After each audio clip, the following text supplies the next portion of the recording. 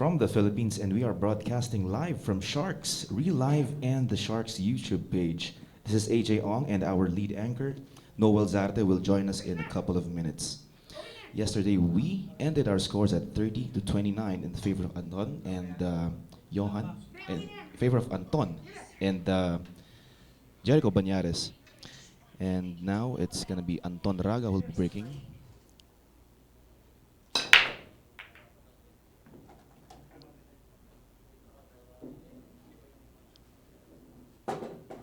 Nice opening break there from Anton Raga.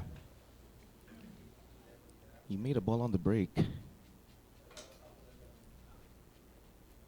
And there seems to be an open shot here, but I guess the one ball does not pass the 9.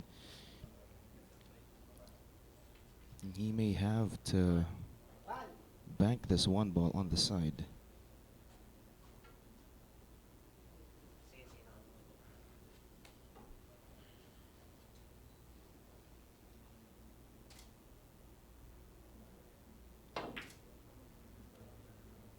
Tries to squeeze the one ball, but left it.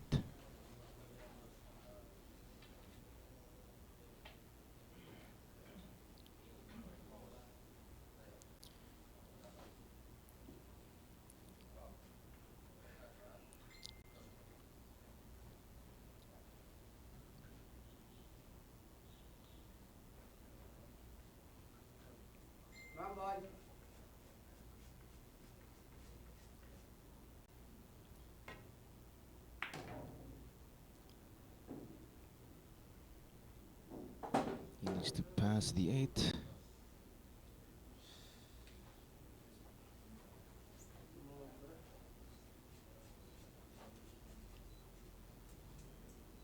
Unfortunately, gets snookered there. Three ball corner.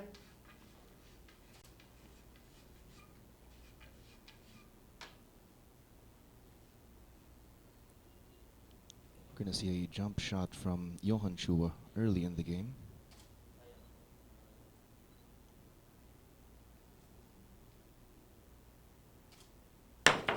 Good shot. Look at that shot. And cue ball control going to the 4. Landed a bit straight, but the 5 ball is near the side, so it's not going to be as hard as it's going to be.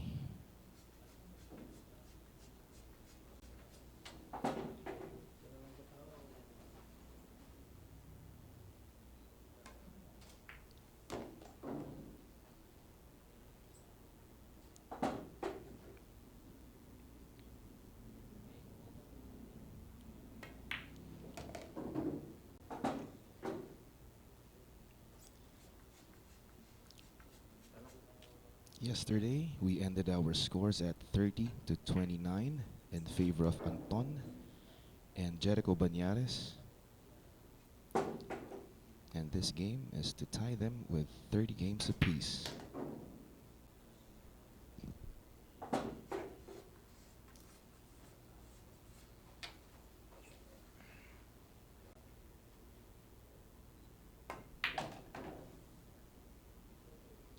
Ten ball.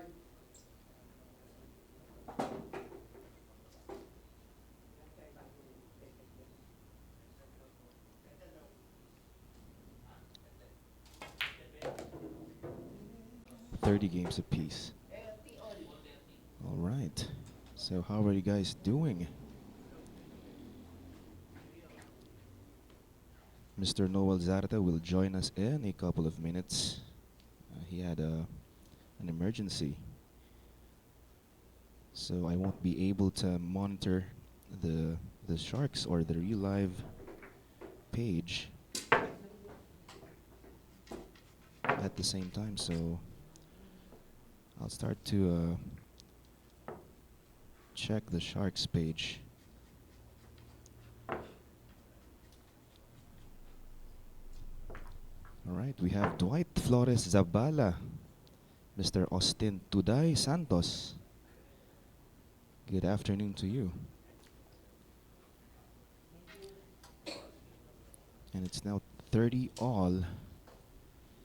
Johan Chua to break. Of course, this is a winner's break format.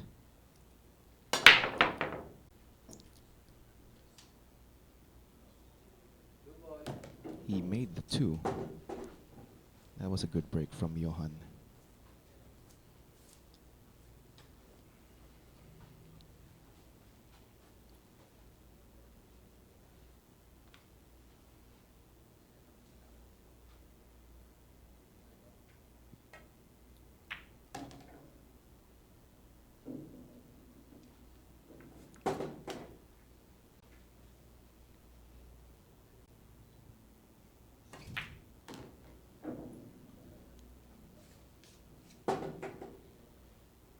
Everything is out in the open.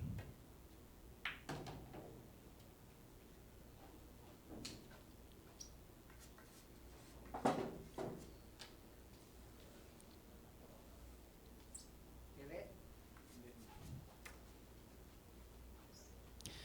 Good afternoon, Marian Cajes and Roel Banaga.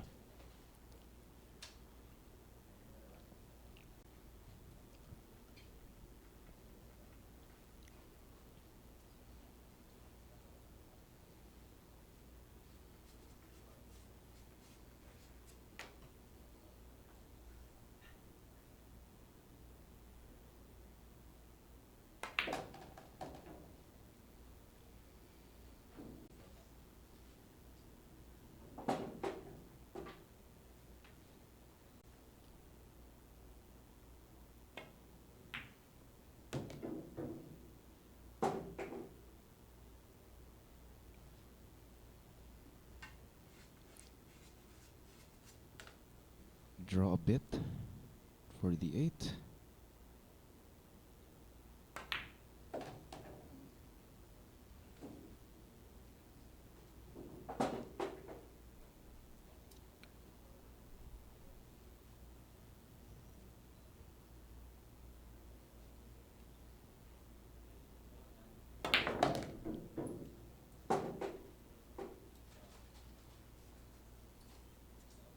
Good job there avoiding the 10 ball.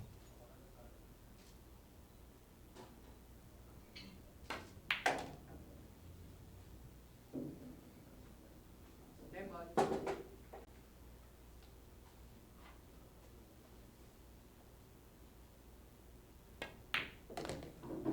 31-30. There you go, Johan Chua, Jeffrey Ignacio with 31 wins. And hello, Miss Jazz Villones and Mr. Jomel Garpin.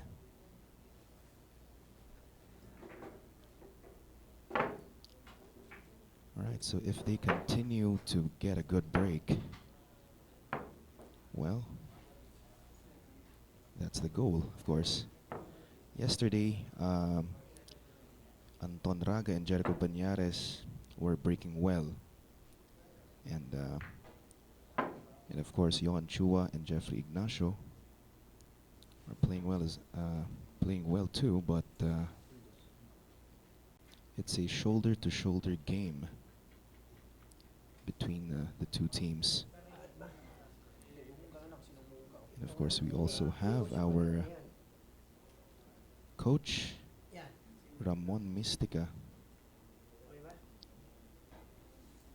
trying to get the rack ready for the Cobra.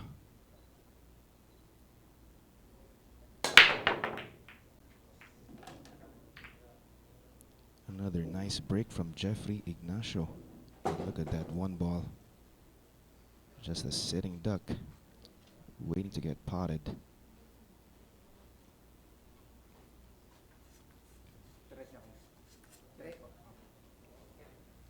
They are breaking well tonight, or this afternoon. They are breaking well this afternoon.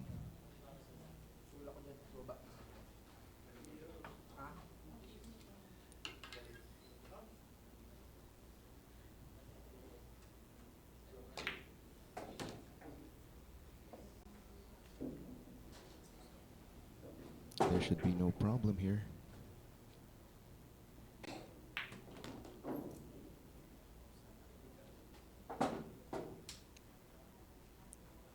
stop shot on the 3.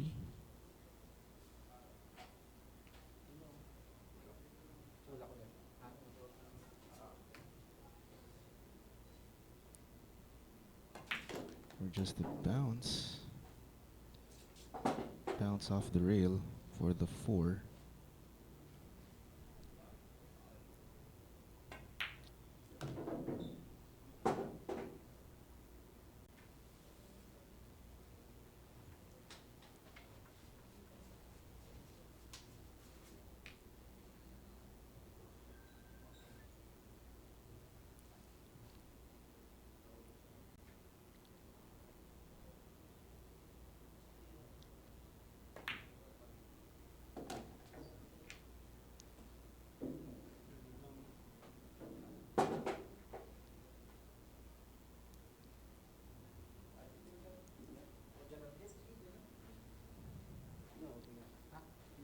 He wanted to land it straight there on the 7 to just draw back for the 8.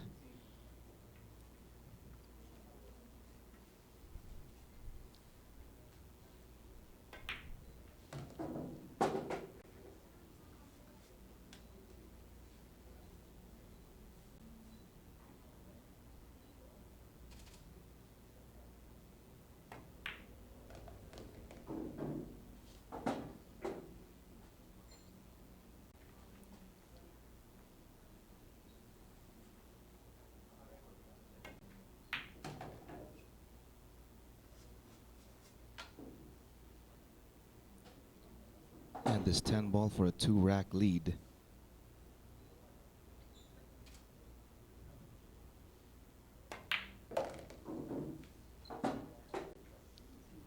There you go, 32-30 in favor of Johan Chua and Jeffrey Ignacio.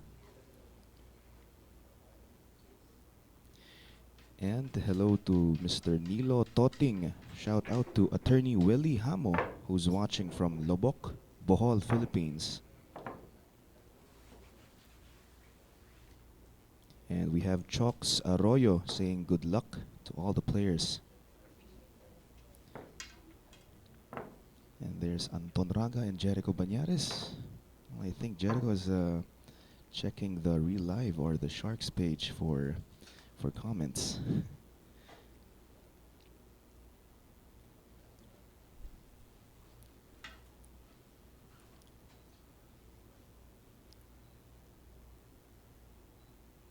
Johan Chua to break. So far they are breaking very well.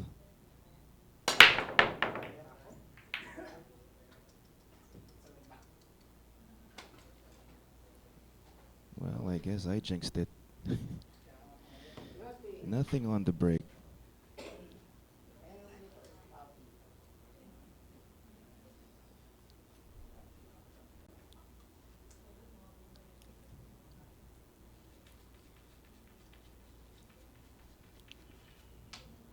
Anton and Jericho is left with this well, a very manageable layout.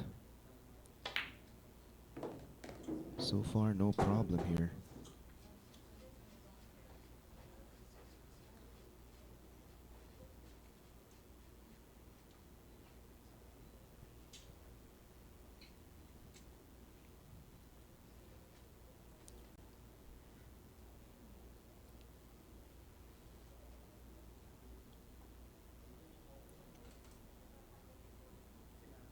Well, does he have enough room to cheat the pocket? I think he landed a bit straight there on the 2. And there you go.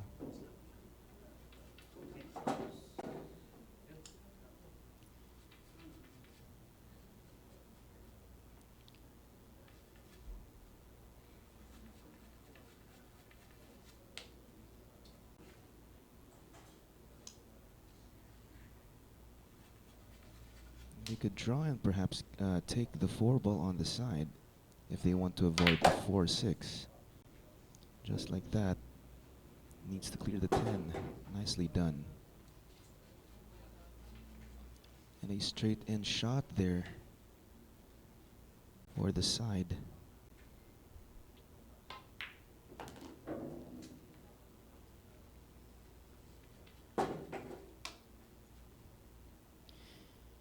Shout out to Denz Suiko Budot from Puerto Galera.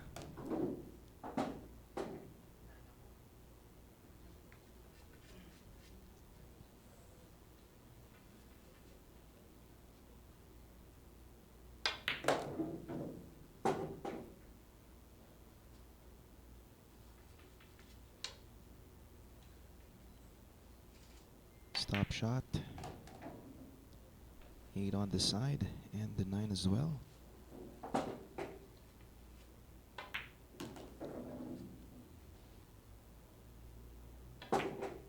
Then ball.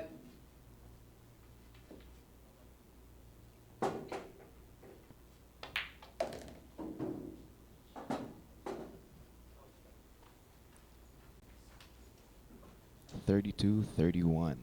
All right. Okay. So currently we have 649 viewers. Good afternoon to everyone.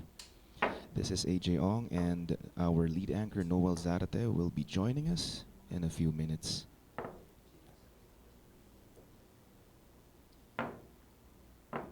So far, Johan Chua and Jeffrey Ignacio are breaking well.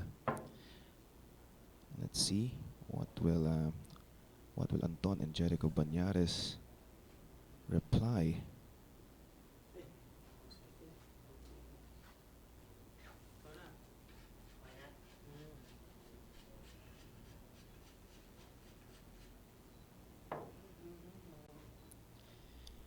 Hello and good evening to Mr. Rudy Yee and Mr. Mark Valbuena.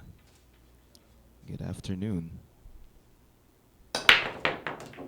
Oh, Ball one. foul one. Scratched on the break.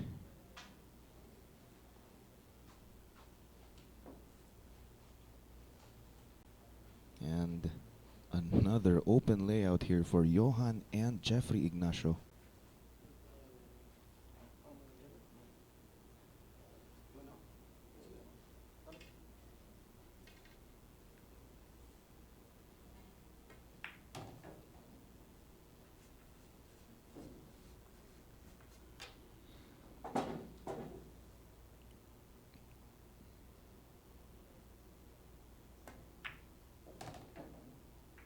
Oh, didn't want to run in the 3 there.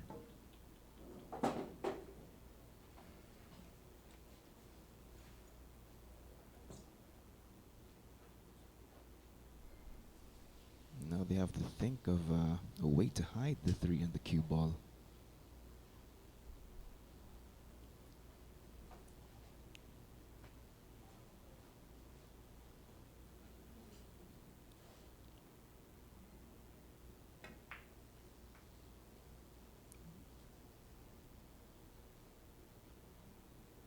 Well, that will do.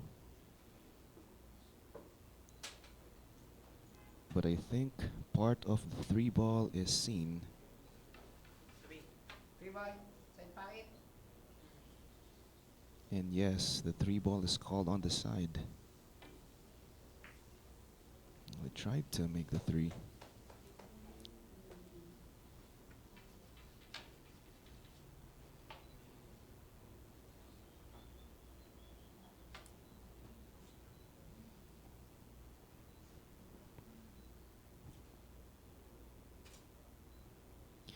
And good afternoon to Giona Christine Gregorio, the wife of Johan Chua. Very supportive wife.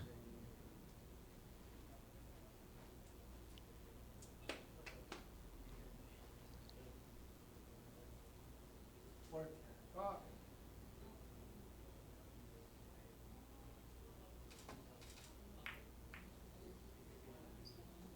Nice backup plan there. Hiding behind the 8.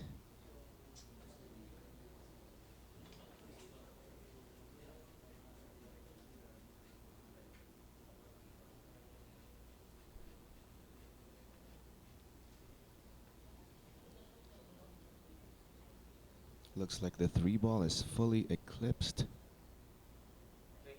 may not have Nine a pawit, part of the 3-1. 3. So he should kick out this. Good shot. Good contact, but sells it out.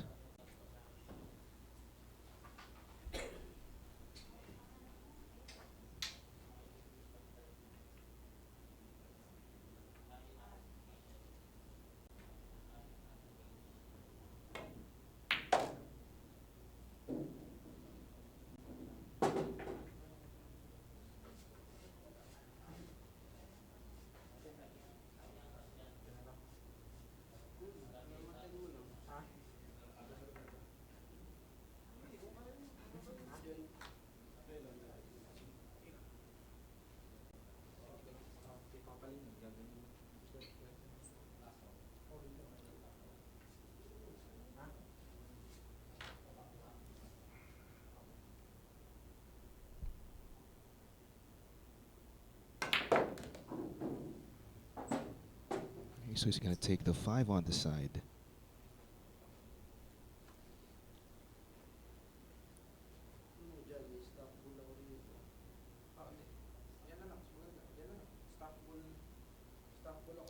And hello to Michael Dakanay. Good afternoon, watching from Davao City.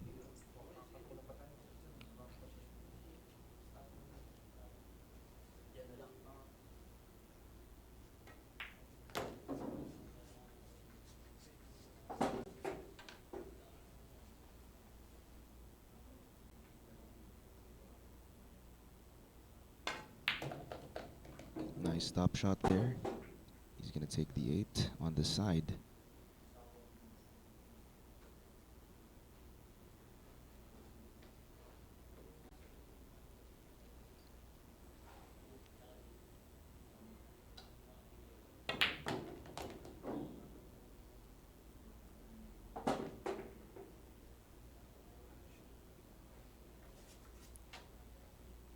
Nice landing from Chua-Ignacio.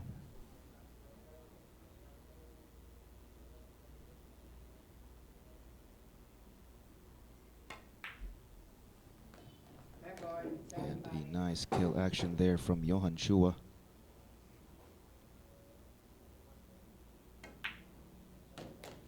There you go. 33-31 in favor of Johan Chua and Chua-Ignacio. All right. And hello to Mr. Richard Barro and Von Ryan Mendoza. Good afternoon. And Mr. Eric Hernandez watching from Makati City.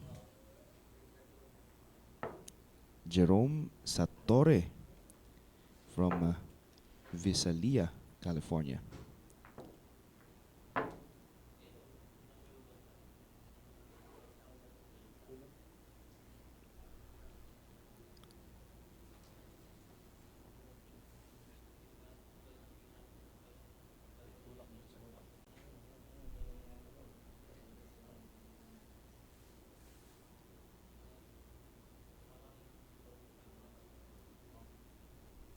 Okay, so there's no re-rack. I think Jeffrey's in the restroom.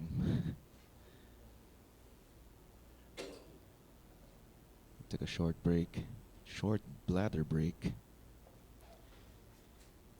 All right, so shout out to Edgardo Ibanez.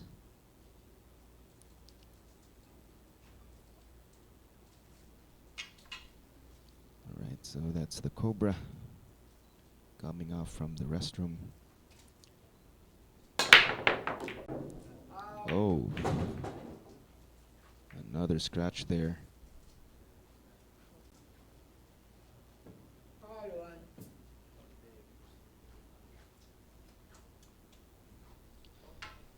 But the problem here is the 9 and the 6 are together. Let's see if they are going to address this. Perhaps using the 3.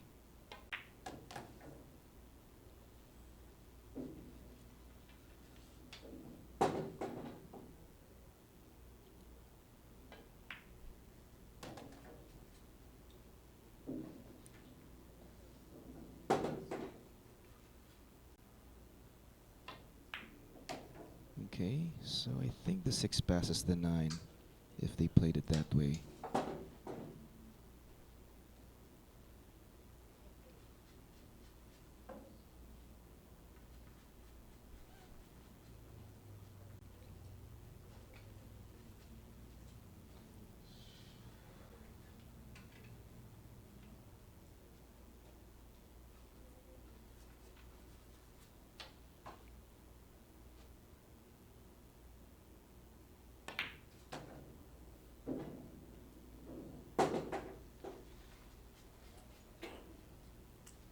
Good angle here to go 2 rails for the 6.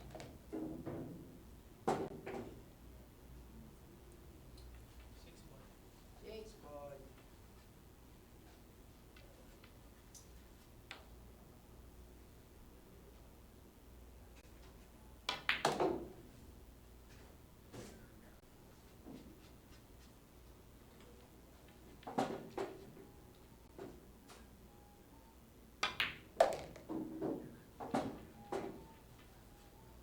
Three balls away.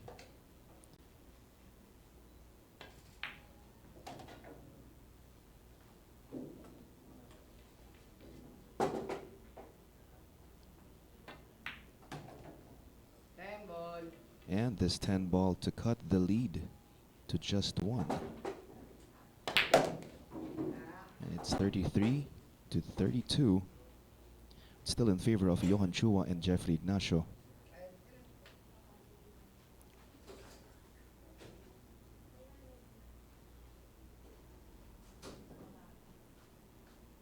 And good afternoon to Sadiq Sullivan, and shout out to Kevin John Sullivan, watching in La Carlota City, Negros Occidental.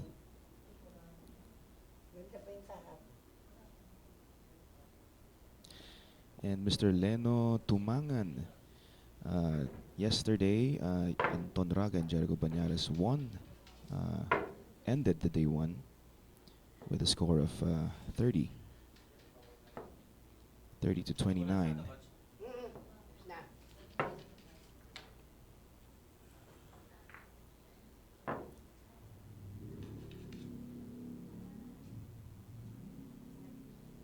And now whoever gets the 61st will win.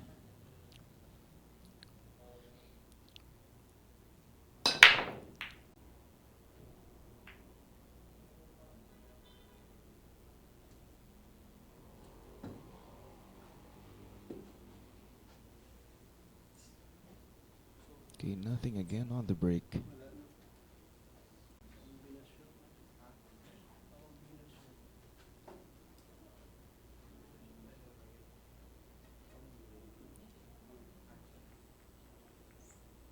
There's a good shot on the 1, but the 3 ball may be used as a combination ball for the 4.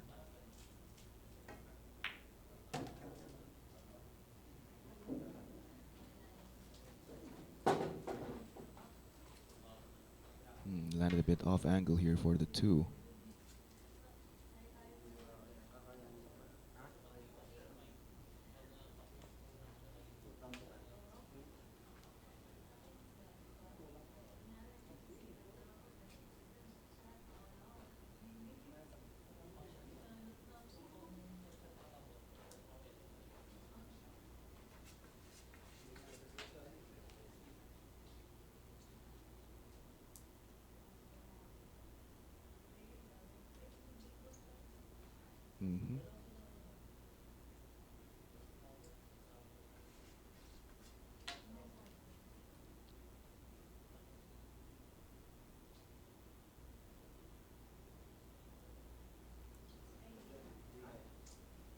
Johan Chua double clutching there.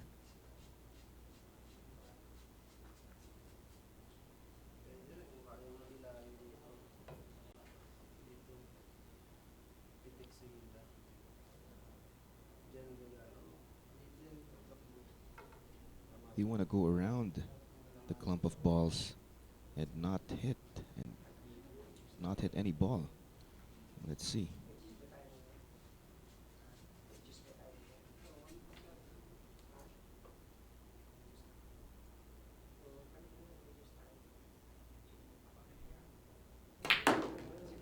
Okay, so they instead they went one rail, avoiding the traffic there.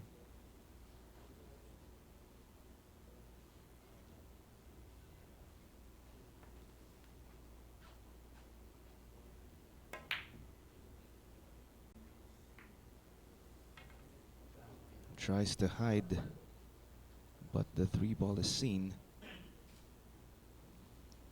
And there's a shot on the three for the corner. 3 ball corner.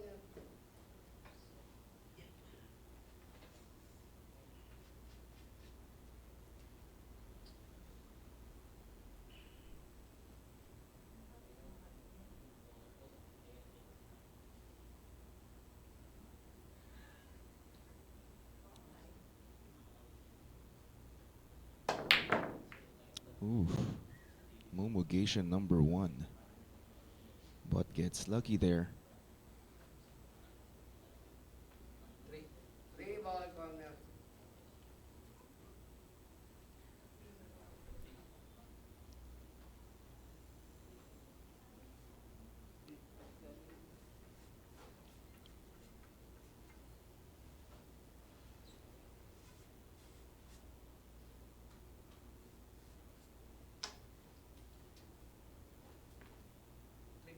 Three ball.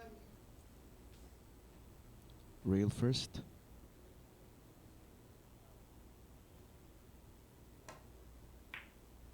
Nice Beautiful. shot. Hmm. Stop just in time.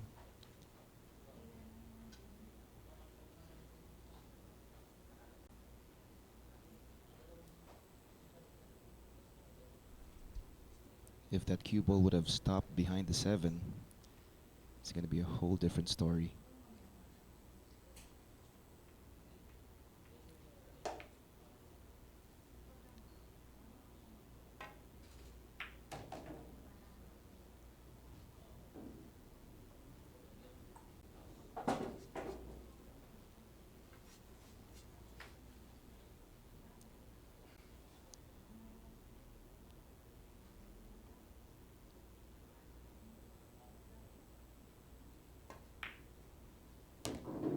Nicely done avoiding the 10. Almost. Again.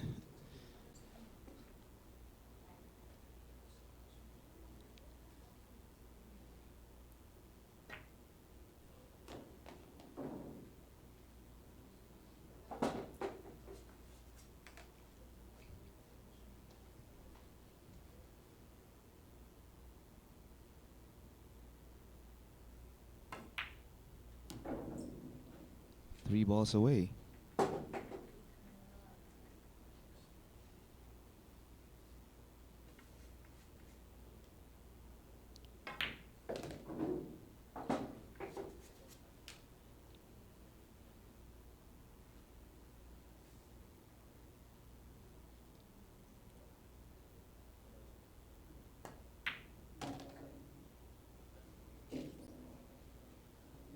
Red ball.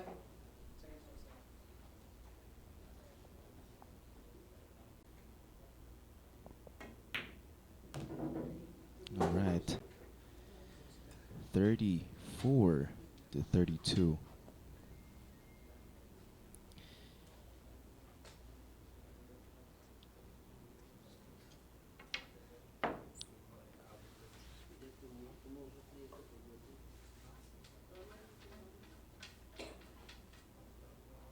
And shout out to Boss Alan San Miguel from California, from Zyke Noah. And hello to my girlfriend Narcitel Yves Villalobos, Yes, season na ko. Mr. Alcampo, enjoying watching with friends from Pennsylvania.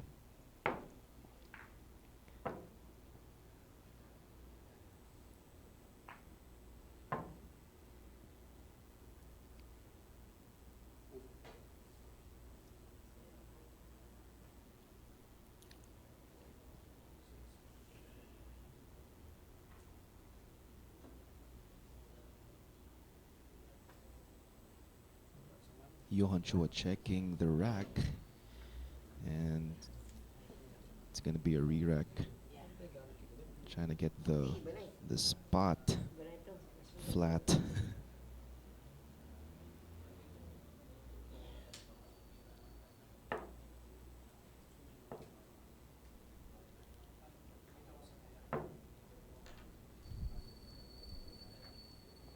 And shout out to Hil Horado and Mr. Aris Punzalan, Mr. Dodong Rolet Karulasan from Oslo, Cebu City.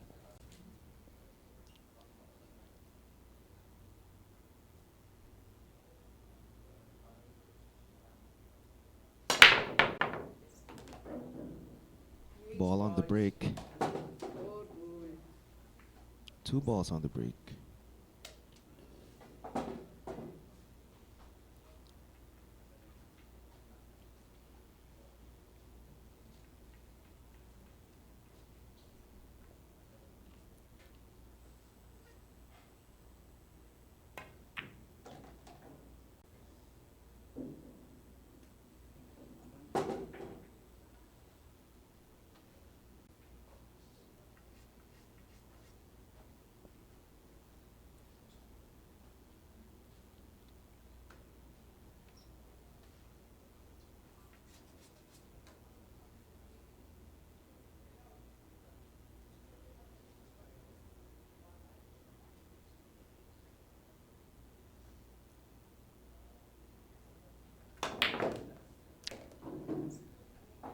Okay, nicely done. Nice prep for the 3.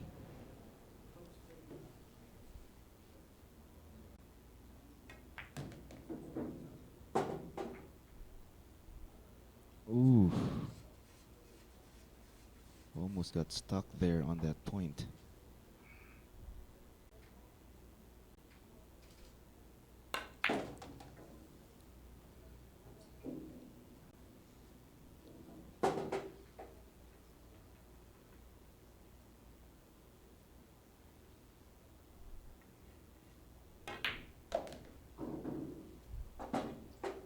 Okay, good angle to get to the 9.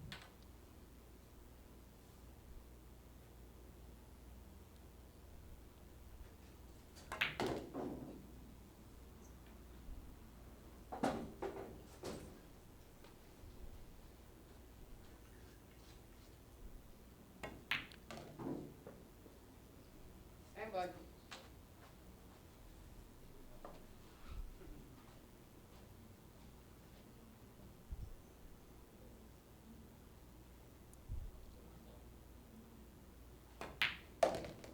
Nicely done.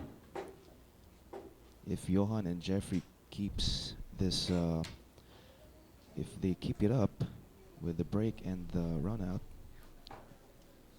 well, this is going to be a short afternoon. Right now it's 35 to 32 in favor of Johan Chua and Jeffrey Ignacio. And once again, good afternoon, guys, and welcome to our day 2 of our Scotch doubles between Johan Chua, Jeffrey Ignacio, and Anton Raga and Jericho Bañares.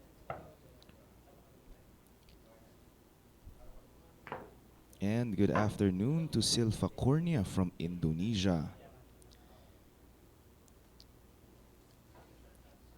Mr. Evan Broxmayer.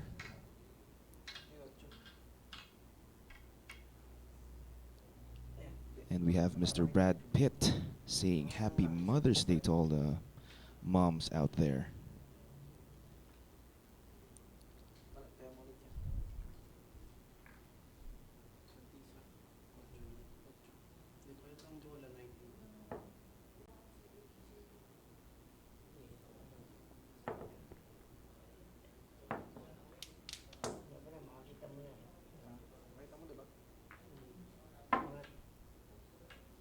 Yan to, ganito. Ha?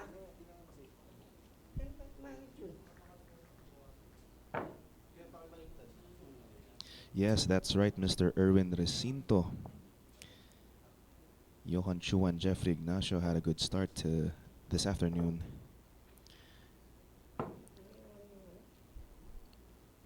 Well, I hope they keep it up.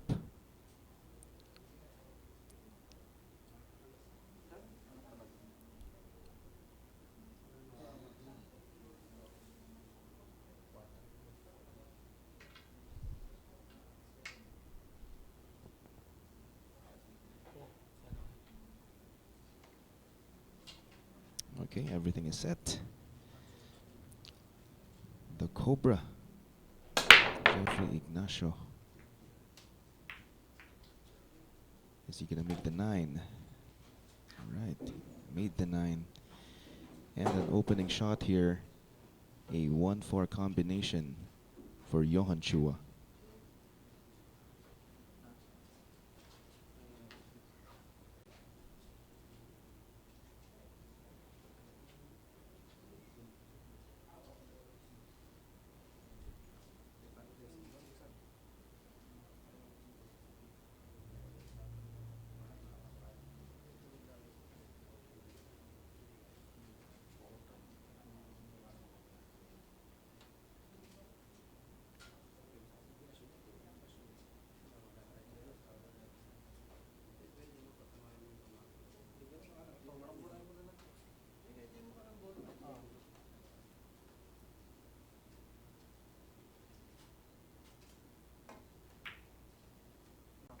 Okay, decides not to take on the combination. They were trying to get the cue ball behind the 7, but instead sells out the 1.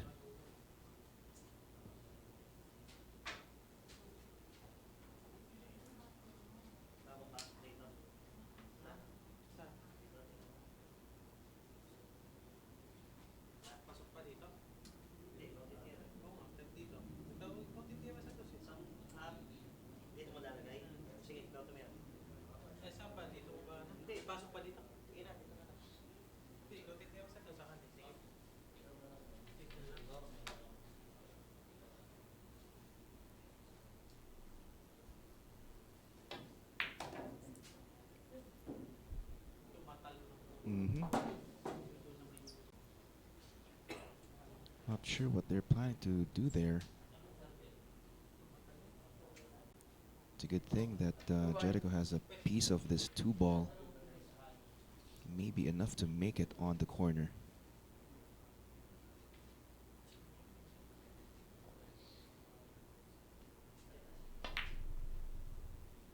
Almost made it on the corner. Almost lined up for a 2-10 combination there.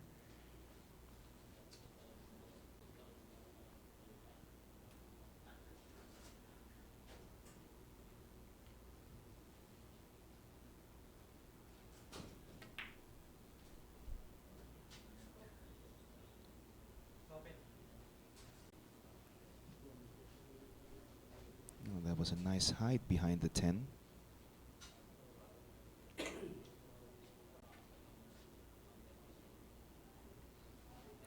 And hello to Miss Ana Lourdes Gonzalez.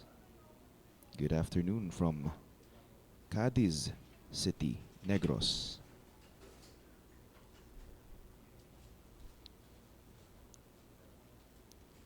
And hello to my friend Chubi Pascasio.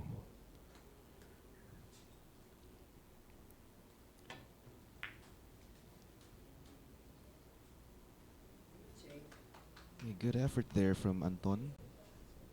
Trying to hide the cue ball and the 2 using the clump of balls.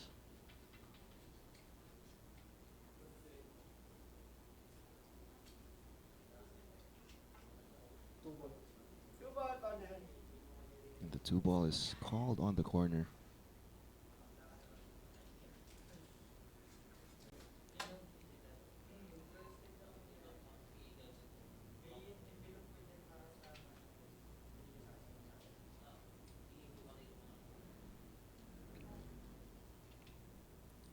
From a 2-rail hit.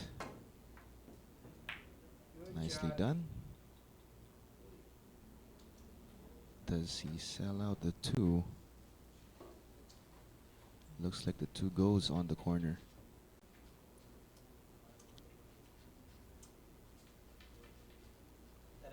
If 2-ball passes the 8, this could be it.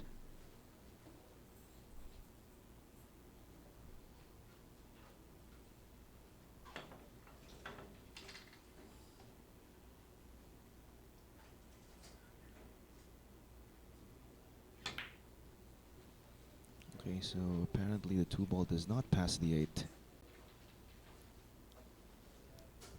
A nice height there behind the 6.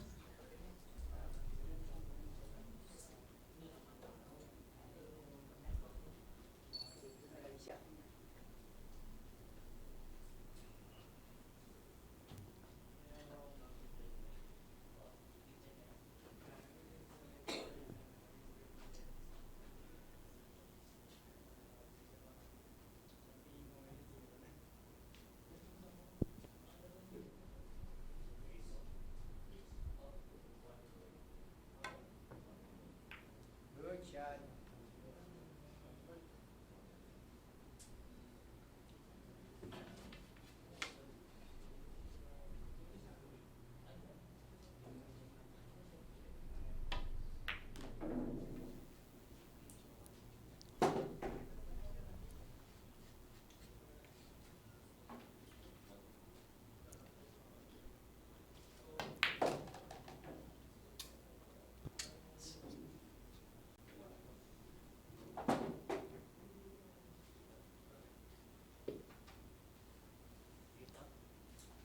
Oh, this is a manageable angle here, going from the 4 to the 5. Might take the 5 on the side.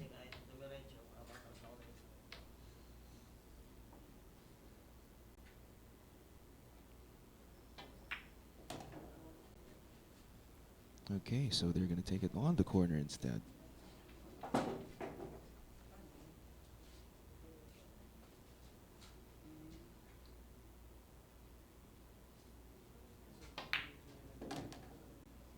Avoids the combination.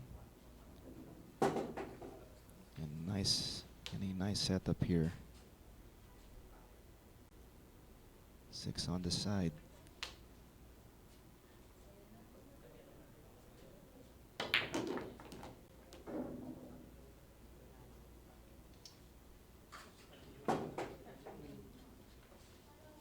Three balls away.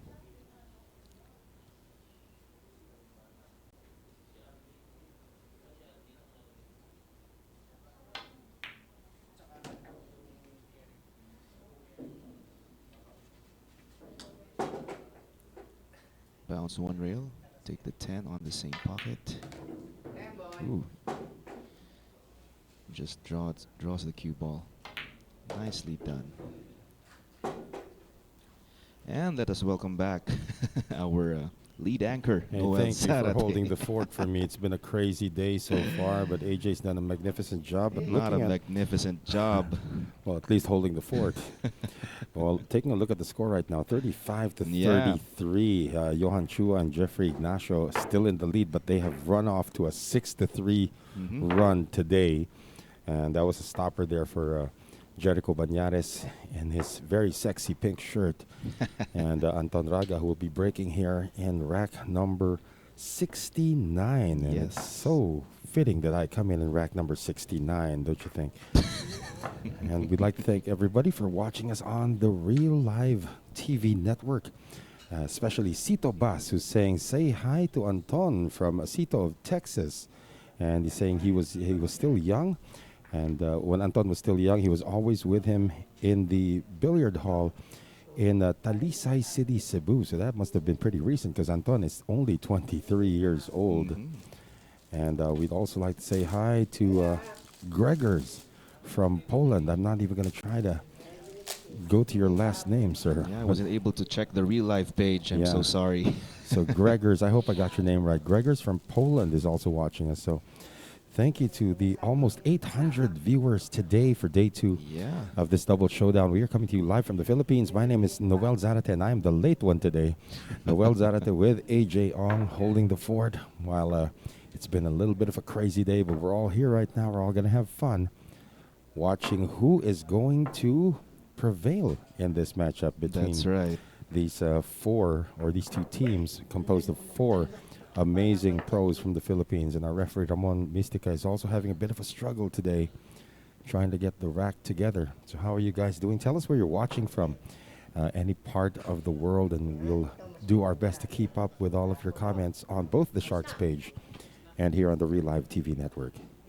Johan and Jeffrey started off well. Yeah.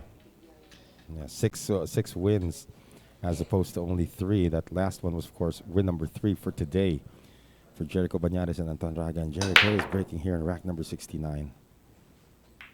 And it was the break that actually kept Jeffrey Ignacio and Johan Chua's head above water yesterday. Otherwise, they would have fallen. They would have fallen far behind. In fact, they were behind by 5 racks yesterday at one point. Yeah. The last time being 14-9. They were able to take the lead. In fact, were the first to 29 yesterday. But Jericho Banares and Anton Raga able to end day 1 on rack 59. That meant we went the distance. And they were up 30-29. But right now, they are behind. Raga and Banares are behind against Chua and Ignacio. And an opening here. The 1 ball is very near the corner pockets. Very tempting to go for it. Yeah, this should be a real first hit. A push-out might not be in the cards here for Johan Chua and Jeffrey Ignacio. So they are calling the 1 ball off the kick. It's going to be 2 rails, it appears, because the 2 is in the natural path. Okay. And they missed it. So that'll be ball in hand now for Jericho Banares. And Natalie and Joe Guerra sharing one Facebook account, and they are watching from Tucson, Arizona. That is still a good evening to you there in Tucson. Or probably you're close to the midnight hour already there in Arizona. So after that 1 ball goes down, Jericho Banares and Anton Raga have clear access to the rest of this rack. And, looking good to win back-to-back racks, barring any positional nightmare. We've had a lot of that yesterday, AJ, that you know, they would be pretty much coasting, and then there would be one positional error that would cost one of the teams the rack. And that happened a lot to Johan Chua and Jeffrey Ignacio yesterday when they were cruising, and then one misstep in the position, and they end up giving up the rack to Jericho Banares and Anton Raga. Doesn't seem to be the case in this one. This is pretty straightforward. And we have Mr. Rudy Yee saying, "Welcome back, Mr. Noel Zar." Yes, it's been a crazy day. Just to let you know, looks like everything's okay already. Just had a little bit of an emergency earlier today, but we're fine now. And from Miguel Gapos Hernandez, "Hola amigos, distancia, watching from Cuarto." Cuarto. From his room. Watching from his room.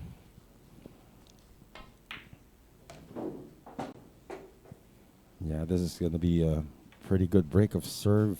No, it's actually Anton Raga who actually served earlier, coming off ball in hand after a missed kick. And they should be okay to get to 34. And we expect nothing less in this matchup because this is very, very evenly matched. And you all know the bio of these gentlemen at the table. Anton Raga, who's shooting right now, is the youngest of the group. He is 23 years old, from Talisay City in Cebu province in the Philippines. And he's teamed up with the oldest of the group, Jericho Banares, the 31-year-old from where I just came from right now, Antipolo City, Rizal. And they were able to put that away, 35-34. And we have Nene saying hello from Japan. Hello. Japangasinan. Oh gosh, you guys are getting very creative. And just keep your comments. Just keep your comments coming. We're going to try to keep up with you as well. We are coming to you live from the Philippines. This is day 2 of this double showdown brought to us by Bugsy Promotions and the Reelive TV network as well. Jericho Banares, who has had an extensive international run as well, and Anton Raga, who's up and coming, and 23-year-old, still looking to make a splash in the western portion of the world. He has had successful campaigns in China, in Japan, and in Thailand. Of course, here in the Philippines, he's very well known Also up there in the Fargo rating, I think the highest ranked Filipino right now, so as far as the Fargo ratings go. Ball made on the break. That is the 6th ball. And the 1 ball is barely seen, so they may have a shot at another run out here, AJ. Well, depends. Maybe he does not have enough of the 1. Yes, Doug, I said hi to Jeff for you, and he said say hi back to you, but I think he was struggling to remember everybody that he met in the United States, but I'm just going to try to refresh his memory once again. Tell me an anecdote that you had, again, with Jeff, Doug, and I will relay it later on if we're not too hungry to talk to Jeff after all of this. Remember, yesterday we had 59 racks. That was the distance. That was the most that you could have in a race to 30 day 1. Well, apparently they had enough of the 1 to pot the 1. Yes, they do. And now, look at this. Everything's pretty much out in the open. Here's the key shot now, the 2 to the 3. Because it appears that they could bank the 2 ball and still have a cut at the 3. That could solve everything. If they try to cut in the 2 ball from this distance, I'm not quite sure if they're going to go for either of those suggestions. They're going to go for a safety. Behind the 8. Well, that's gonna peep. Popped out. Yeah, it's gonna peep out a bit. Just a bit. They may have enough of the 2 ball to control where they want this to go. And Michael Franz Mueller is watching us from Cologne, Germany, and we are live on in Germany, thanks to our friends. Good afternoon. At the Reelive Network. So, Michael Franz Mueller, thank you very much for joining us as well. They're calling the 2 into the side pocket, so that's how much of the 2 they have. Just enough to go to this right side pocket where Jeff is looking at right now. He gets it. Nicely done. And avoids traffic. But the landing spot on the 3. They're going to take the 3 on the corner, other corner pocket. Johan Chua is going to be tested here with a little bit of a long, slow roll. If he guesses, the position on the 4 is automatic. And hello to Aaron Rodriguez. Hola, amigo. And Mr. Larry Roizen from Brooklyn, New York. And it looks like Jericho Banares and Jeffrey Ignacio were able to sidestep the landmines in that one. And they are looking good to pad their lead.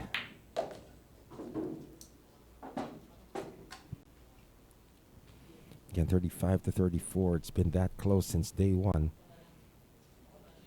Biggest lead enjoyed by either team was 5 racks, and that was Jericho Banares and Anton Raga early on with a 14-9 lead, but then the lead was snatched towards the end of day 1. Biggest lead, of course, was a 27-25 for the team of Johan Chua and Jeffrey Ignacio.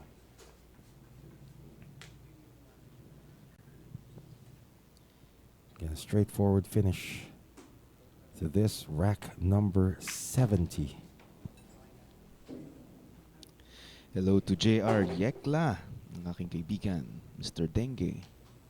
That's a pretty nickname. 9 on the side. Michael Franz Mueller is saying, love Scotch doubles, looking forward to the World Cup of Pool next week. Who is the representative for Germany, though, for the World Cup of Pool? You have so much talent in Germany. I think we in the Philippines have Jeffrey De Luna and Roberto Gomez, right? Yeah, it's an amazing, hard-hitting duo, if I may say.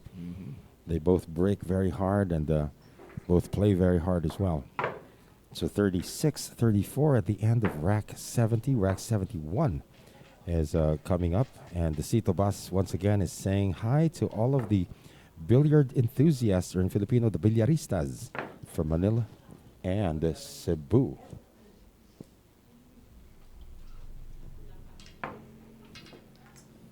And hello to Miss V. Lugao. Yeah, she's here. Miss Vernice Mariano. Thank you very much.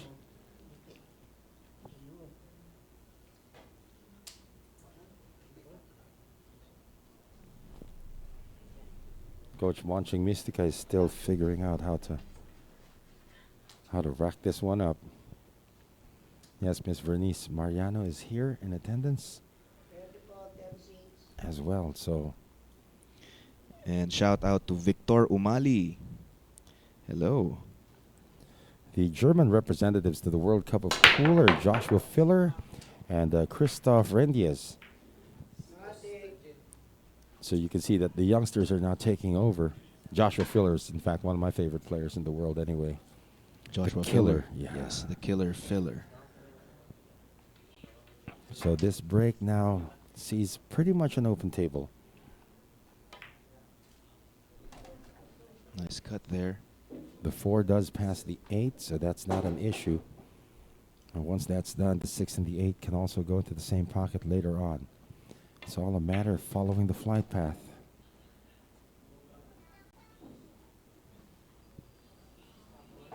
And you always wish that you have layouts like this. So Christoph Rendies and Joshua Filler representing Germany in the World Cup of Pool.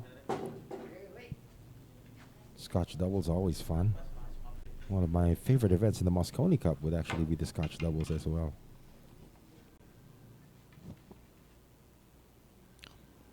And shout out from Saudi Arabia, Mr. Robton Ekem.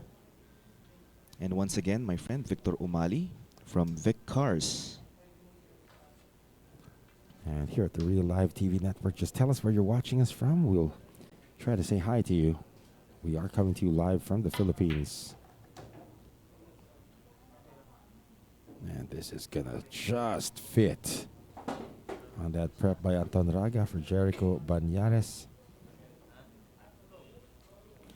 Tricky here though, from the 6 to the 7. Well, maybe they're going to take a 7-8 combination. 2 rails though, it's gonna be a 7-10 combination. That actually, Is that a 10 ball? that is a 10 ball. I thought it was the 8. That 10 ball now for Anton Raga. He wished he wasn't bridging over the 9 though. Yeah, but this No, he will is- do. Yeah, he's bridging on the side of the 9, so it's not. It's a non-issue. Ooh. There you go. He just made it. And hello to Mr. Hashirama Sarmiento, saying that Dennis and Anton should be the representative of the World Cup of Pool. Well, it's kind of tricky to get a representative coming out of the Philippines with all of the travel restrictions in place. Although Dennis Orculio is in the United States right now, but the team that formed the Philippines actually, or even Matchroom Sport, opted to go for Filipinos who are already abroad so that their paperwork would be a lot easier, if that makes sense to you. And it just so happens Jeff De Luna and Jeff De Luna is in the United States, and Roberto Gomez had just come from a tournament in England, so it would be easier to process their papers coming from abroad, coming from the Philippines to go out. That's going to be a little bit more tough. So that was how the decision was made. And, you know, even if it's Roberto Gomez and Jeff De Luna, that's still a pretty powerhouse lineup, powerhouse pair that they're going to be sending to the World Cup of Pool. Break by Raga-Banares nets nothing. And the 1 ball is not seen, so we're going to see either a push out or a jump shot coming up from the tandem of Johan Chua and Jeff Ignacio. They are eyeing what they're going to do next. And Jeff Kitchens is back from Tulsa, Oklahoma. Hello. And to see how this finishes out after the close finish last night. Yes, it's still close right now, actually.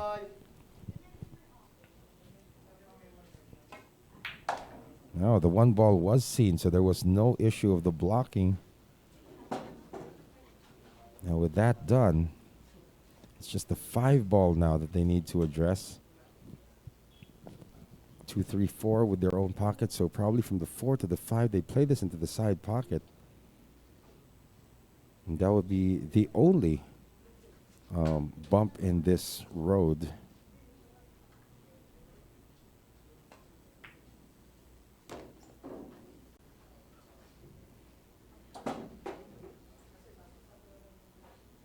Just a little bit of a draw here from Jeff to get good position on the 4. And they will have to take the 5 ball into the side.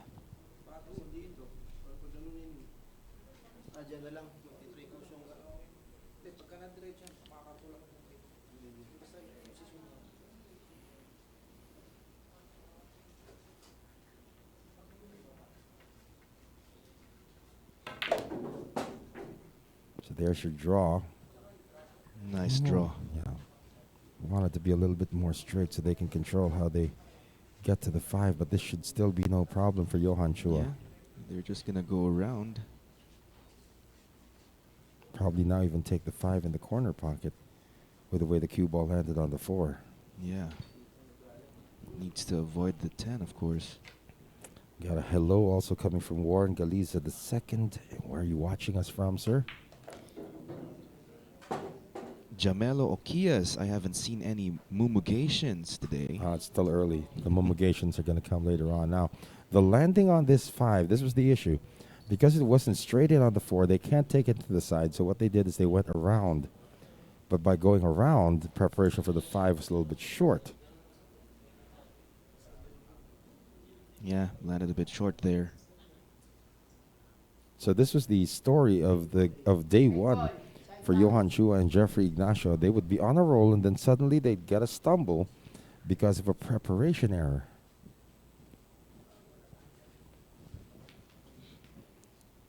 So it looks like they may go for the 8 ball. That's what they called. Yeah, they went for the 8. Is the result favorable? No. Nope. They're going to sell out the whole rack to Anton and Jericho. I was making a joke last time that Anton still looks the same as his grade 5 ID picture. Really? Looks like he's really still a kid, guys, 23 years old. Baby face. Yeah, he does have a wife, though, wife and child. Yeah. It's an adorable family, actually, if you get to meet them.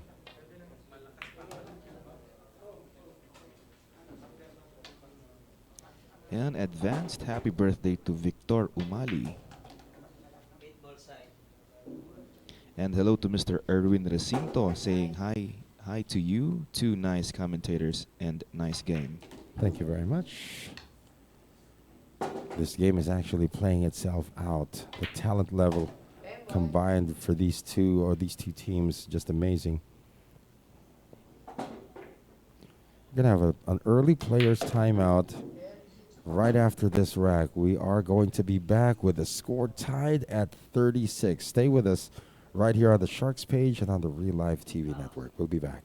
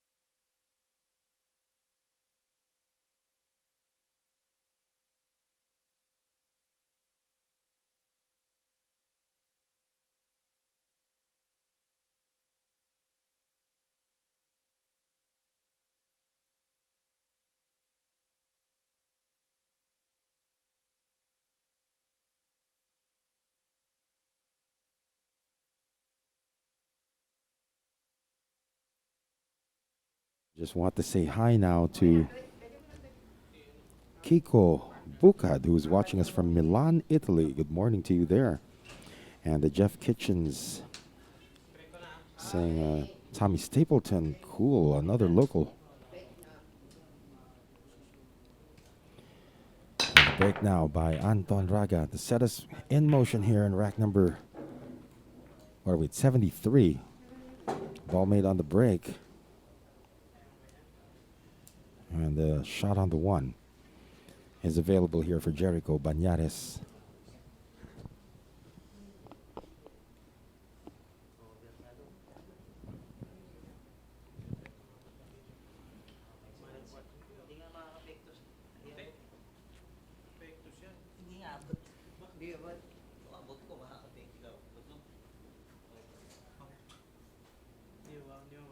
Anton is already demonstrating how he wants this next shot to be done. The two ball is on the opposite corner pocket, so getting position on this two ball will be the key to this rack. Run into the four, that's going to help a lot.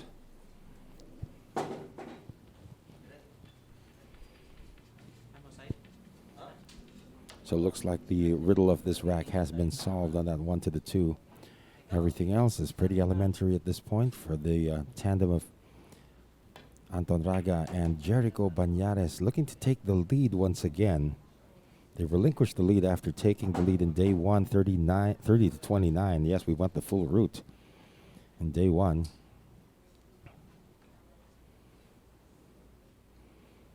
I'll play this into the side. Come off the top rail.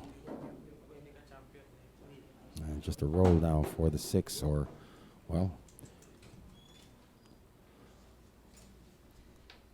not straight here on the 4, so it's going to be a speed control shot for the 6 ball, cheating the pocket a bit there as well for Anton Raga.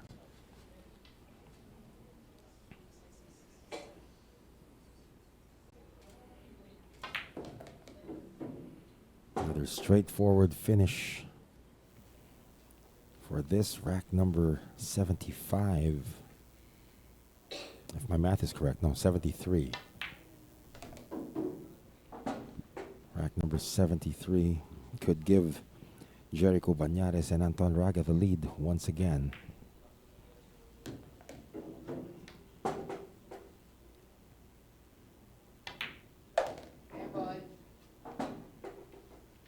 Again, the one thing that you'll notice with the tandem of Jericho Banares and Anton Raga is their tempo is almost exactly the same. Whereas it's two different tempos for Chua and Ignacio, and they just need to find a compromise. The one advantage they have, though, is when they break, and if and when they break, they're pretty solid on the break. Yeah. They have that big advantage, especially using the magic rack, where the science of the break is pretty much into muscle memory, as opposed to using the rack when there's so many variables that happen when you use the triangle. And you get a tighter rack with the template. Yeah, because everything just falls into place. Yeah. With the template. This was actually a new thing, not even 10 years yet. This technology of using the plastic rack or the magic rack. Fortuitous kick on the 5. And another opportunity at a break and run out. Nice break.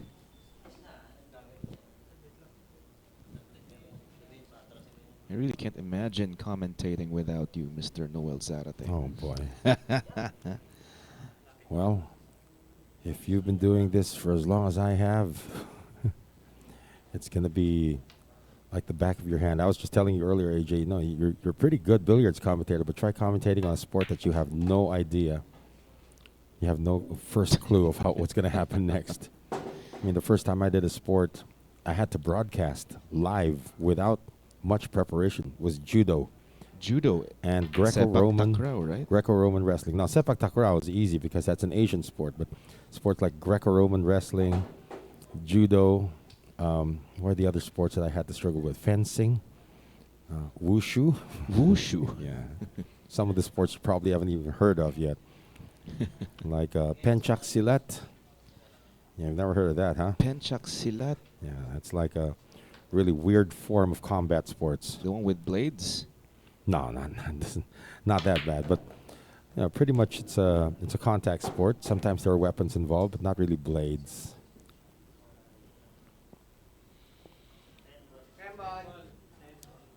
Yeah, Doug Preston, tell all the viewers the commenter. Trying to understand what you meant there, Doug. Look at this, 410. There you go, an abbreviated rack. We didn't see a single abbreviated rack yesterday. Now we've seen two today. Both of them registered by the tandem of Bañares and Raga.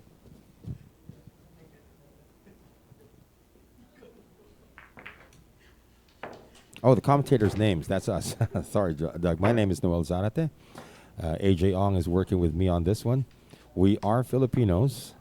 Man, if you know the history of this country, we are the third largest English-speaking country in the world. So English is pretty natural to us in this country. But thank you for asking our identities, Doug Preston. Noel Zarate here with AJ Ong. And because it's a winner's break, it's been a while since the guys on your screen have actually done the break. It's a 2-rack lead now for Anton and Jericho. Anton breaking now here in rack number 75. And a dry break. So a chance now at the table once again. Again, this rack is now without its perils. The 3 and the 6 are still attached. Not quite sure if it can be addressed on this shot by the 1. Perhaps, yes, it can be if you just put a little bit of a left spin on the cue ball. The 5 and the 10 are not really an issue here. It's more of the 3 and the 6. 3 and the 6. And addressed now. There you go. Yeah, that's it. Just needed to put a little left spin. It is addressed, and suddenly an open layout.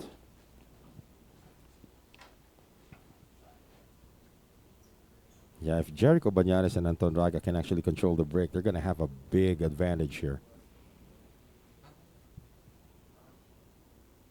Again, no matter how good you break, no matter how hard you break, you have stuff like dry breaks and then tie-ups, and then you can't see the object ball, so that allows your opponent to come into the table.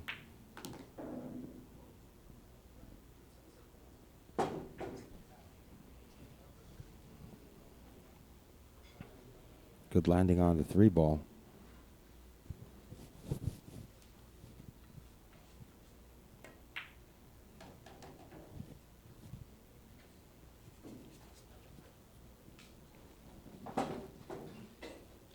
Just needs to bounce back.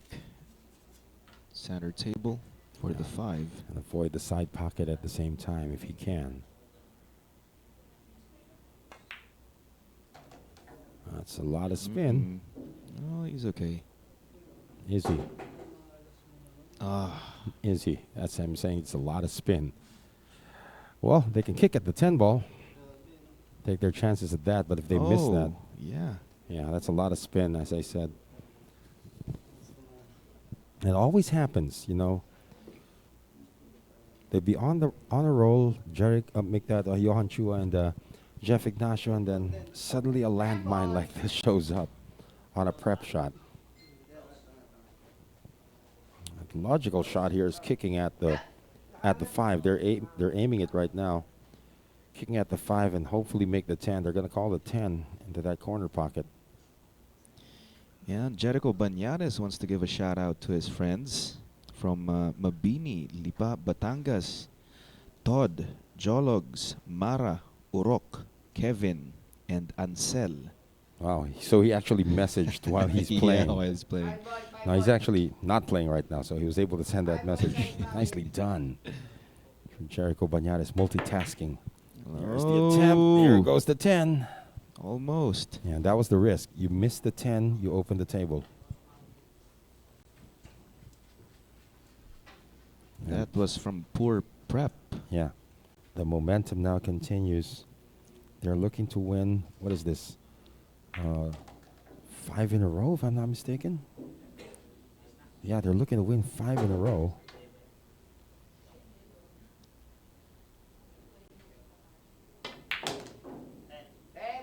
Now they're going to use a 7-10 combination. So 3 out of the last 6 racks won by Anton Raga and Jericho Bañares were on a combination to the 10 ball. Something we did not see the whole day yesterday, but we've seen 3 already today. And momentum definitely on the side of the two guys, as we mentioned yesterday, who were rivals just a few months ago. They had their own personal 10-ball showdown. Jericho Bañares and Anton Raga, something entitled the Battle of the Young Guns. And you can still catch that on the Sharks YouTube page, just to see how they matched up against each other. But it's also there that they discovered that we have very similar tempos. That's important because there are guys like Baset Mukaibat who really want to take their time on every shot, and to a degree, Chua-Ignacio, and sometimes even Johan Chua, play a little bit more deliberate than others. Whereas these two, they're just fire, fire, fire away. Oh, almost. Cue ball got saved and suddenly Saved by the 6. And look at where the 2 ball lands. So now even the luck factor is favoring Anton Raga and Jericho Bañares. That was supposed to be a scratch. Yeah, saved by the 6. The 6 also, well, 6 sort of sacrificed itself because it's no longer on the table. There is a shot on the 2. You got to separate the 3. 5 balls already there. 4 ball does pass the 7. So this is the key shot of the rack. Holding for the 3 ball, which will be played as a combination now. 3 to the 5.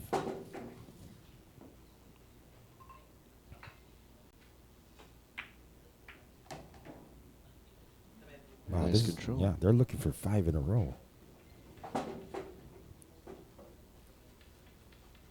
It could be on the cusp of 5 in a row.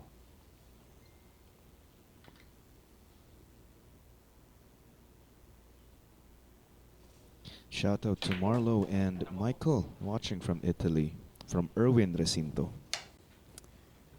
Yeah, and Doug Preston saying, looks like it's players that are sponsored by Fury versus Predator. Is he right? Yes, Johan Chua is sponsored by Fury Qs. Johan and Jeffrey. Yeah, they share the same manager, so Yeah. I would think they would share the same sponsor as well.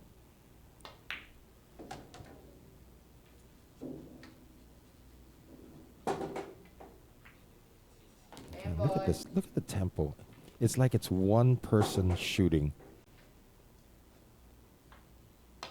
There it is. This is going to be 40 to 36. And if I'm not mistaken, that's actually not 5 in a row. That's 7 in a row for Anton Raga and Jericho Bañares, because when I arrived, it was 36 to 33 after they had just won that previous rack. So this is now 7 racks in a row. And they're breaking to try and match their largest lead of the match, which is 5 racks. As we now enter rack number 77.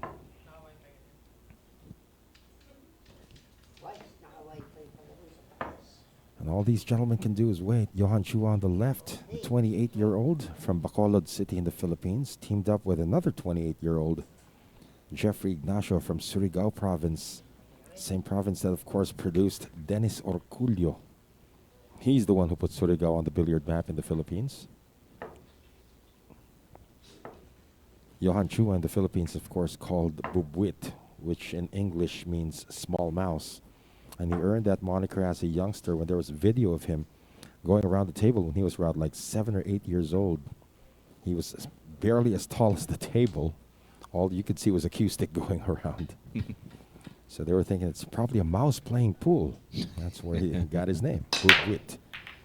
Another fortuitous kick on the cue ball, which was supposed to scratch, and the 2 ball goes down. Not quite sure if there is a shot on the 1. It appears that there could be a rail first on the 1 if the 5 ball is blocking it. they're, they're trying to tell Coach Monching, leave it alone. We're going to deal with it later. As much as possible, of course, you don't want to touch the present layout. And him being a referee, he's allowed to do that. But all four players said, no, no, no, no, stop it later, later. So you can see that the one does show. And he had options to get to the three.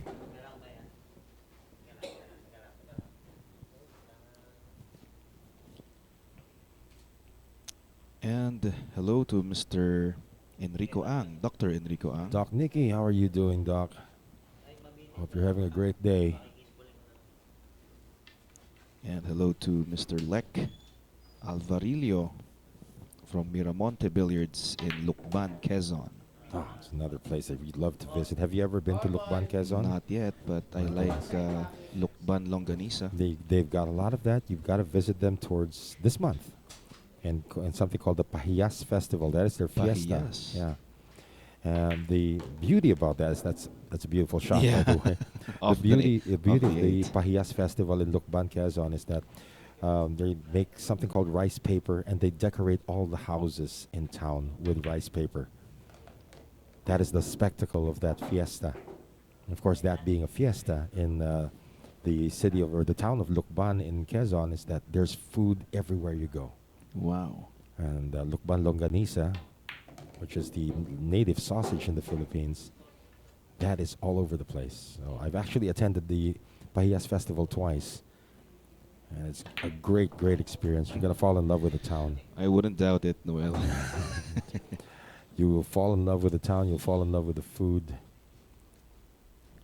And Jericho Bañares wants to greet another batch of friends here. How's he doing that? He's playing. I don't know. Shout out to Baby Luke, Papa Ilyo, Nanay Baby, Petchi, Sam, and Don Don. This is now, yeah. In Caloocan. This is now matching the largest lead of the match for Anton Raga and Jericho Bañares, 41-36. 5-rack lead. And they have won 8 racks in a row. Wow. 8 in a row. Check that. They were at 36-32, 9 in a row. Because when I came in, they had gone to 33 after facing 36. You're some kind of jinx. No, I'm just saying that it's a big shift here. Yeah. And it's not that Johan Chua and Jeffrey Ignacio have been playing poorly. It's just that it's the fortunate roles have gone the way of Raga and Banares. That's right. 9 in a row, going for 10 in a row. This is a major turning point in this match. If Raga and Banares can actually win this, they will get their biggest lead of this match after relinquishing the lead towards the tail end of day 1. They did come in with the lead here in day 2. 6 ball stays up. And this could be the break that Johan Chua and Jeffrey Ignacio have been waiting for. An open layout with a shot on the 1.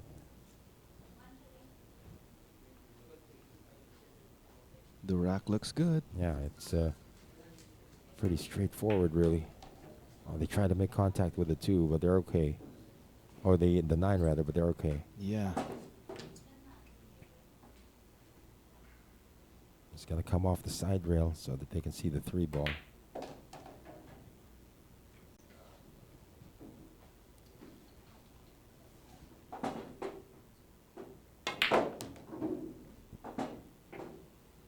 The 5 does pass the 10. He's going to be using the bridge here, though, on the shot on the 4.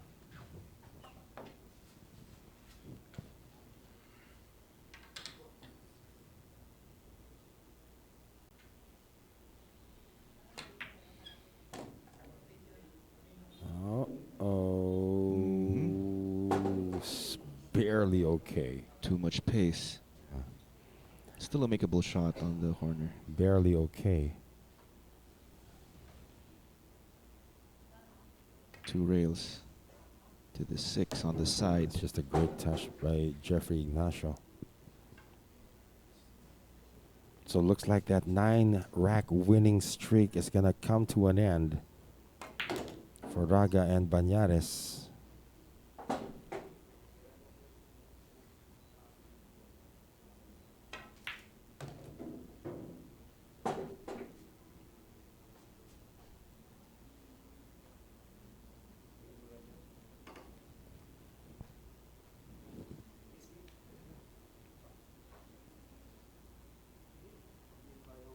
just roll this, I would think. Roll this closer to the corner pocket so they can have an angle to come back to the 10.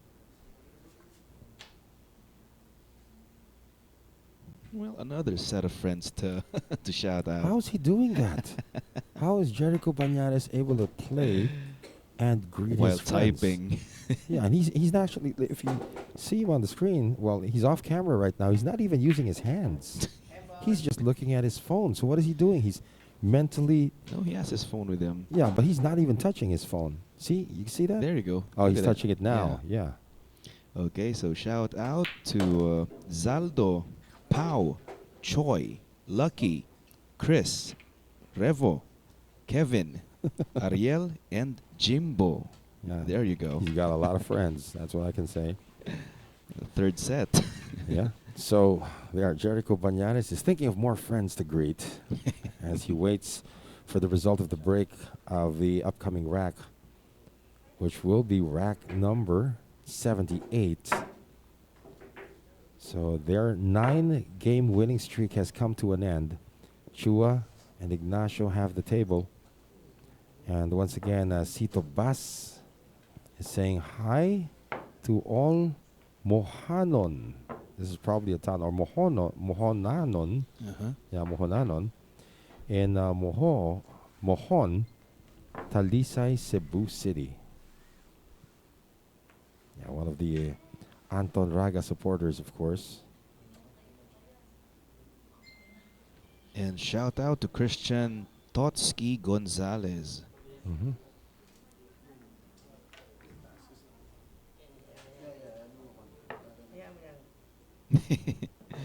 Alan Alcantara III saying, maaring alam ni Mrs. yung account ni Mr. Really? So somebody's doing it for him. I thought he was doing it by telepathy. Really? He was just looking at his phone. All right, now I'm going to input who I'm going to greet. And again, Jericho Banares saying hello to his wife and his son, Manilyn and Von Von. Good afternoon.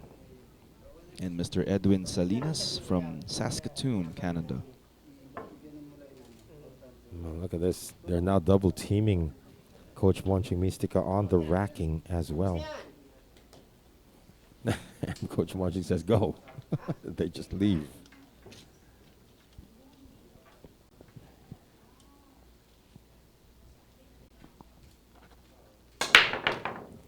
Break.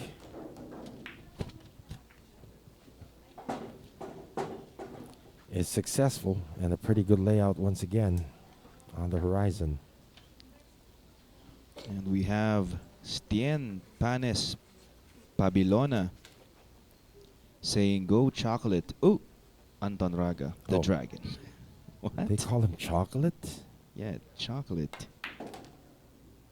Well, that's a funny nickname. And Mr. Mackie Benson from Doha, Qatar. Yes, sir. Good afternoon. Nathan Jong. And over at the Reelive TV network, Sam Noib has joined us from Baghdad, Iraq. Mm-hmm. Weren't you just in Tehran the other day? He is everywhere. Yeah. Well, I envy people who can get to travel in the middle of this pandemic. That's the one thing Me I too. really miss doing a lot. So traveling for work, that's the best part. You get paid to travel for work. Like these two gentlemen here, they have toured extensively around the world for this, to shoot balls into pockets.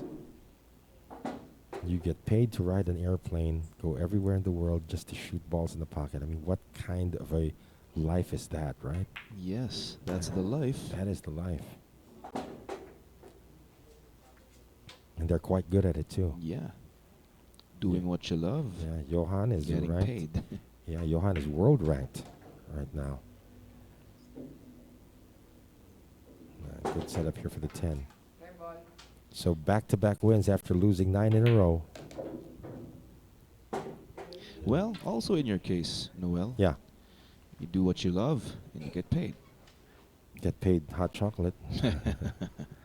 No, I just miss it because my work previously has taken me to several countries already. But because of what's happening here with this pandemic, we have travel restrictions. In fact, I was thinking the last time I actually rode an airplane was February 1st, 2020. That's the last time I rode. Last time. That's the last time I rode an airplane. February 1st, 2020. Well, good on you. Oh, that's a long time ago. And you travel so much sometimes that you even remember the speech of the stewardess or the flight attendant when they're trying to tell you about Explain about the safety. how do you wear your seat belt Yeah. and stuff like that. When the cabin pressure changes, oxygen masks automatically drop from their compartments in front Yeah. of you.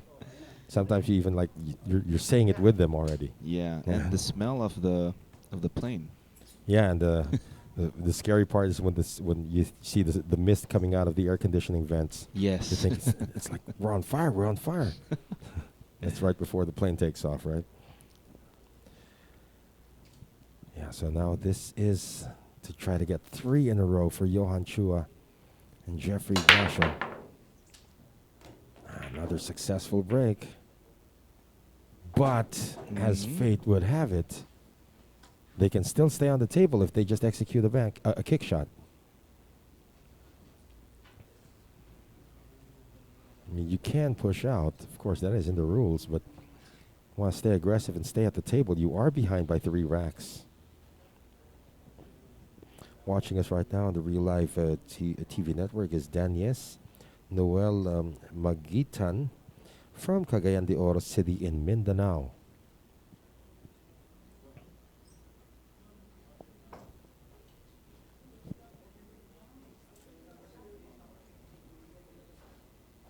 So are they going to go for a push shot or are they going to go for an offensive kick on the 1? Maybe a push shot. But push to where? So I'm thinking about the offensive kick here. Because you miss on the offensive kick, you can actually play the safety anyway. What they're going to do is they're going to thin out the 1. Thin out the 1 and play a safety. Well, Yeah, behind the 9. that's what Jeff wants to do. He has to study all the options. There is a push out. Just separate the cue ball as far away as possible from the 1.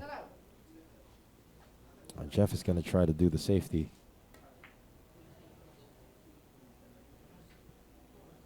Well, there's going to be a safety right back at this.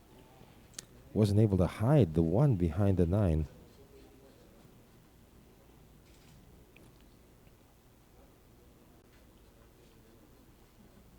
Yeah, safety could actually be send the cue ball down table behind the clump, but at the same time put the 1 behind the 5. It's going to require some special touch, but it is makeable. It will be Jericho Bañares executing. Went the other way around. Yeah, trying to hide it behind the 5, the cue ball. Instead, it exposes the 1 ball.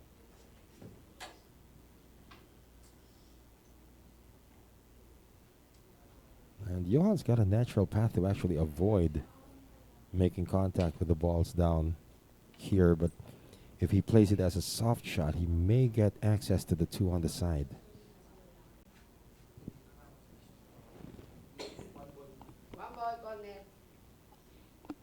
And hello to Mr. Edwin Salinas saying hi to the maestro, Monching Mystica. And hello to Mackie Benson again from Doha, Qatar. Another beautiful place. It's another place I've been to for work. Beautiful, beautiful city, Doha. Oh! See, they had the natural path to avoid the clump, land perfectly on the 2. The problem is he did not make the object ball. You got to make the 1 ball first. Robin Hood Cruz, hello. Saying shout out and happy viewing to everyone. Robin Hood Cruz watching us from Sydney, Australia. Yeah. Good day, mate. Oh, He got get there. enough. Yeah, did he get enough? He got past the 4. Jericho looks disappointed in the effort.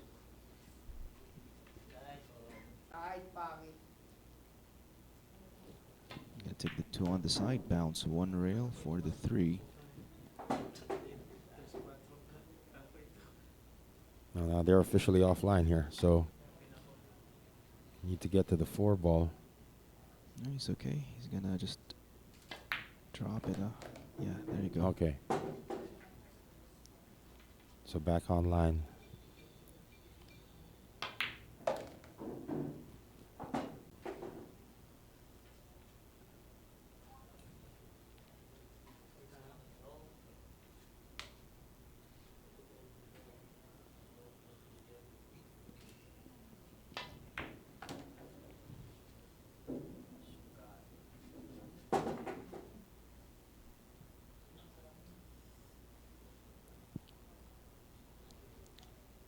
Two rails for the 8. Remember, this run out is coming off an error by Johan Chua, leaving the 1 ball over the corner pocket and allowing Anton Raga and Jericho Banares to operate this way, looking for another 4-rack lead. Ay, pangit. Gonna take the 9 into the side.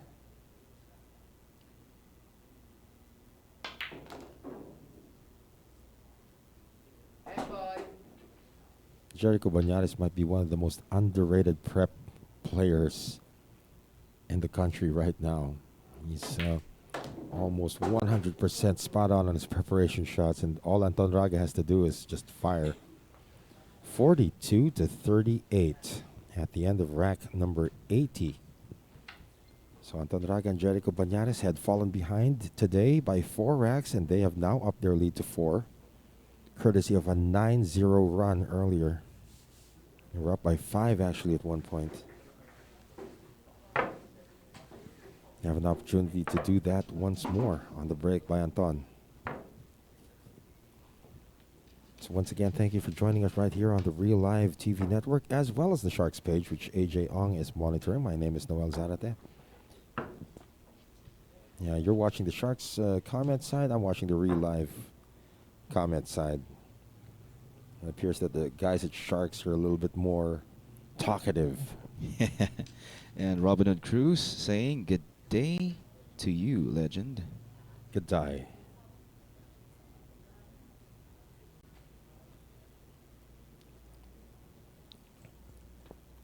So it will be Anton Raga coming up to break. However, Chua-Ignacio is not yet at his seat. If you're wondering about this facility we're in right now, this is actually a very small 2-story building. The first floor is what you see right now. That's all there is there. Just a billiard table, a couple of chairs. And up here is operations headquarters, the broadcast booth, and the tech booth, all up here. 2 balls made on the break by Anton Raga. However, it will be a push-out. This is what you're saying, you get control of the break, yeah, but then you can't see the object ball, forced to push out and bring back your opponents to the table. Or sometimes you get a scratch on the break, or you get a good break, you see the object ball, but there's clumps. There's so many variables that go into this sport. It makes you sort of wonder why it's still not an Olympic sport. It is not an Olympic sport. It is a sport in the Asian Games. It is a sport in the Southeast Asian Games. But it is not a sport in the Olympics. Yeah. Sort of makes you wonder why.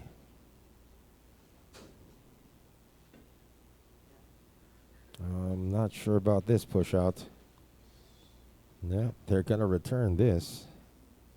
Unless Jeff fancies a jump shot. He's also got to think why. Why did they give this up? Was this a miscue to hide it behind the 3? Not sure. Or was there a reason why they did this? Because this is an easy jump and an easy jump safe. And they say no. All right, Jericho, show us why you did this. Oh, he's going to kick at the 2 ball right now. 2 rails.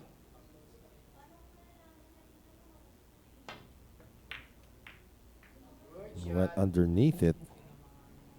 Legal shot, but this too is rollable.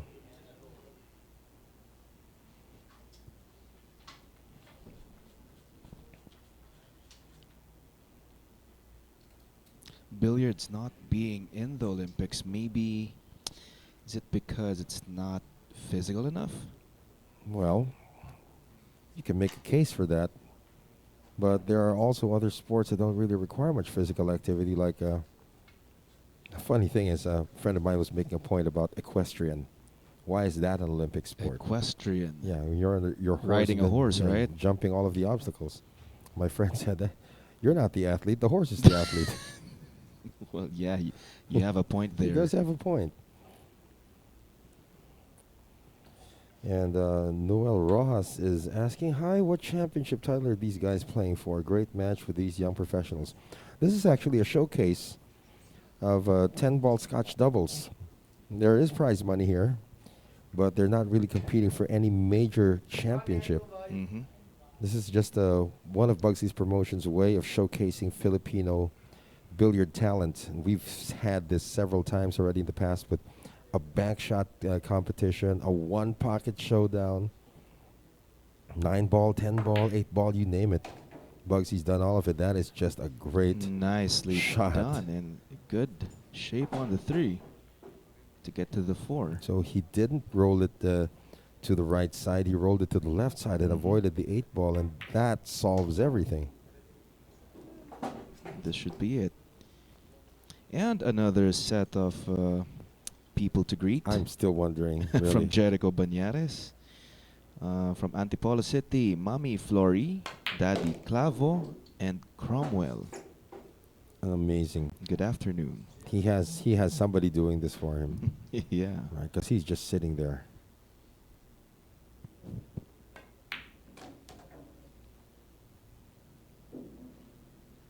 Well, let's try to ask him later. Or probably he has that on timed send. What time is it? So at 3:54, we're gonna send this message. Is there such thing? No. There should be a technology to do that, right? Or an app? Yeah. We're gonna keep in step, Ignacio and Chua. This is the same way they hung around yesterday. Remember, they were down by 5 racks as well. Uh-huh. They hung around, reduced it to 3, they'd be down by 4, reduce it to 2, be down by 3, then reduce it to 2 once again, then be down by 4, and then suddenly, before you knew it, we were tied. They're tied, yeah. And then after that, they had the lead. That's right. So they know that this is not a sprint, it is a marathon, and they're going to take every opportunity they get just to keep close. But now they have control of this table with the break. And, if there's one thing that Johan Chua and Jeff Ignacio are known for, it's really their break. That's right. I mean, they make it 80% of the time. Well, they started the match well with good breaking. Let's see. Yeah, they were able to pick up a 4-rack lead at one point, 36-32. But now they are down, so see if they can bridge the gap here on this break. And hello to my father, George Ong, and Ryan Bukobo, who's watching with us. The Zimatarsi watches, as well as our good friend Rapido. Rapido, Ryan Bukobo. If you look at it from the top view, it's like watching Mysticus waving his hands magically. So the rack's going to get fixed. And Jeff Ignacio's still not happy with it.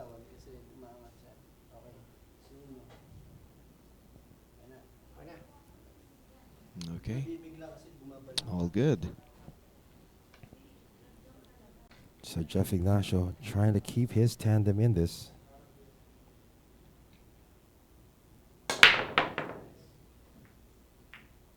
Not good. Was the 2-ball going down? Not. Oh, the 8-ball went down. The 8 went down. They cannot see the 1 unless you play a rail first shot. Or can he? No, I can't. Oh, so yeah, he can't. it's going to be a rail first attack for Johan Chua. He's calling the 1 ball elsewhere.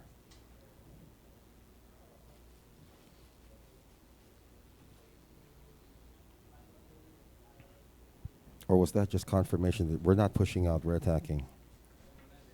That's why I said one ball. So I'm not sure he can actually kick this to another pocket. But he can attack rail first here. Just like that. Oh. Another miss. That's the second miss by Johan on the one ball. Back up. And the result will be Nothing. an open layout for Raga and Banares.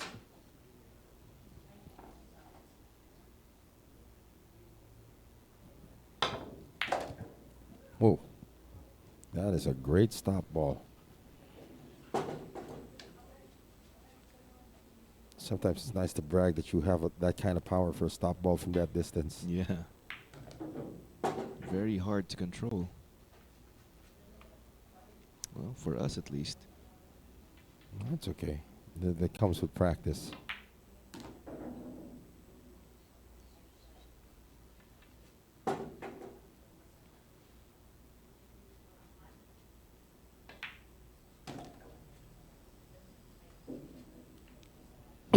Excuse me.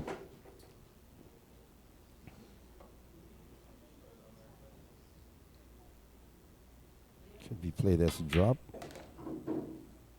or a drift.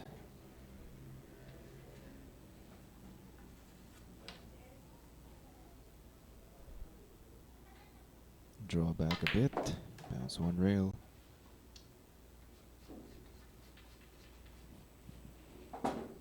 Yeah, so again, a misfortunate miss, an unfortunate miss by Johan Chua will lead to this, with Banares and Raga capitalizing.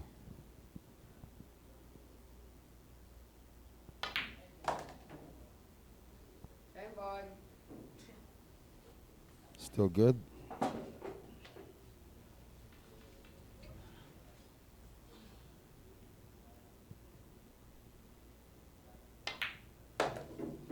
And Jericho Banares puts away the 10 ball. So the lead is now 4 racks, 43 to 39 for Anton Raga and Jericho Banares. So this actually Jericho Banares now trying to keep that cue ball clean.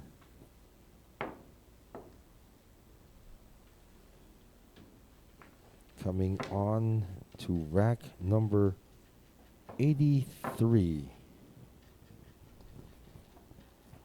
Again, day 2 of the event. Scotch doubles live from the Philippines, featuring 4 of the country's top pros. I think 4 of the country's top pros who are still here in the Philippines, because everybody else is leaving or has left. Has left the country. Yeah. Okay. Oh. Yeah. Fortunate there. Yeah, there's actually 3 balls on the break now, if I'm not Yeah. mistaken. But, or 2 balls on the break. And here's what we're talking about. No opening shot. Yeah, it's kickable though. These are the pros. The kick shot on this should be like a 60% chance to go in. Question is, yeah, you execute the kick shot, make the 1, but how do you wind up on the 2? That's still an issue.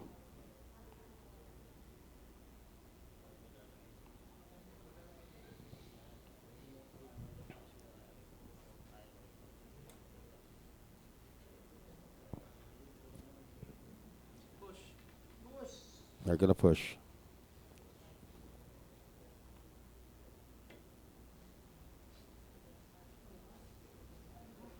This is a pretty long shot now on the push. Not quite sure if there's enough speed to play a safety here. Behind the 2 and the 6. There's enough room to do that actually.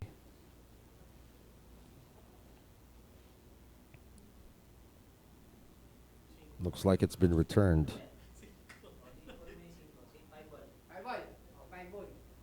I'm going to call a 5 ball. It looks like they're going to try to hide the 1 ball behind the 2 and the 6. Yeah, that makes sense. But why did they call the 4?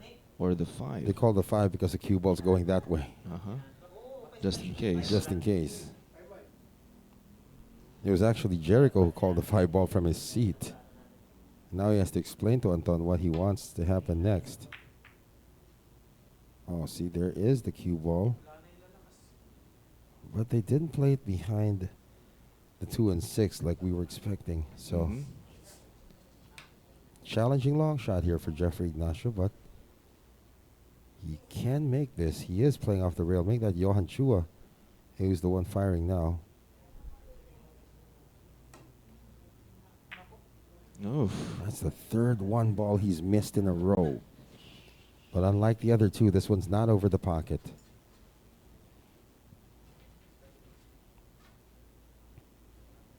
See how he plays safe on this one.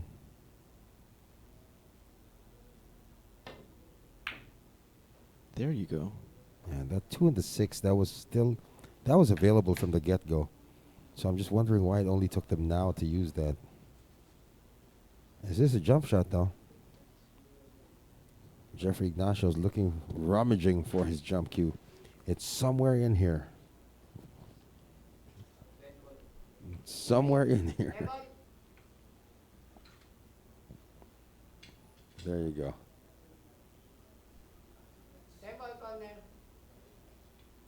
They're going to make contact with the 1, and the cue ball's going to strike the 10. They're calling the 10 ball in the corner.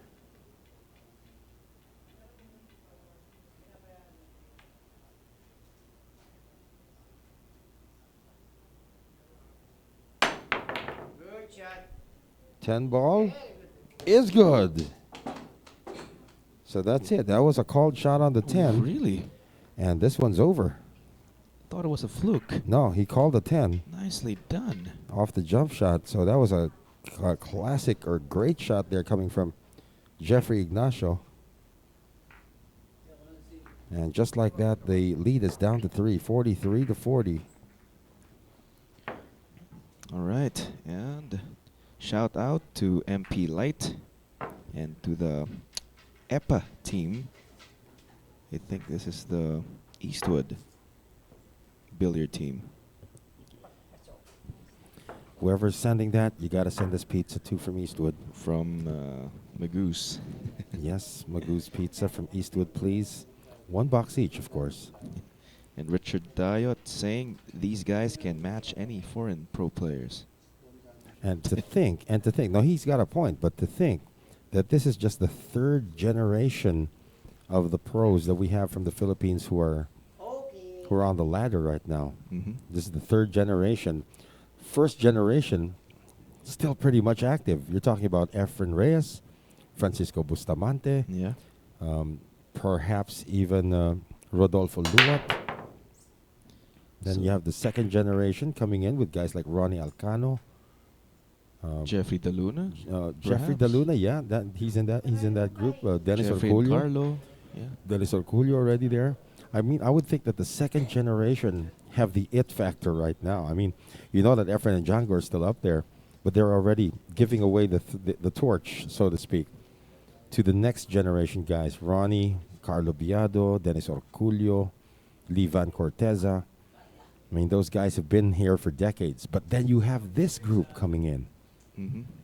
Jericho Bañares, he's the oldest of the group. He's leading the pack there with Anton Raga, Johan Chua, Jeffrey Ignacio, and so many other pros as well. This is just a great safety shot now by nice Jericho. safety there.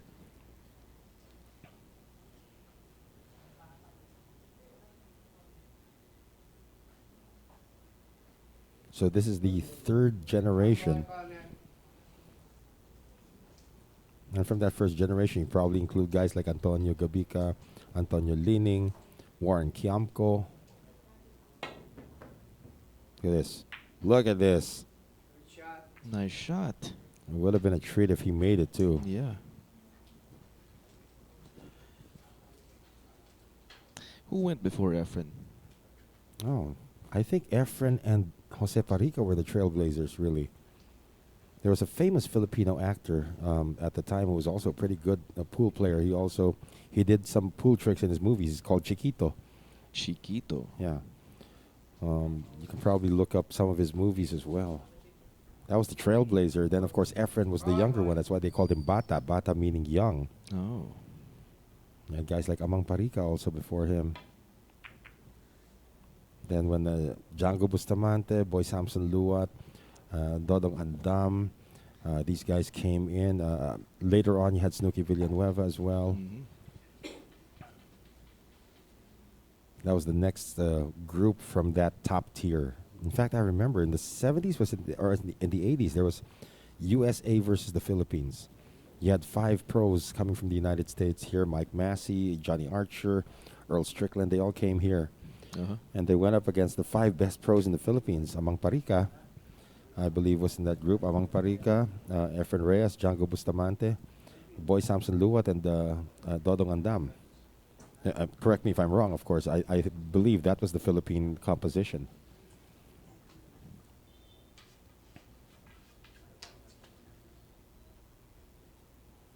Think about it, the glory days of pool followed by another generation. Yeah. And then another generation. This is the another generation Third already. gen. Third gen, if you want to call it. Yeah. Anton Raga, of course, being the youngest of the third gen and probably the trailblazer of the fourth gen. Coming up. And probably Carlo Biado would be on top of this list for third gen. Okay. Yeah, Carlo's 37, so he'd probably be So on top like, of the list of third gen. First tier of And the third gen. Yeah, for second gen, you would probably think guys like Levan Corteza would be trailing that. Dennis Orculio, of course, would be the flag bearer. Alex Pagulayan actually belongs in that group, but he is representing Canada.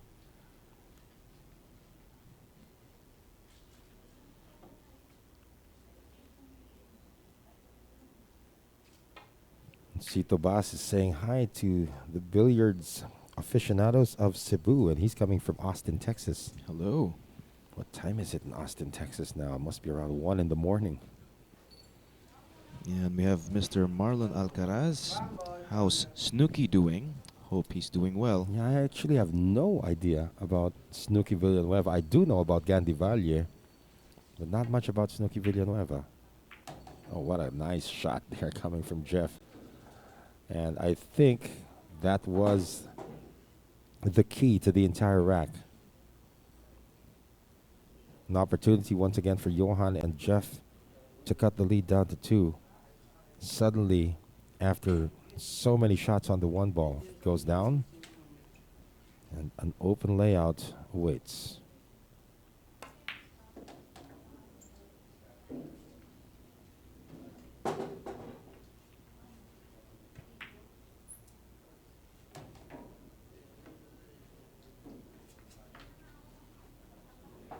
Wants it right smack in the middle of the table.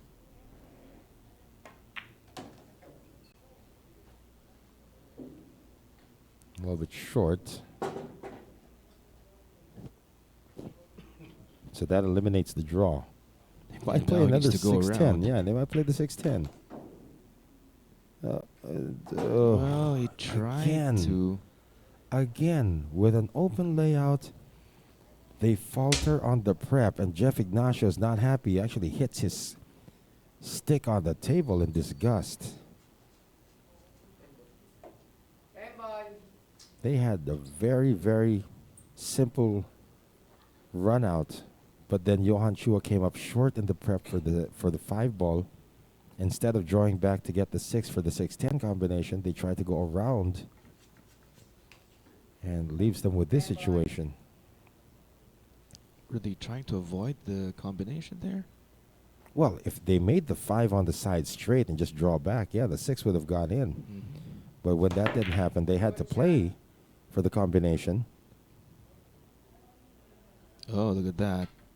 That's still going to show, though. It's still okay. If you're Anton Raga, you can actually thin this in. He can thin this in. The 8 ball is not in the way. That is asking a lot. I think he can do this because there's so many pretty benefits. makeable, yeah. Pretty Yeah. makeable cut. The benefits is there's a natural angle to go around for the 7.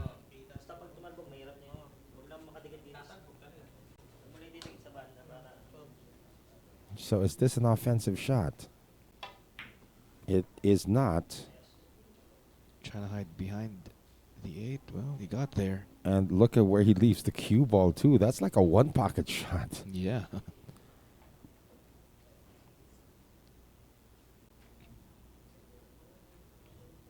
So Jeff now looking to attack it from the side rail. That's a very small place to go through, the 7 and the 8.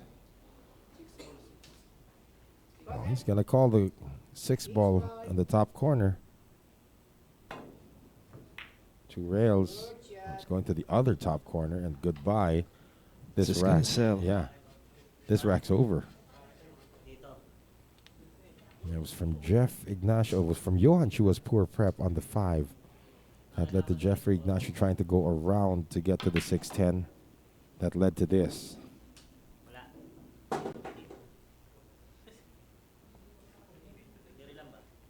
Straight in shot on the 7.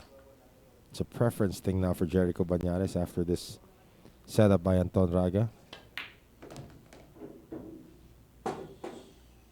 Hi, Pamit. 8 side. It's got to go. Still okay. 9 ball.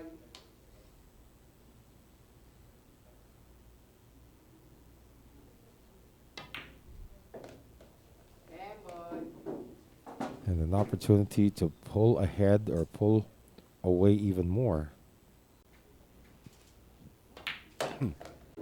44th win. The lead is now 4 racks. Another 4-rack lead for Anton Raga and Jericho Banares. And with that, I leave AJ Ong with the con. I shall be back.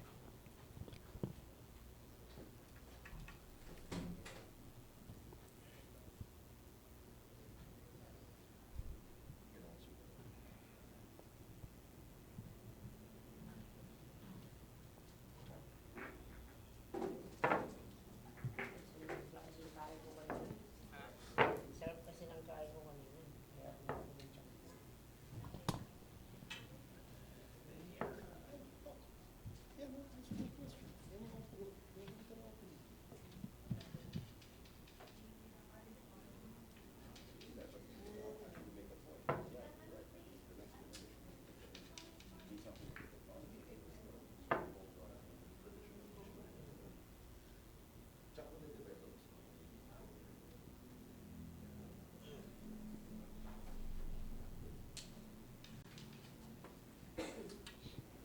All right, so we have a question here from Doug Preston. Isn't it interesting that none of these great players aren't using carbon fiber shafts?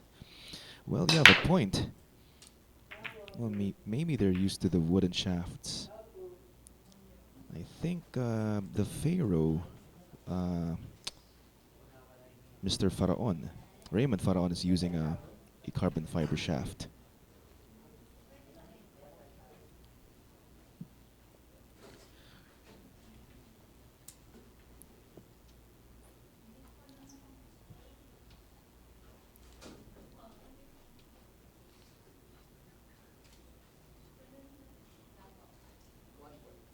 One ball. 1 ball is called on the corner. Needs to swerve around the 2.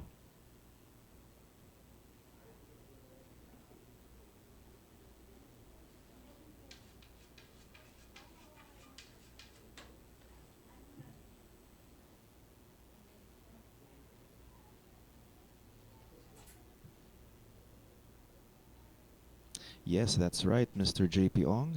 Good shot. Nicely done.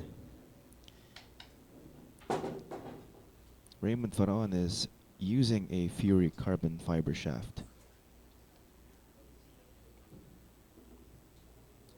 And good afternoon to you as well.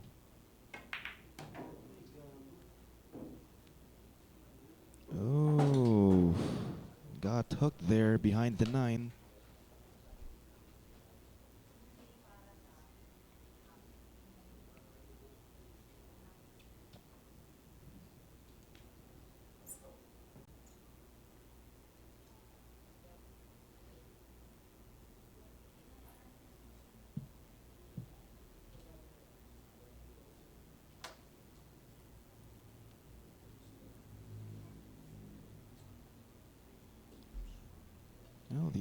is to just kick at the short rail.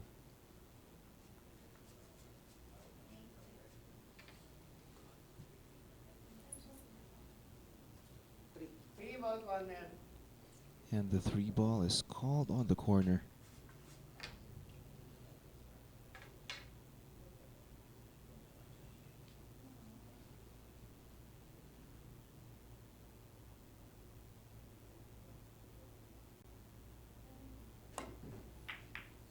Good shot. Good hit, but sells out the 3 on the side. Well, he created a hidden Mickey, perhaps. Look at this. A 7, 6, and the 4 ball are together. Looks like a hidden Mickey.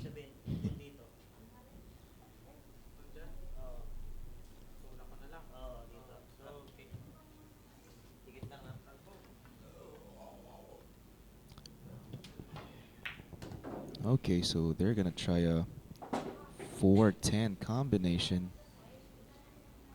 This will be their fourth. If that's going to happen. After having 0 for both parties yesterday.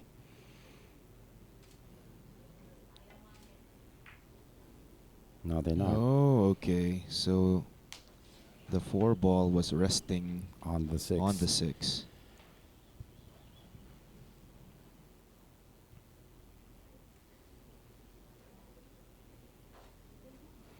You know, what would Efren do situation? He'd masse around the 10, in contact with the 4 and pot it into the side. Really? That is what would Efren do. Nope. Oh, foul. I think that was hastily executed though by Jeff. Now the 4-10 The is a 4-10 is reality. very on. That's a reality now. Fourth, not consecutive, but fourth abbreviated rack win coming up. Nicely done. And they're just taking over right now.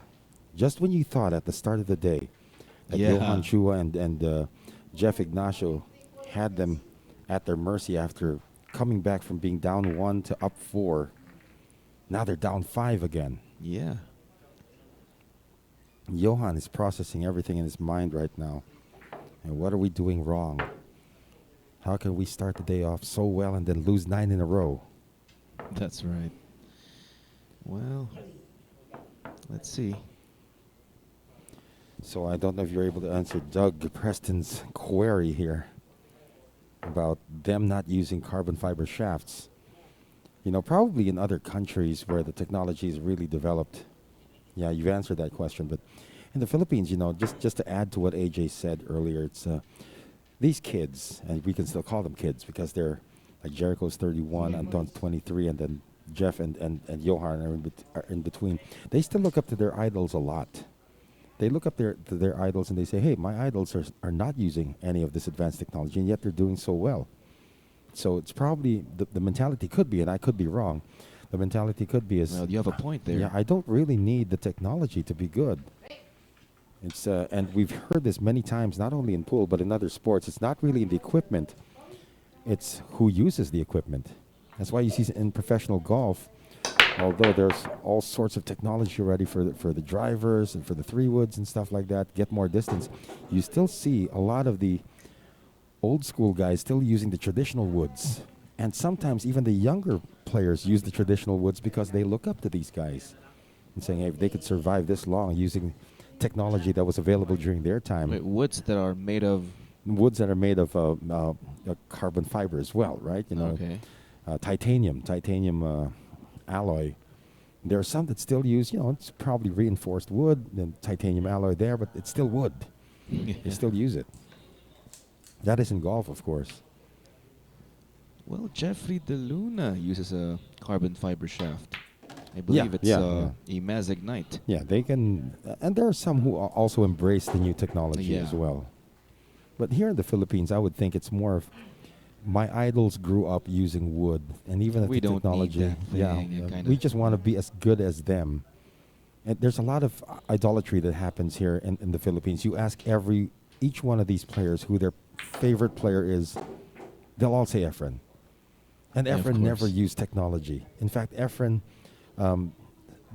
barely used the jump cue. That's why when he had the doubles tournament here, the double showdown a couple of weeks ago, when Efren actually executed a jump shot, Everyone. that was news. That was news because Everybody was shocked. Efren will always kick, will always find a way to play off the rails, hardly uses a jump cue. But when he used the jump cue, it was like everybody's like, what? Efren used a jump cue? And what part of the video is that? Everybody wanted to see that for real. But the real reason that Efren doesn't use a jump cue nowadays is because he has a shoulder issue. Yeah. If everybody knew that Efren has a shoulder issue, that's why he doesn't use a jump cue, then it makes sense. But Efren can jump, and Efren can use a jump cue.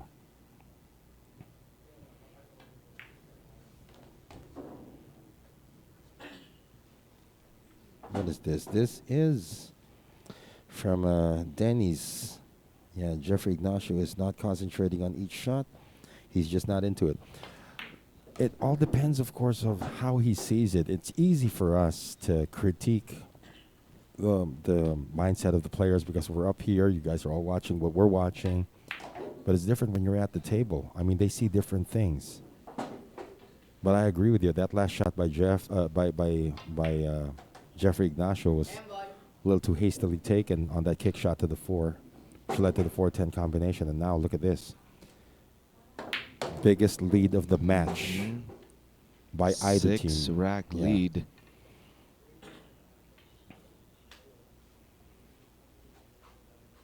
So it's just a matter of flipping a switch. If you caught day one yesterday, Johan and Jeff actually started out pretty flat. From Doug Preston. He had to borrow the jump cue. You saw that, right, Doug? Yeah, from Was it Johan, Django? Was it from Johan Johan? Yeah, Chua. and Johan said he's auctioning that on eBay. Because Efren doesn't own a jump cue. He had to do a jump shot. He got Johan's jump cue, and then Johan actually came back the next day with a different jump cue. He said, "What happened to your jump cue yesterday? I'm auctioning that on eBay." Because Efren used it. Yeah, so Doug, yeah, you actually saw that, right? Yun. Well, that is one, or Yeah. maybe the only jump cue that he used. He borrows Django's jump cue every now and Really? then when they were playing. He executed a jump cue during the World Cup before, jump shot during the World Cup before. Dennis is talking about something we were saying earlier about the 1993 World Team Billiards Challenge. The Americans conceded that match, and the Philippines won 10-5. Thank you very much for refreshing our memory banks on that historic day. One ball. There's going to be a cut on the 1 ball here now for Team Raga and Chua. Oh, Team Raga and Banares, I'm sorry.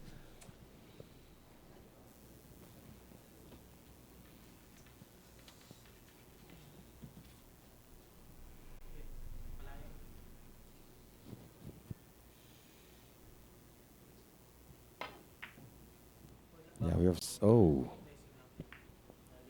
Mm-hmm. I'm not sure if you got lucky on that one. This is swervable or jumpable. Now Jericho's upset at himself. Well, He rarely lucky makes. there. But the result was he rarely makes these kinds of mistakes. And Jericho, you see him looking up at the heavens, seeing, Jericho Very disgusted. very, very rarely makes those mistakes. Really, I mean, if Anton did something like that and said, "Okay, growing pains for me," that's another miss there. Foul. Unas. Kana. Tama. Yan. Oo. Another ball in hand here. That was Jeffrey Ignacio Naniguro. trying to do a multi-rail kick to get to the 1. There was a jump shot there. He didn't take it. He opted to play offensive and go around. So, yeah, it appears that things are falling apart over that tandem right now. Johan's not even looking at Jeff. And he's whispering under his breath right now. Jeff, come on. Let's get it together.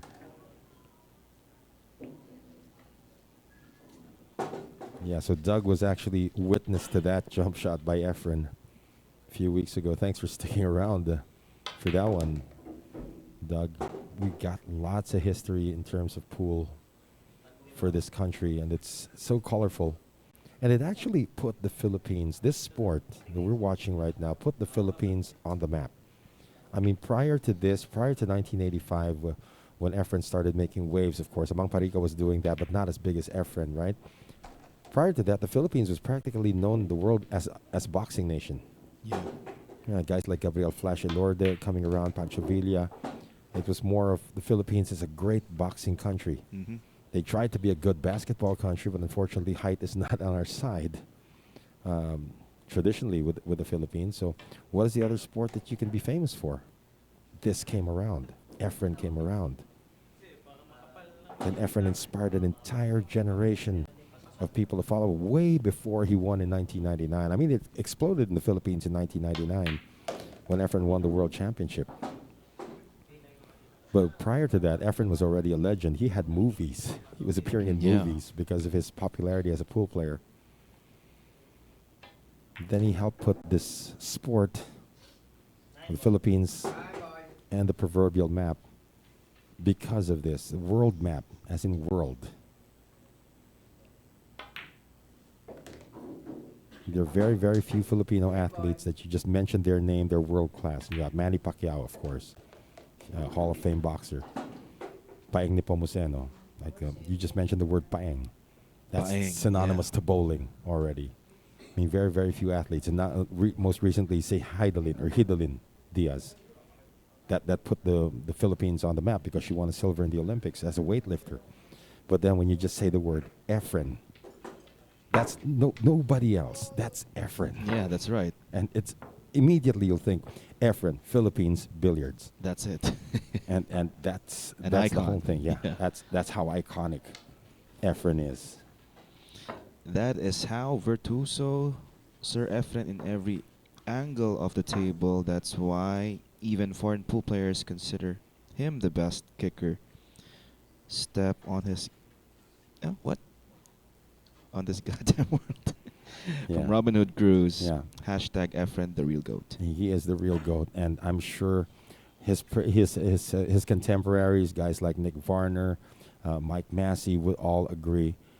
Even Earl would probably agree that Efren is the greatest of all time because of what he meant to the sport. It's not how many titles he won or anything like that. It's what he meant to the sport. How big of an ambassador Efren is to this sport. And Django doesn't mind living in that shadow, mind you. He always knows that Efren is the GOAT and he's somewhere near. Yeah, exactly. And look at how many people Efren inspired. Not only in the Philippines. He probably inspired a few Americans to take on the sport. Because the guy's an underdog.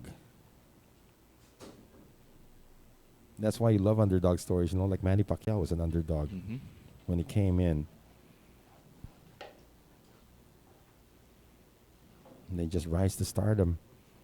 And the nice thing about Efren is that it really hasn't gotten into his head how much of a Yeah. celebrity he is. He is still such a humble gentleman. Well said. Jump shot coming up now here for Johan. They are on the ropes in this one.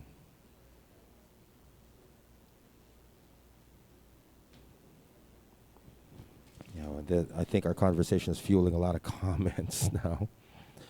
Yeah, Froilan Agbayani is saying, Good shot. this is what, this is, yan ang hindi kaya gayahin kay Efren, the kick shot. Yeah, he says that Efren is by far the master of the kick shot. Yeah. Really. I think it's urban legend that Filipinos at the time when billiards was starting, when they were starting to get popular, Philippines was starting to get popular in billiards, that many Filipinos did not know it's legal to jump. Really? It's legal, yeah. It's like you're watching snooker. It's like illegal in snooker, so probably it's also illegal in pool. So at the onset, probably, we just have to practice because Efren doesn't do the jump. Maybe it's illegal to jump. Yeah. So all the Filipinos sort of developed this innate talent of kick shots. Ooh, it's a big miss.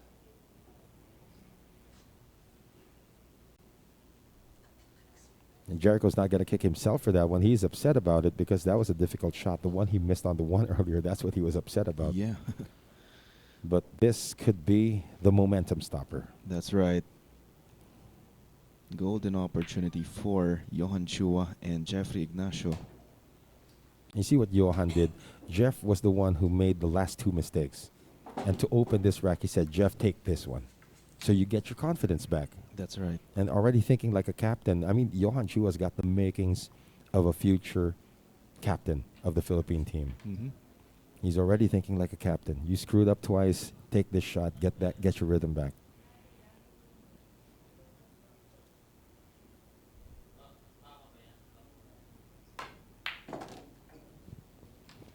Yeah, this sparked a conversation right here. We're getting a lot more comments now.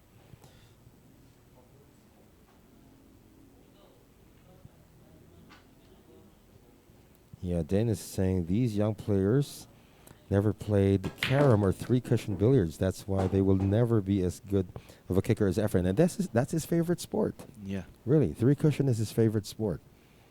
That's why during the last Southeast Asian Games 2019, we could have sent somebody else to represent us in three-cushion, but we sent Efren because it's like it's part of his farewell tour. Yeah. So Efren was like age of 65 or something like that. Was the oldest athlete that we had in the Philippines. And there's the 10 Nice ball, the first combination one. there. The first one of the day for Johan Chua and Jeffrey Ignacio. They needed that. Oh, they really needed that. They were down 7 racks before that. Now down to just 6. And look at this. They're the ones cleaning the balls now. We saw Jeff doing this yesterday, that I'll do it. Let Coach Monching do the racking, but we want to clean it.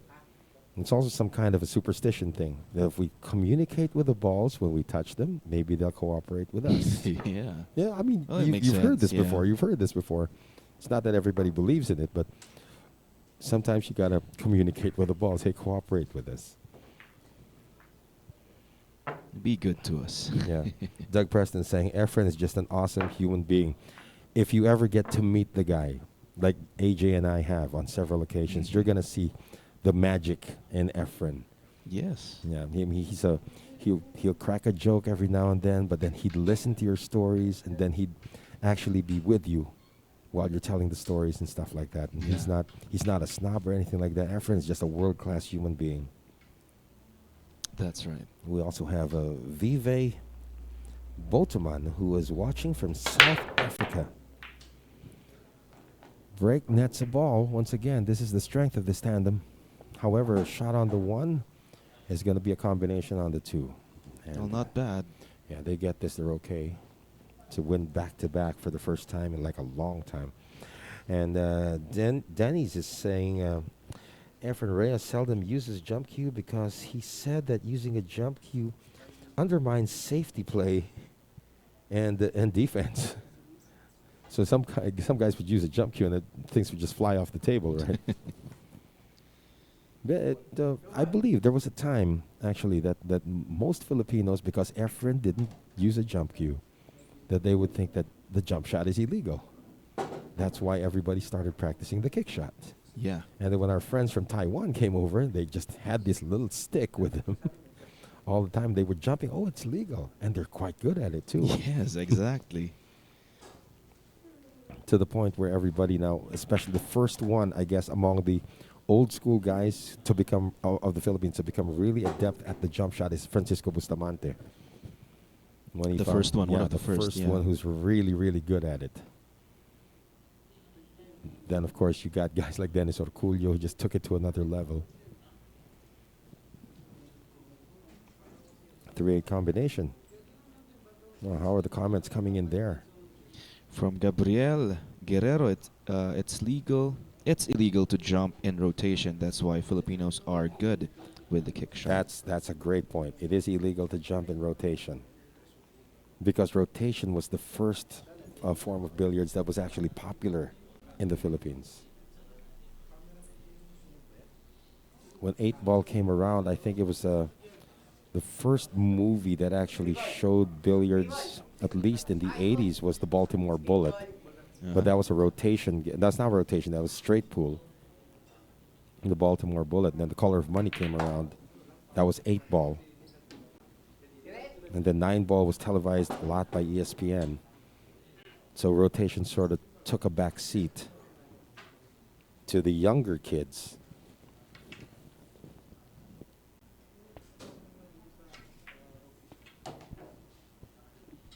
Okay, let's get back at the action here.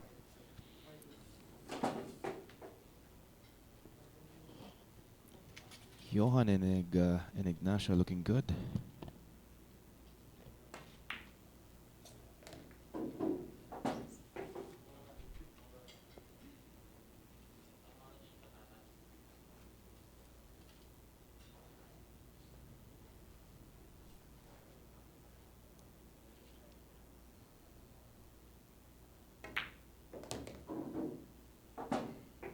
Well, I believe it's not legal to use a jump cue in Filipino rotation.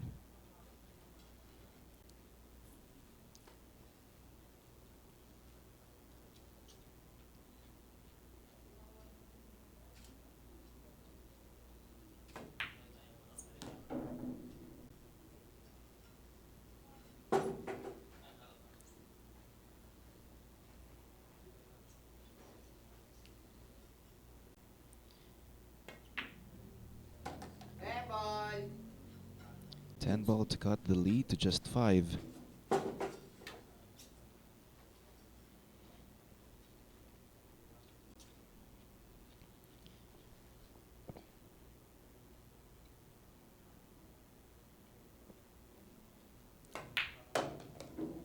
There you go.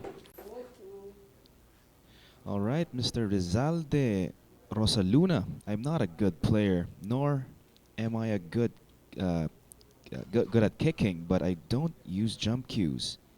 I only jump when my wife calls me while I'm practicing. Nice one.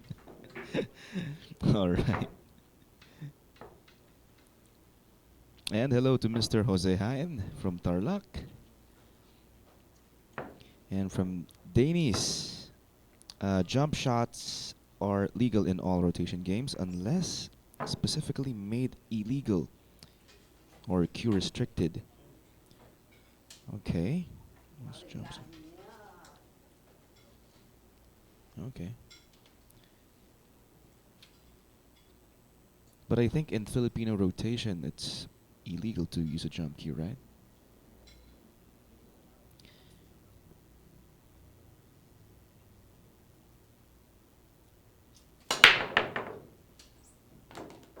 Six ball. 9 almost. And an open shot on the 1.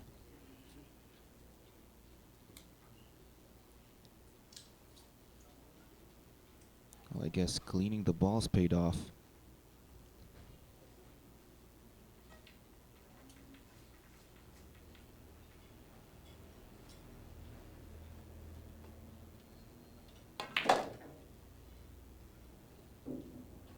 Joseph Hipólito, what is the best cue chalk to be used?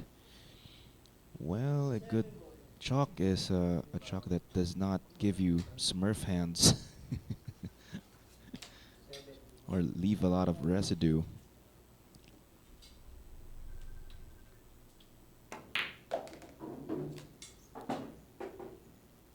You gotta try magic chalk.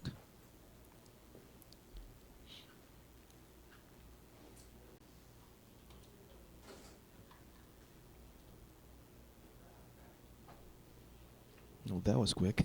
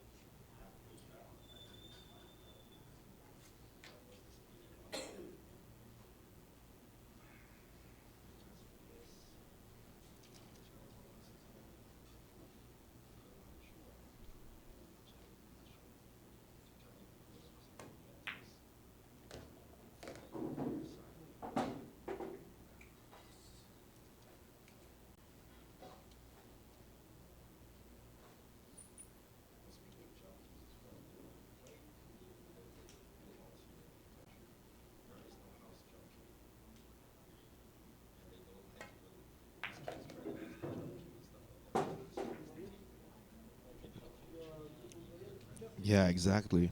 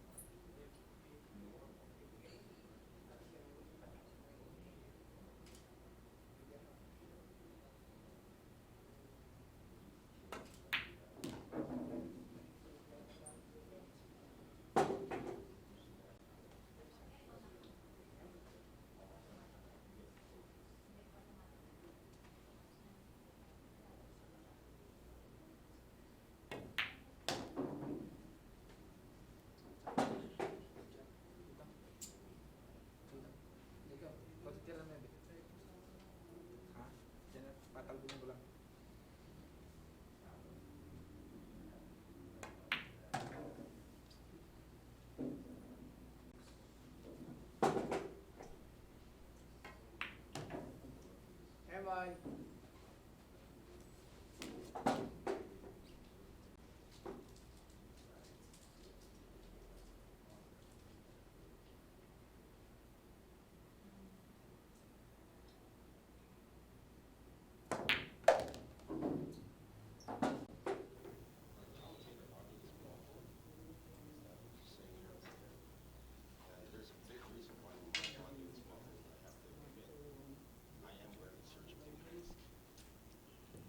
Okay, there you go. No wonder my audio is muffled.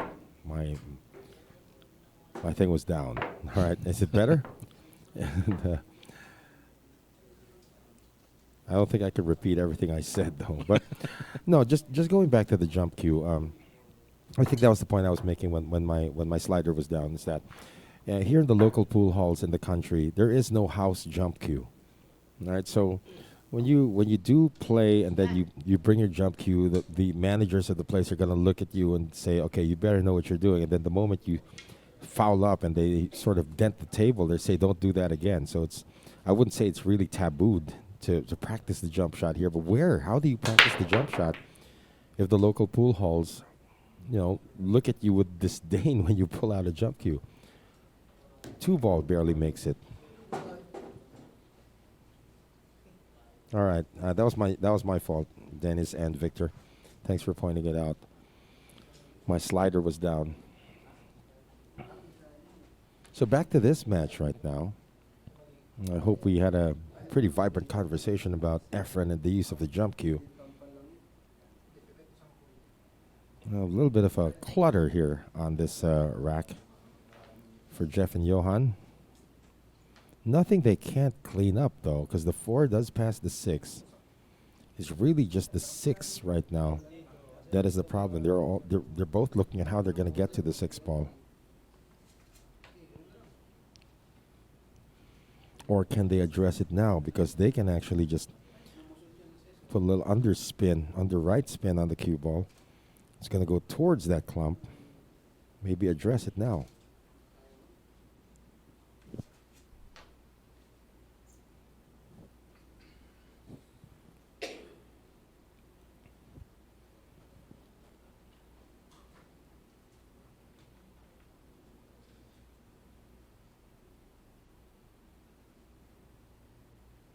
Is he going to try to address the clump with this shot? Johan Chua. Nah, he's thinking about it too much now.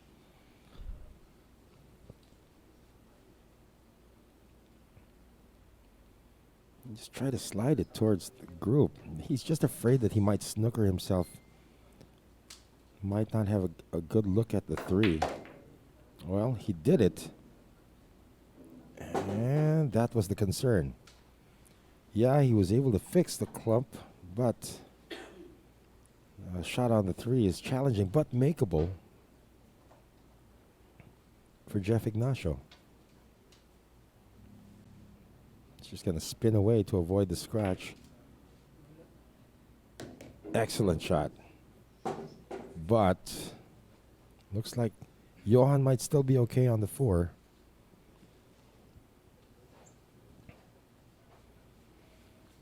Johan might still be okay on the 4.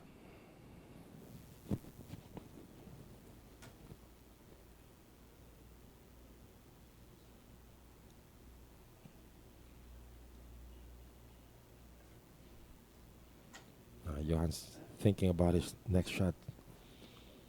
Yeah, he might take the 5 on the side after this 4. Yeah, but the thing is also, it is a long roll for the 4.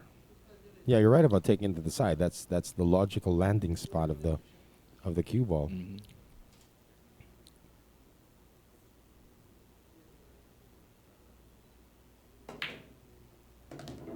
Nicely done. There it is, as you called it.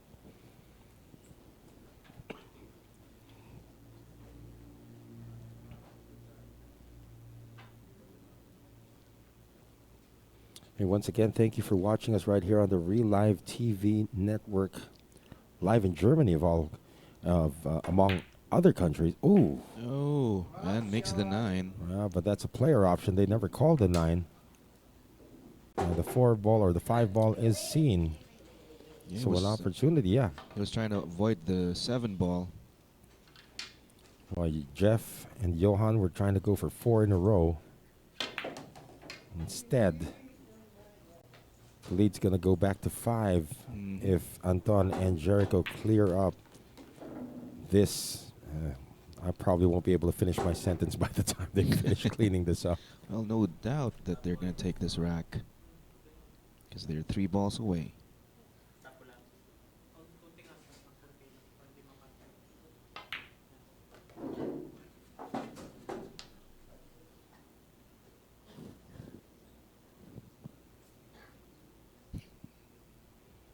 Something's happening at the tech booth. Looks like one of our directors is Emon. having a great day.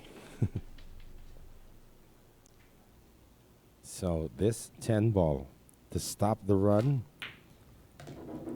of Johan and Jeff at 3 and increase the lead of Anton and Jericho to 5, 48 to 43 in this race to 60. Once again, thank you for watching us right here on the Reelive Network as well as the Sharks page. This is Noel Zarate and AJ Ong, and we will be broadcasting until the conclusion of this match. But of course, tonight for our Philippine fans, 9 p.m. Philippine time, another edition of the Sharks 9-Ball Showdown takes place. And we have Dan Parl saying, "Wake up, Jeffrey.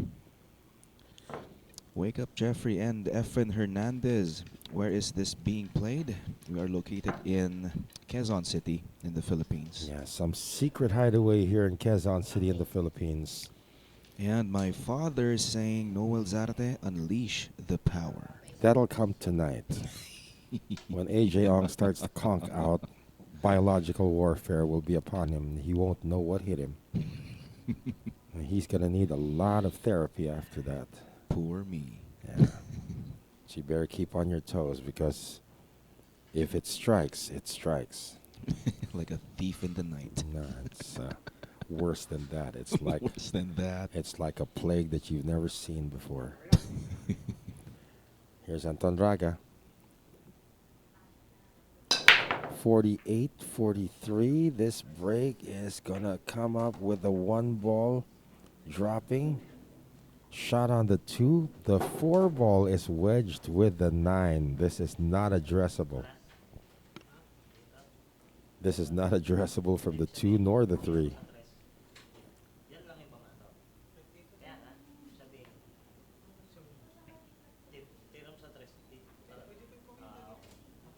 That's the only way he played is a back shot. We're going to try with the cue ball. No, that's... The angle was too difficult for the cue ball to wreck that. So they're going to have to take their chances now from the 3. That doesn't pass. Or does it? It looks like it does not. Yeah, or on our end. if that be struck a little harder, this could have been a billiard shot, but this is going to be interesting. Oh, it passes. Off the 9. Oh, it Passes. does pass. Okay. Didn't look like it passed. So Yeah. well done for the guys closer to the table. That's going to do it for our commentary career.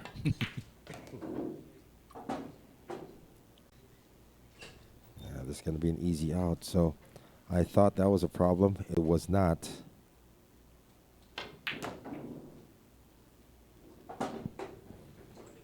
like a well-oiled machine.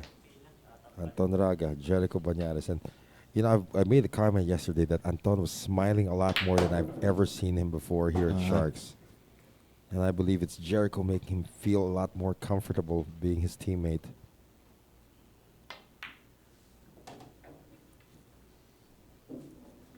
Anton is a very shy guy, right? He is a very, very shy guy.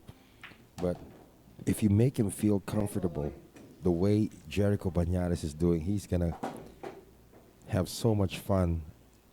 And they are winning. That's the big deal. That's the big difference. They are winning. 49. Yeah, they're 11 racks away from victory and reestablishing another 6-rack advantage over Johan Chua and Chua-Ignacio. And Victor's saying goodbye. It is 5 a.m. where he is. Are you the one watching us from South Africa, Victor? And Noel Ross, how did these players get chosen as partners? Was it randomly? You can say that, but it's really what we do is we try to get the pros together and sort of create a story like this one. The story here is Anton and Jericho were rivals just a few months ago in the Battle of the Young Guns. You put these two rivals together, that's a story in itself. The two guys on your screens, Jeff and Johan, have never been in Sharks together unless it was a tournament. But they're put together because, number one, they're both members of the Philippine national team. Number two, they're both managed by the same guy. And Johan was actually last week, a couple of weeks ago, when he was sharing with us, he was so excited about this because he gets to work with Jeff for the first time on television. So those are the storylines. That's how they were chosen, actually. A lot of stories have to go into the matchup. Maybe we can just throw two people together randomly, and then what's the story on that? This has a story. Several stories. 3's down. 9 might follow. Doesn't. Shot on the 1. Yeah, shot on the 1. Maybe between the 8 and the 9. That might fit. Yeah, you're right. Mm-hmm. Okay. You gotta control the speed of this, though. You don't want to lose your position on the 2. Went for the other corner. Yeah. Well, that makes sense now, getting to the 2. He did want to hit it, though. Jericho should still be okay putting the 2 into the right corner pocket. Should he be okay, right, Jericho? You're supposed to be okay. Well, the 2 does not pass the 4. That's why he has to do this shot. But he's sort of reluctant to take this one on. Or the 5, rather. Sorry. So... he's reluctant to take it on. He won't take it on. He's going to hide this. Then now he decides he's going for the 2 there. Next object ball is the 4, which is right there where he's looking at potting the 2.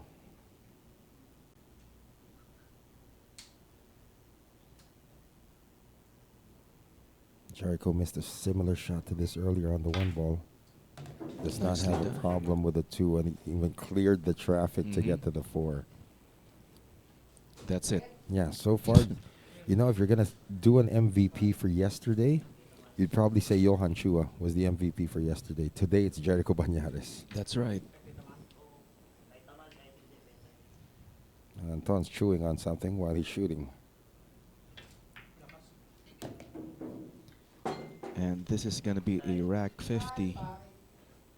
Yeah, win number 50 in rack number 63. Or, sorry, rack number 93.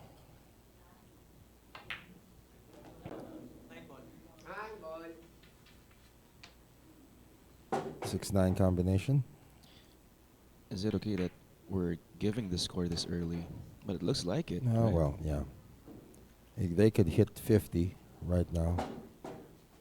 Unless you say one of those tabooed sentences that you have.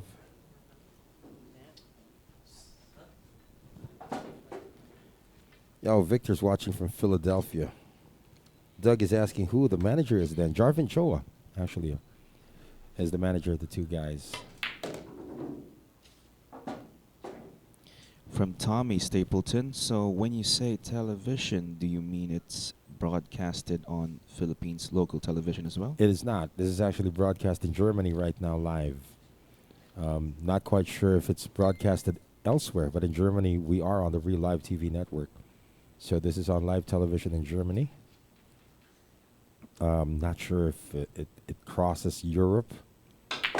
Here in the Philippines, it's not on television, it's online. But the really big question is who actually watches television nowadays? Everybody's watching on their phones. Yes, exactly. So this is tantamount to having a television broadcast, really. Judging by the number of views as well. Well, there you go. Win number 50 for Anton and Jericho. And they are 10 wins away from bagging this one. And hello to Mr. Tochi Azare saying, Aloha, Sharks Nation. He's not in Hawaii.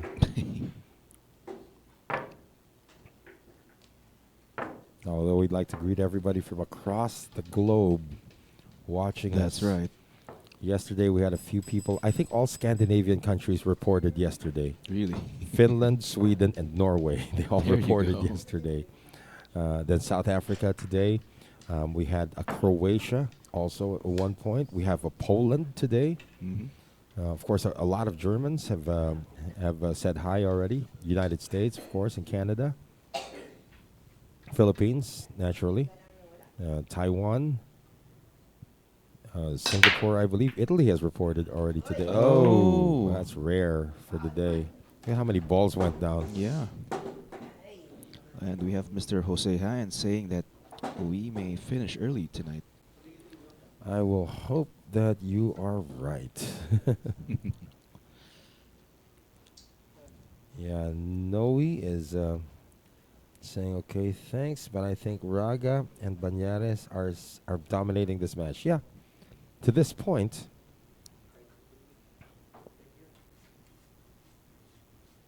It's always strange that you get the tandem that's least favored somehow playing better. Remember the double showdown, the 10-ball showdown that we had about a month ago when it was Efren and Django. This was 9-ball, right? Efren and Django, 9-ball Scotch doubles, 2-time world champion, going up against Anton Raga and Johan Chua, two people who have never worked with each other before. And guess what? They won. The youngsters won. Yeah. With a combined age of 51 years old.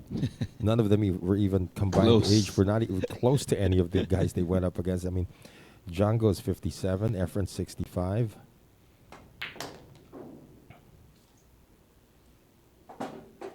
And they won. They were down 25-20, I think. Was it at the end of day one? Or something like that. They were down at the end of day one. The veterans had them. But then Johan and Anton flipped on a switch and they came back and won. Now the question is, can Johan and Jeff flip on the same switch and come back and win? They're looking good in this rack, but they're still down by 7. About to be down by 6. Hey, boy.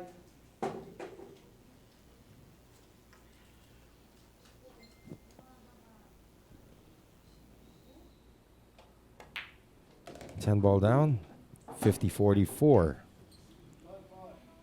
And the lead has shrunk to 6. That's still a long ways off. But again, Anton Raga and Jericho Banares still need 10 wins to capture this. And they are sharing a snack as we speak. Because we are now heading into, it is a little past 5 in the afternoon. So that means they've been playing for a little over 3 hours today.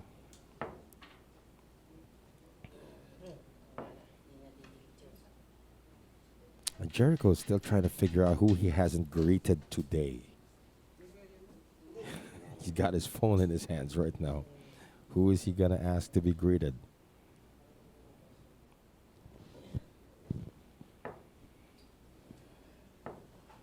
Johan Chua, 28 years old, turned pro, really young. I would think at the age of 15 he was already a pro.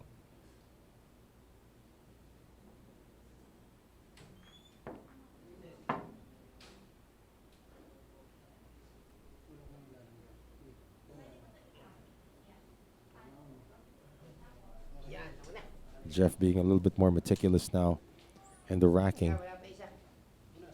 Ay na, tira.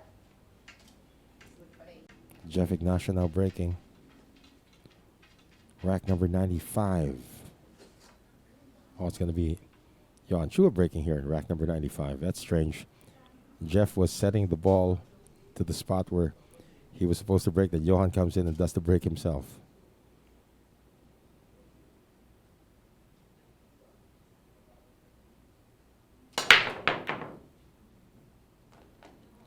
Five goes down.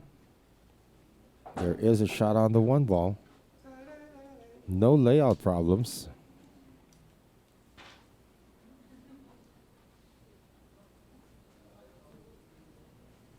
Just have to land properly on the two ball. They should be good.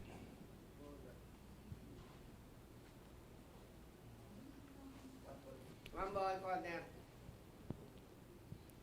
Where is Anito Kid? We haven't heard from him on this match. Yeah, where is he?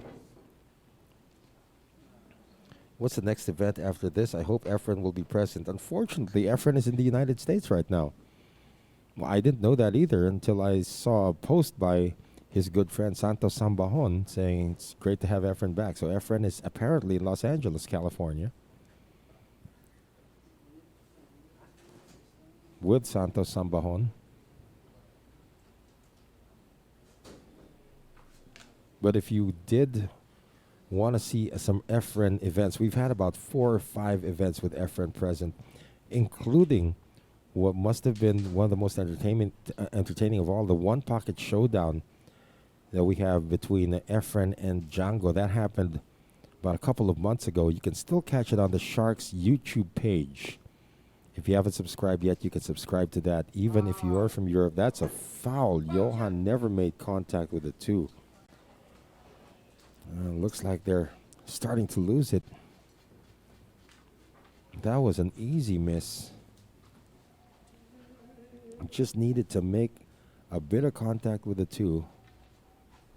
Didn't get it done. Jericho Bañares now ball in hand with a very open layout.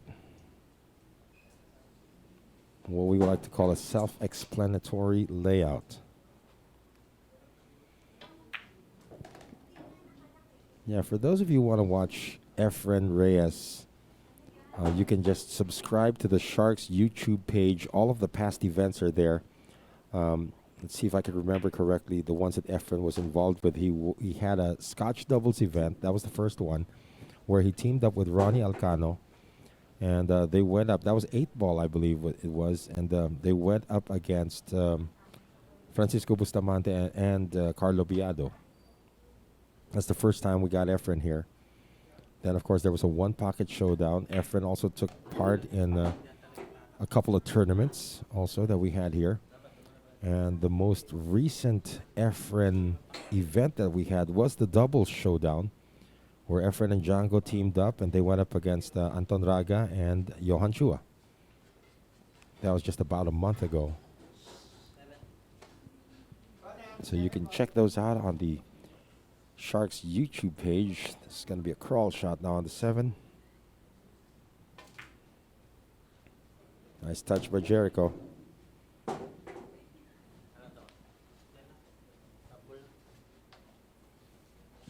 And a series of stop balls here. And doesn't need to stop this. He can just bounce this. Perhaps 2 rails to get back to the 10. No, just needed 1. Maybe would have wanted 2 rails because this is a challenging 10 for Anton. But nonetheless, a makeable one.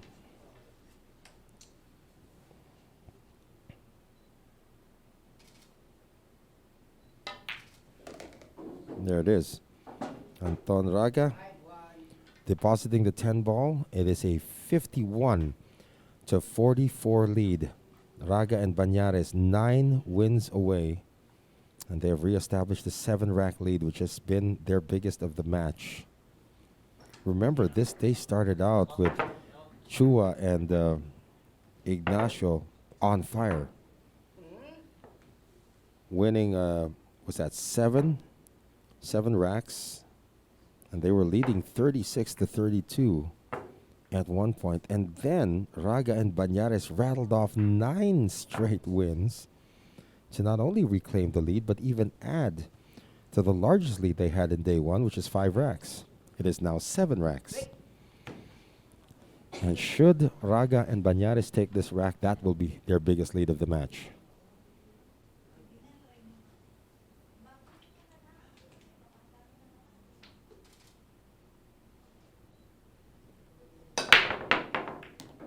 Successful break again for Jericho Banares. As the 6 ball went down, shot on the 1 is available. Open layout once again.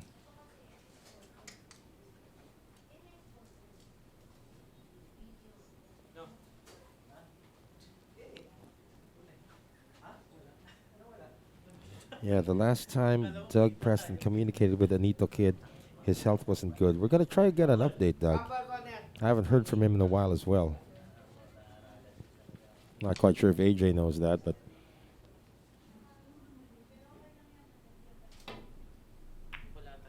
Ooh, miss on the 1. Anito Kid, how is he? You ever hear anything new about Anito Kid? Yeah. Let's see if he's online. Oh, he's online.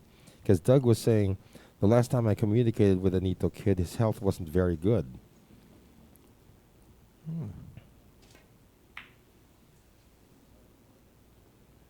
Oh, He's what a doing well. great safety.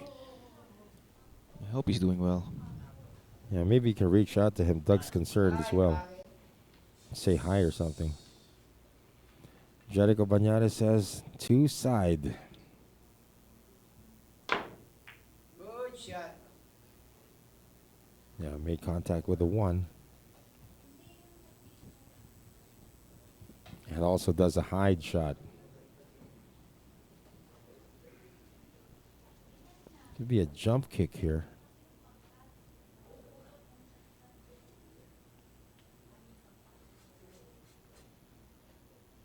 Johan's pickle right here. One ball, corner. And I call the 1 ball in the corner. Could be a jump. Looks like he's kicking. Yeah, kicking on the short rail. Yeah.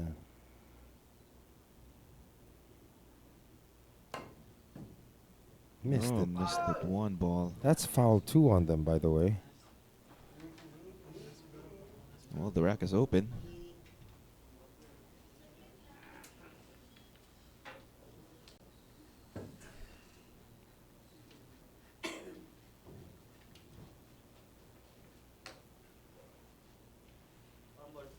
One ball side pocket.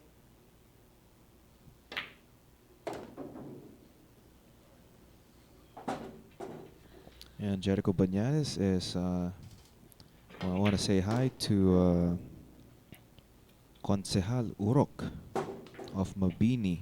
He actually had his phone in his hand before this rack. There started. you go.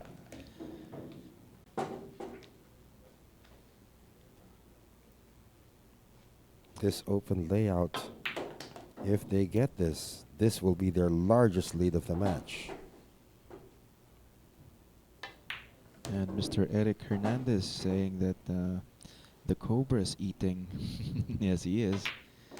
He's eating lugaw. Where is he? Yeah. Oh, he came back? Yeah, he came back. He was eating lugaw a while ago.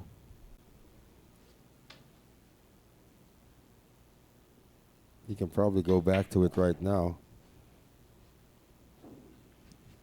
Oh, it's finished. 2 balls away. Ten ball.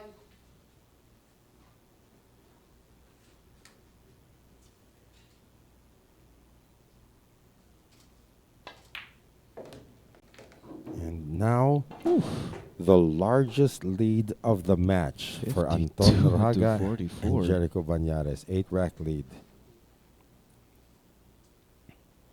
He's going to go back to his Lugo now.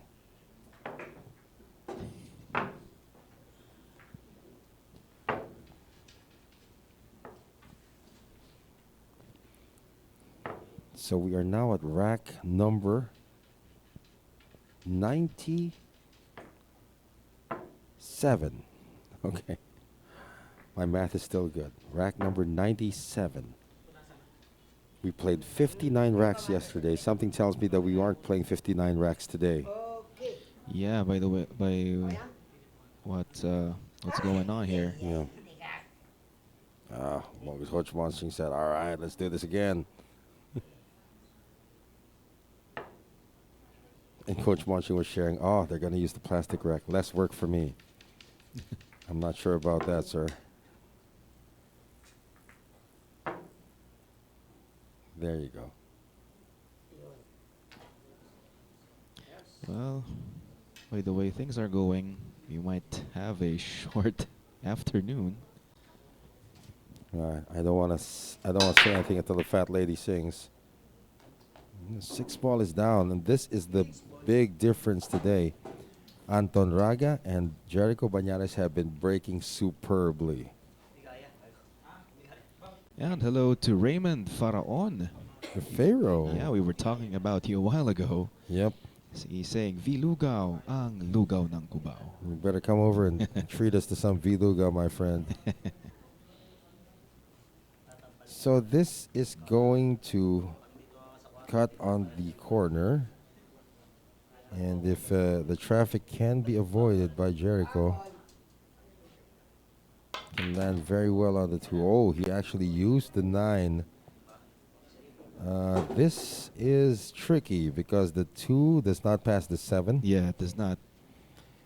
And Anton's going to have to play some kind of a long-distance combination shot if they want to stay at the table or go for a safe. Yeah. Perhaps using the 5.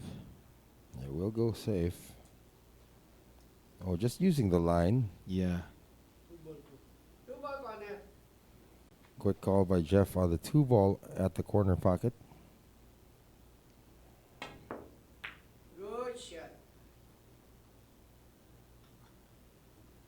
Oh, good result.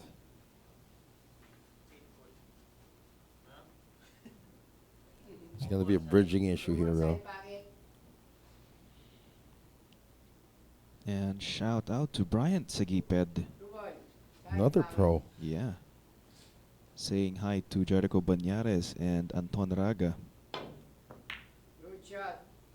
The shot almost made it.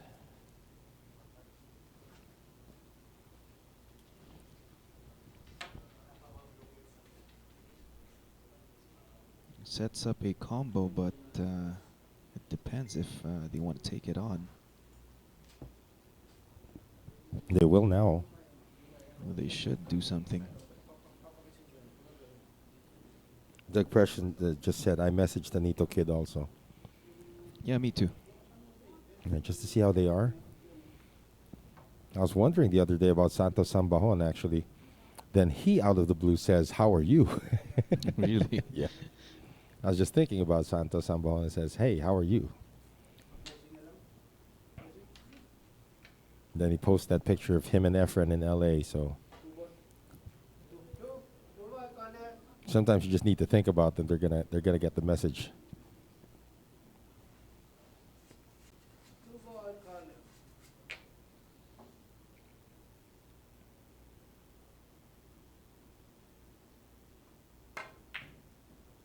I'll try to make it go through. Well, there is no offensive shot on this, though, for Anton Raga.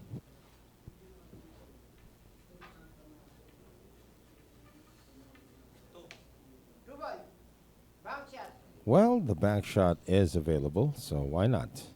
You're up by 8 racks anyway.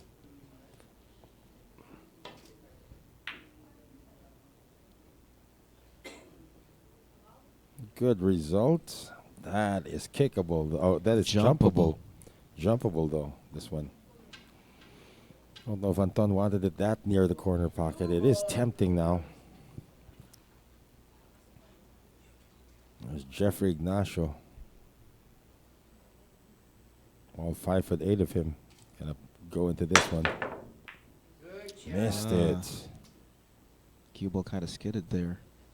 And this is an easy safety for Jericho Banares. Speaking of Jericho Banares, he wants to shout out He's amazing. the Joker from Talisay, Batangas. Who is the Joker? I have no idea, Okay. but according to him, he's the most wealthy man in Kiling. I would like to meet this Joker. Kiling, Talisay, Batangas. He may want some sardines. So there's a Talisay in Batangas as well. Yeah. Because there's a Talisay in Cebu where Anton Raga comes from. Talisay is almond, right? I'm not sure really. Good two-rail kick. Coach Monchi Mystica saying, good Good shot. shot. Yeah. That is a choo-choo train, as Levan Corteza will say. Look at that. That's like the alignment of planets. Yeah.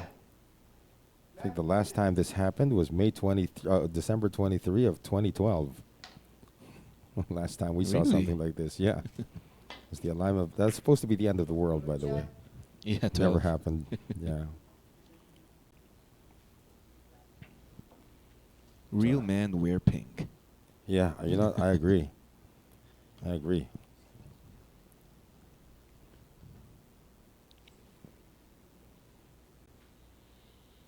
That's a swerve coming up, though. Two-ball corner. I'll call it 2-ball in the corner.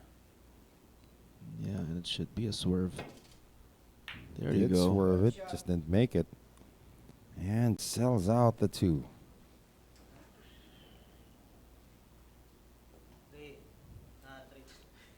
Two-ball corner. Sumasabla. And Christopher Panares is saying hi to all the folks in Tabunok, Talisay City. Talisay is the hometown, of course, of Anton Raga. Ooh, clutch shot there by Bañares. Look at the prep on the 3.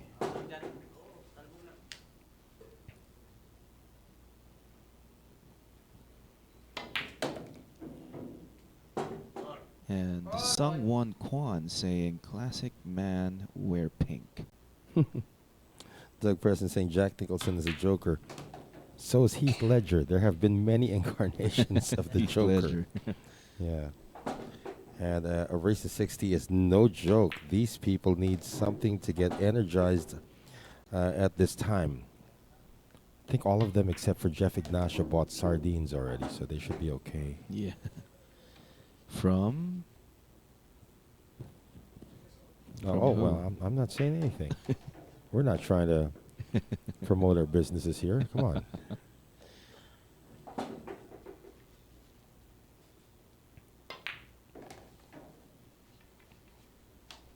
This for a 9-rack advantage.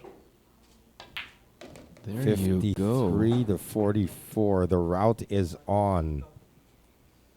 Maybe because Jericho is wearing pink? I'm not sure, but you know, the way this day opened, you would think that it was Jeff and Johan about to obliterate That's right. Anton and Jericho. I mean, they were down. They won 7 of the first 10 racks. They won 7 of the first 10 racks. That's right. Then when the score was 36 to 32, they were up by 4. A 9-0 run for Raga and Banares, punctuated by 3 combinations on the 10 ball. Yeah, when you start to come in, Yeah. things changed. I don't know about that, but From Hangis, someone predicted yesterday that Jericho will wear pink. And yeah, that's right. Jericho is wearing pink today. I remember it was Johan and Jeff saying, "Hey, what will we wear tomorrow? Are we going to wear our tuxedos to the game? Our national team tuxedos?" And Johan wasn't even paying attention. This is The 3 ball's gonna good, go in. and that's a fortunate kick. Really, that was supposed to be a dry break. Yeah. So even the luck, as we mentioned, has been favoring these two gentlemen. They may open with a 1-5 combination. Now they're going to go 1 ball away here.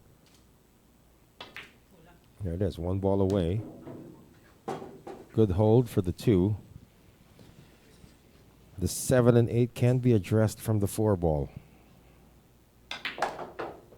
This is what's going to happen next. Because of the angle, Anton's going to run into the 8 ball and free the 7. Nicely done. And everything is out of the open.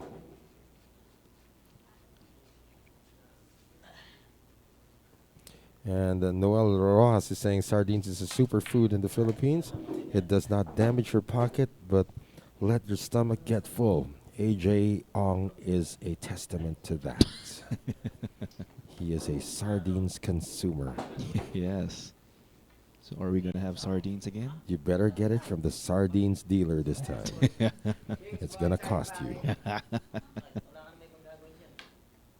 Well, who would that be? I wonder who. And we have Revo David here, rushing Jericho Bañares. Was that? He's rushing Jericho Bañares, saying that they have places to go. Oh, really? Yeah, I wouldn't put it past Jericho to actually have plans tonight. I wouldn't. Well, he comes up short on the 8 because he was rushing. You know, really, I wouldn't put it past Jericho to have like a full schedule. I mean, he has things to do in the morning, he has things to do in the afternoon, and he has a lot of things to do at night. So Anton might have to play a bank. He can still go for the side pocket if he chooses. Yeah. And maybe run into the 10 as well. Or just draw and avoid the 10.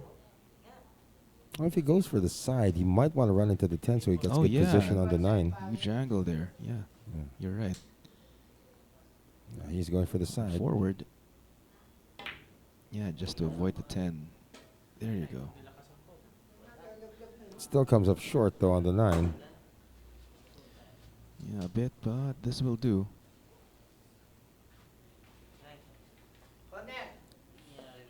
So Jericho's going to take what we call the pregnant shot.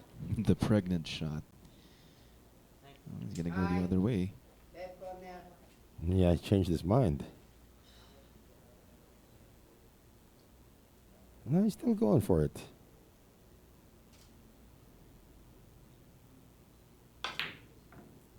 Oh, wow. Mumugation. Hey, that mumugation could be a turning point in this match. It could. Because if he had gotten that and Anton got the 10, that would be a 10 rack lead. That's like psychologically damaging already. That's right. But being down 9 with a gift and breaking in the next rack, it might be like a rallying call for Johan and Jeff. Yeah.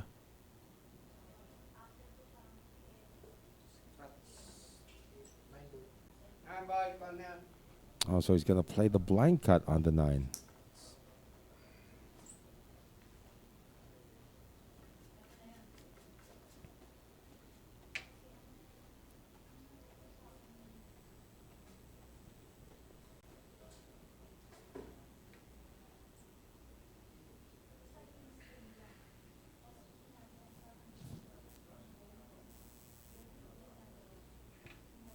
This is important. Because if they don't get this, that's 2 balls away from a 10 rack lead. That's right. They get this, they're down 8 and breaking, they still have a chance. At least in the mind of Johan.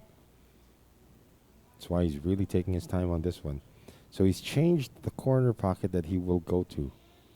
He'll go to the right corner pocket. Nicely done. Friendly nudge. Yes, Very it is. friendly nudge. There you go. So instead of being down 10, they're just going to be down 8 and breaking in the next rack. 53-45, rack number 99 is coming up. And you have to remember, whoever gets to 60 is going to win today. It is a race to 60. Yes. Raga and Banares still have 7 racks away. racks to go.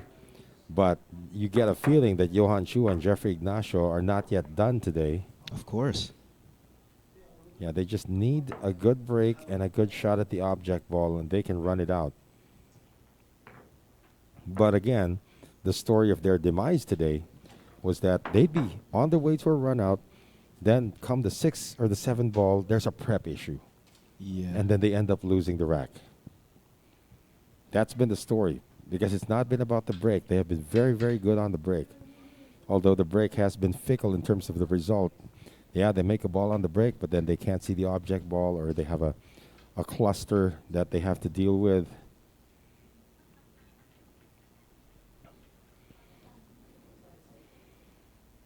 So Jeff Ignacio, 28 years old. He's going to be breaking now. Rack 99. There's the 1. 2 does not pass the 4.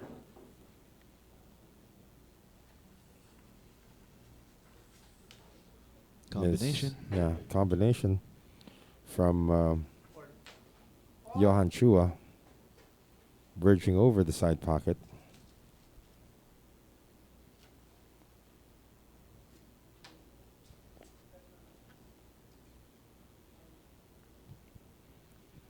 And Noel Ross is asking, how much are these guys playing for? They look so serious about this. Well, as I was telling the players yesterday, they wanted to share me how much prize money it is, but I said I don't think I'm privy to that. They said that it's a lot of prize money, but I know there is prize money. Just don't know exactly how much, but it is enough to make them play very, very seriously. Yeah. And at the same time, of course, they do want to showcase their wares, being live on television in Germany and the rest of Europe, perhaps on the Reelive TV network. And live all over the Philippines as well, in the Sharks page. So they just want to showcase their wares. Maybe they get opportunities to play abroad very soon. It's one of the reasons why we also do this, not just for your entertainment, which is the prime directive, is actually also to expose these players to international scouts who may be interested in bringing them in. Yeah. Wish that worked for commentary, though, right? We talk like this all the time. Hopefully some international scouts say, hey, who are those 2 clowns from the Philippines? Let's get them to work for us. Well, at least for you. Well, 2 of us. Come on. It's a team thing. And Princess Aliza Esguerra is saying, maganda break nila Anton. It means Anton's break is pretty good compared to yesterday. And it's hard to come back, or it's hard to catch up from this kind of a deficit. Hey, we can even be interpreters, see? Read that in Filipino, translated it to English. There you go. 10 ball. This is what they need. Yeah, back-to-back wins for the first time in a long time That's right. for Johan Chua and Jeff Ignacio. Lead is down to 7. All right. 53-46. If they can be as consistent with their break as they have in the last rack, that we could be in for a long one again.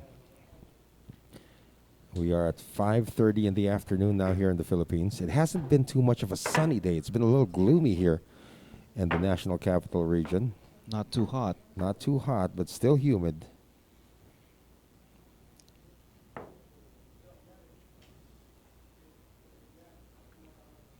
And Coach Monching now. Again, you want to learn. I'm sure Coach Monching has a list for you of people to greet. Did he give you anything? I think he forgot. Oh, my He was goodness. supposed to give me a list. Yeah. He was looking for you yesterday. Where is AJ? He's the one who reads all my greetings. Well, I'm going to ask for his list later. Well, too late, right? Well, we still have, what? How many Well, let's see. racks? Let's see if you can actually go down there right now and just say, "Hey, coach, where's the list?" Well, I think I have the list here. Yeah, that's your problem from now. the previous okay. event. I doubt if it's still here. Yeah, it's not here anymore. Yeah. Here's the break. Rack 100. Again, successful on the break. Oh, look at that. The 1 ball gets kicked in. Now, fortunately, the 2 ball is seen because, of course, they'd prefer to have the 1 ball over the pocket so they can control their destiny. There's a 3-10 combination. Do they hold for this? No, they do not.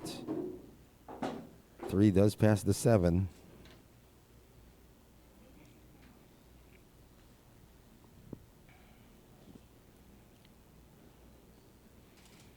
And Noel Rojas is saying you guys are the best commentators.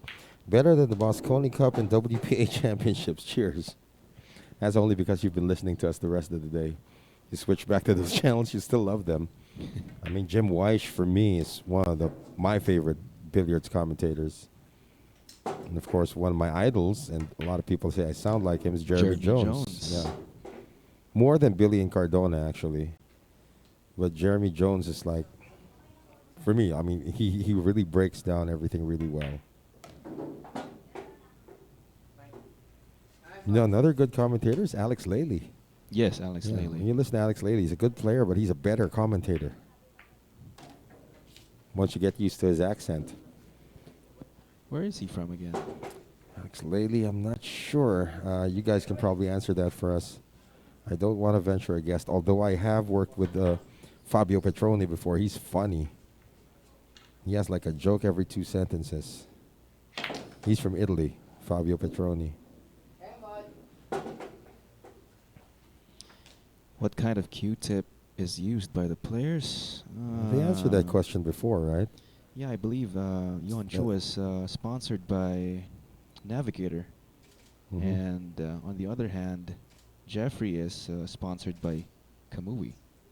Okay.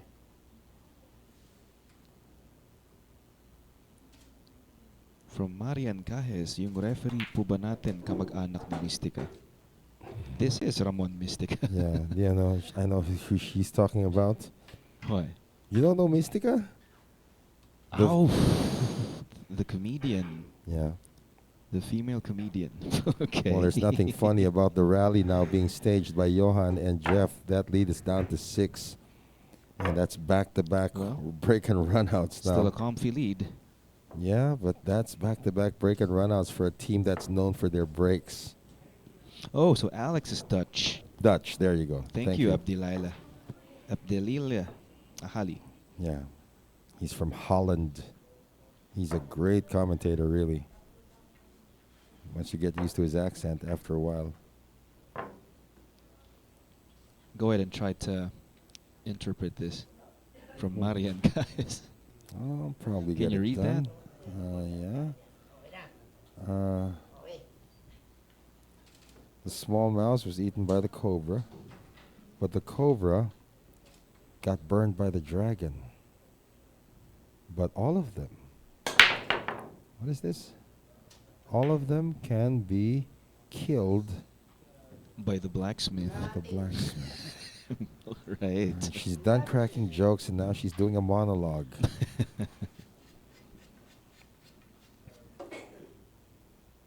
Dry break.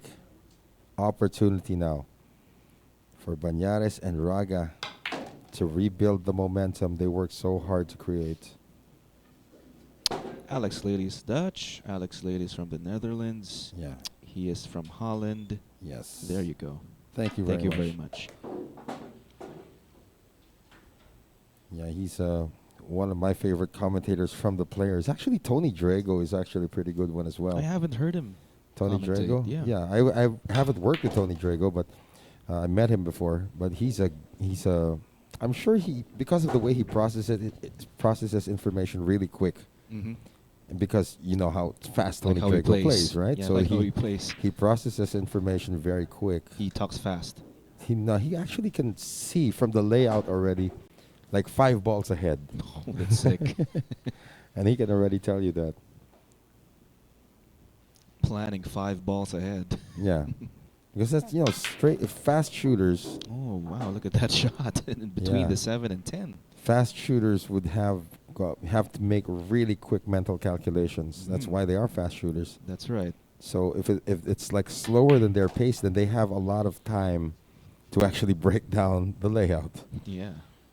Because if you have Luke Salvas, it's hard. You can't break down a Luke Salvas rack. Because by the time you end up, talking about the 3 ball, he's already at the 7. That's how fast he plays as well.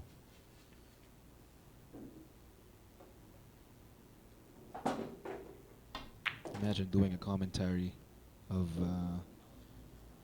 Luke Salvas versus Tony Drago. yeah. You just sit there, Drago to break, and then you just watch. Exactly. 9 ball goes down. Tony Drago takes the rack. That's it. You can't that say quick, anything. That You- quick, huh? Yeah, you can't say anything. Well, fell a bit short here for Anton Raga. Anton Or just over. Needs, yeah, just needs to pot this. He's done this several times today, Oh, but not again. now. No, not this time. Okay, did he leave an easy shot now for Johan or Jeff? Not the easiest of Oh, this looks so makeable 10 though. ball. And Johan says, no, I'll take He's it. gonna bank. He's going to bank it, huh?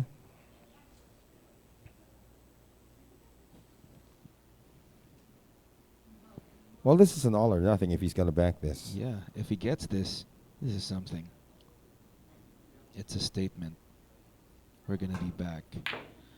Nope. Oh, Nope. guess It's- not. It's not going to come back either. And that's going to be goodbye. Jericho Bañares now increases the lead to 7 once again. But how big was that 10 ball? If that had gone down, the lead would have been only 5. 5, yeah. That's a manageable gap. Now it's back up to 7. Well, it ain't over till it's over. Let's see. So, Anton and Jericho, 6 wins away. Yeah. And Johan and Jeff 7 racks behind.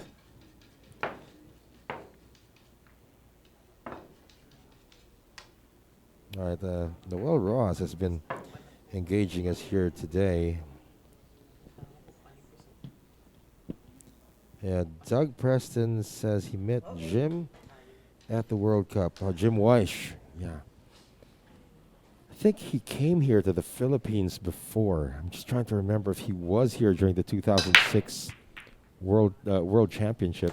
9 ball, 1 ball go down. And a shot on the 2 for Jericho Bañares. I'm trying to think because he's such an idol of mine, Jim Weish. I don't know if I ever got to meet him or if he ever came to the Philippines in 2006. Doug Preston says, yes, Alex Lely is from the Netherlands. Can you name the nicknames of these guys? Earl Strickland's also good at commentating. I actually never got to meet Earl, but I heard he's really good as a commentator. Just to let you know, the guys at the table, the guy stroking right now, Jericho Bañares, his nickname is Panday, which means blacksmith. And his partner, Anton Raga, which his moniker is the Dragon, obviously. And and their opponents, Jeff Ignacio, is called the Cobra. And Johan Chua has 2 monikers, depends on where he's playing. Internationally, Johan Chua is known as the Bad Koi, which is a fish. In the Philippines, he's known as Bubwit, or small mouse. Hope that answered your question. I'm sure AJ's monitoring there on the Sharks page. Yeah. Hello to Tots Ventura and Migs Alvarez.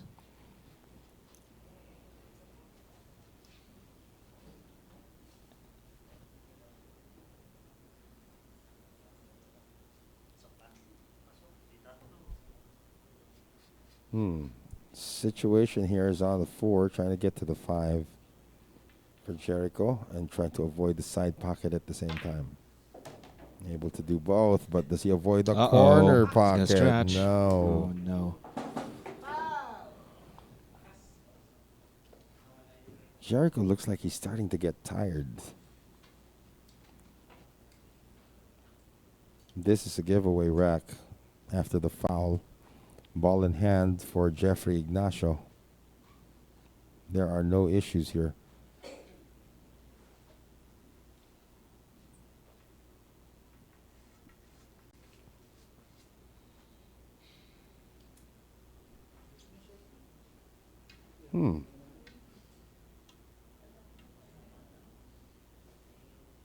So he's going to go off the long rail.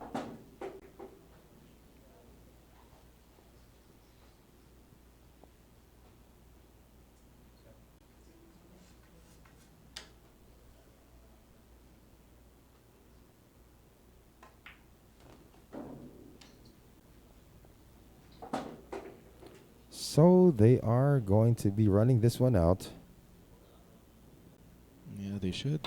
And it's going to go down to a 6-rack advantage once again. But at this point, Anton and Jericho are saying, all right, let's just trade racks. It's not a problem for us. They are up. Hey, boy.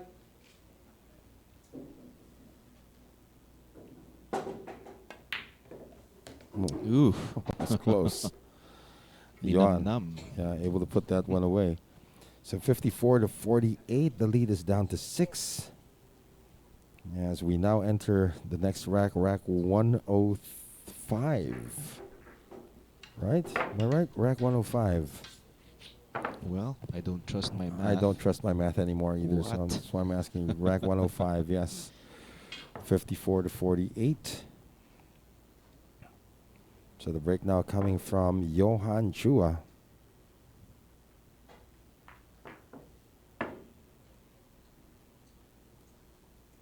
Teamed up with Warren Kiamko as his doubles partner during the 2019 Southeast Asian Games.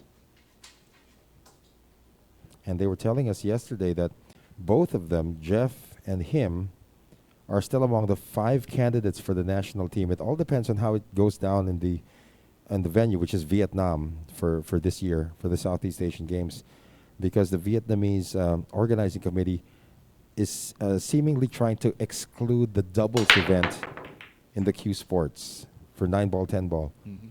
They're trying to exclude the doubles as the 2-ball goes down. If the doubles event is excluded in the Southeast Asian Games, the Philippines will only be sending 4 men and 2 women to represent the billiards competition, to represent the Philippines in the billiards competition. But our national team right now has 5 men as candidates. Jeff Ignacio, Johan Chua, Carlo Biado, Warren Kiamco, and now Dennis Orculio. Oh. So the 5 of them will be competing for 4 slots if the doubles event is scrapped in the Vietnam Southeast Asian Games. Now, Johan was saying there's still a chance that the doubles gets included in Vietnam. Should that be the case, all 5 of them are going to Vietnam. Obviously, for the Philippines, just 2 of them, the 2 girls in the women's event. I don't know if they're going to send a 3rd one because I think Iris Ranyola has already declared that she's retired from international competition, which now leaves just the legend, Rubilin Amit, and the youngster, Cheska Centeno, to represent the country.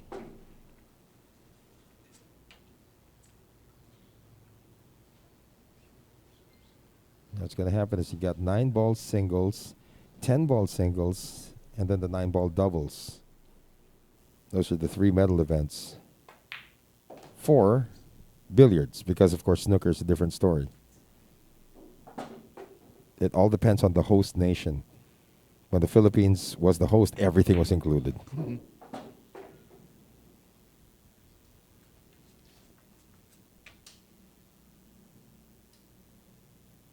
Trying to cut the lead down to 5.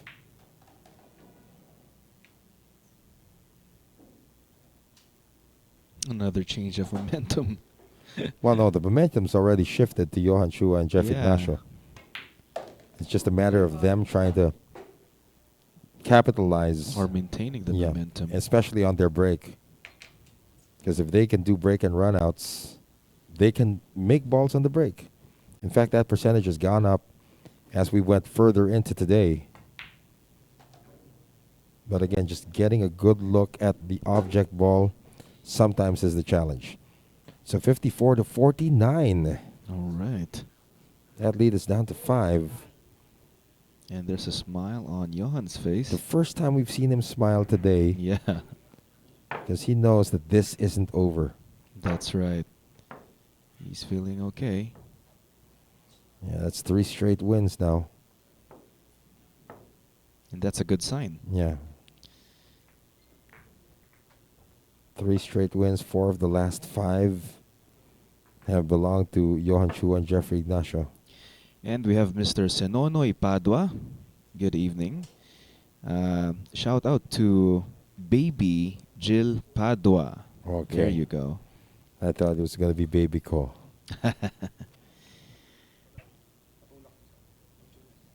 And hello to Elijah Wonderboy Alvarez as well. Mm-hmm. Okay na. Ito yung gusto ko mapanood.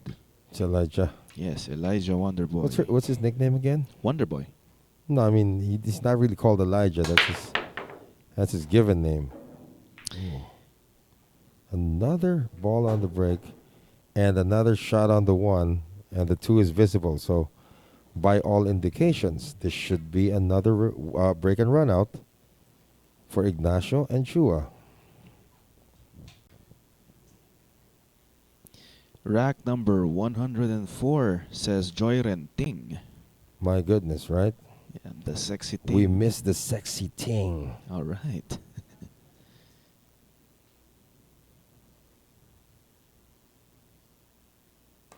Tonight it's Sharks, though. You saw the number 1 and number 2 in the lineup tonight. Sino? Joseph David versus Jesse Gante. Oh, so Jesse's gonna play again. Yeah, but he's going up against the cleavage man.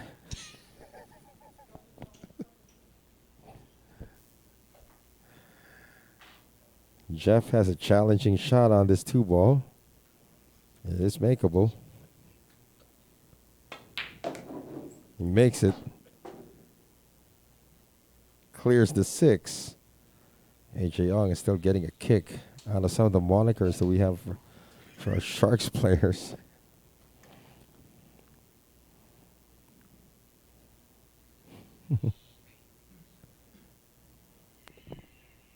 You ask him to tell you that story. Josephine. He's your doubles partner, for crying out loud. He was once, yeah. Against Pinong Mar and Koi Koi, The commissioner. the commissioner. Yeah.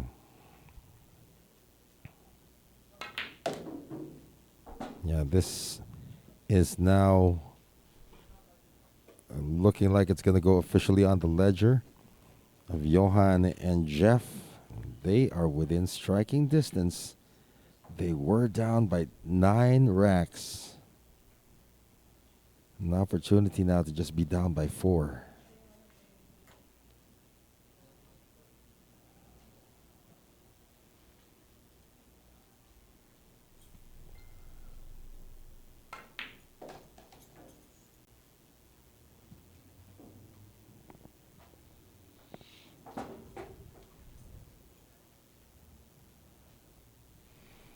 Seven passes the 10.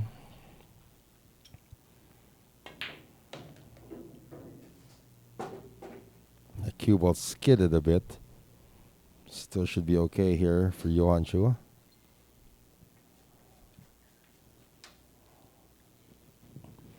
How many comments do we have here?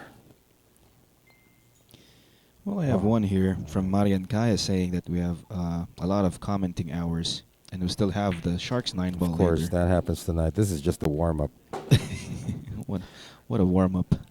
Yeah, Doug Preston, yes, was in the Philippines. Jim was in the Philippines. I met him in the 5 and SM Super Mall in 2006, so I probably did get to meet Jim Weish before. I just don't remember. Doug Preston in 2014. I don't think I was involved in 2014. I was very involved in 2006 World Championship. 2011, that must have been, yeah, it could be. And James Brock is saying, is Efren here? No, he's not. He's in the United States. Just want to give a shout out, of course, to Zira Lane. And Zira Lane is getting a little concerned because her Anton Raga and Jericho Bañares are now only ahead by 4 racks.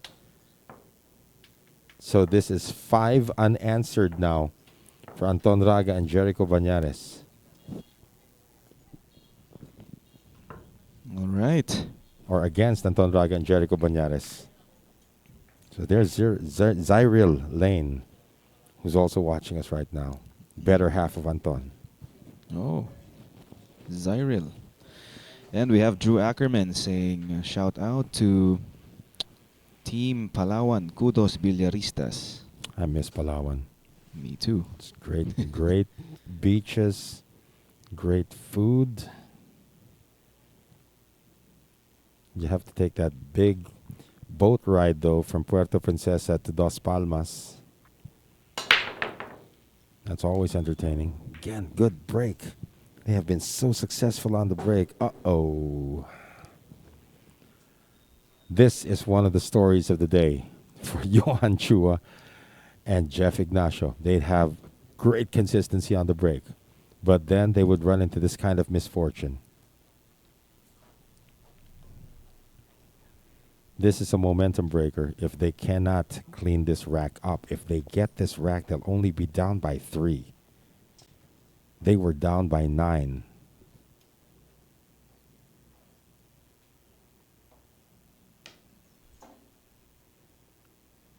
Don't know if a push out is in the option list for this.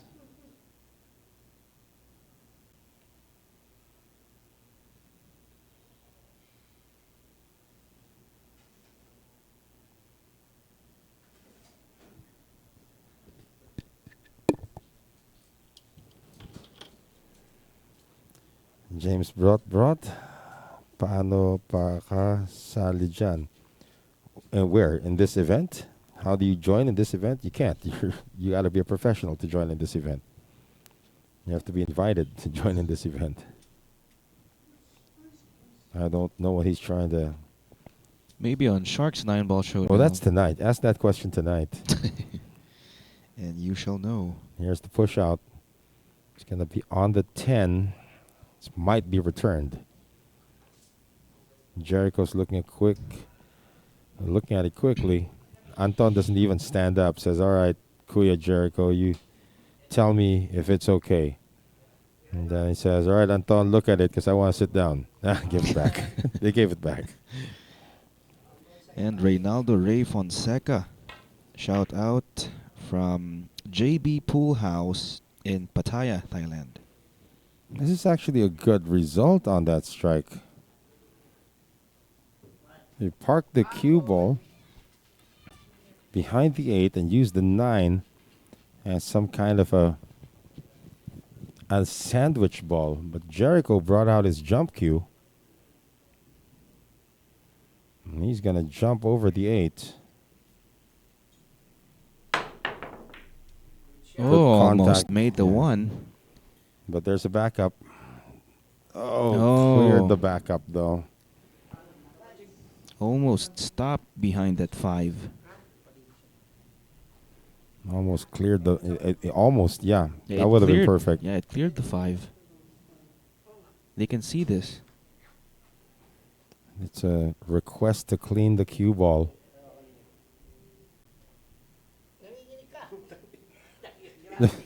And they're using a chalk as a marker. And Coach Ramon Mystica saying that Don't touch Jeffrey's it. hands are shaking. Don't touch it. See? Sabi niya, nanginginig ka. There. He's just supposed to hold the chalk. He's not supposed to hold the ball.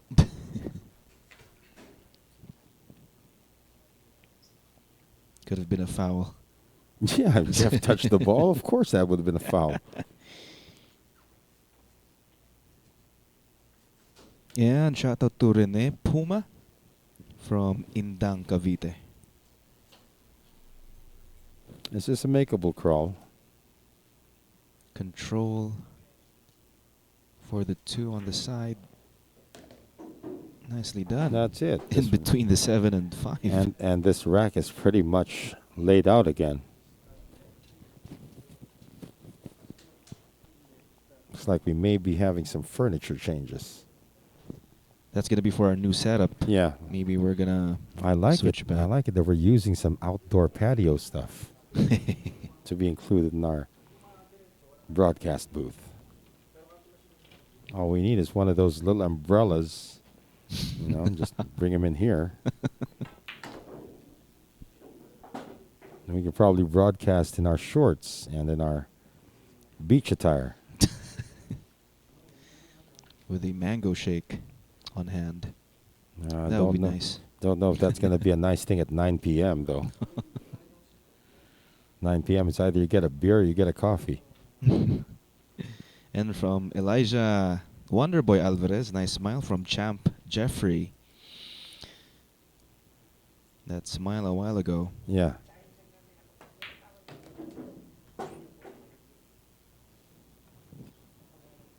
Okay, 4 ball still on the side.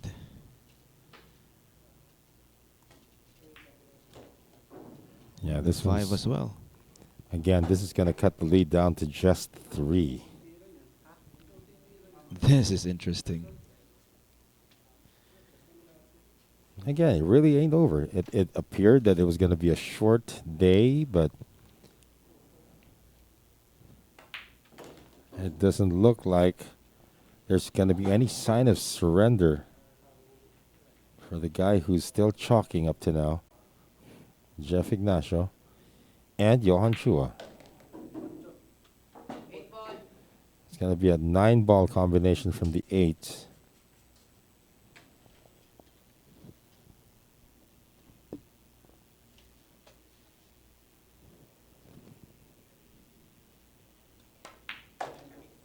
Oh, it doesn't need to be a combination. It went through. Simple journey now from the 9 to the 10. 10 ball. This lead is going down to 3.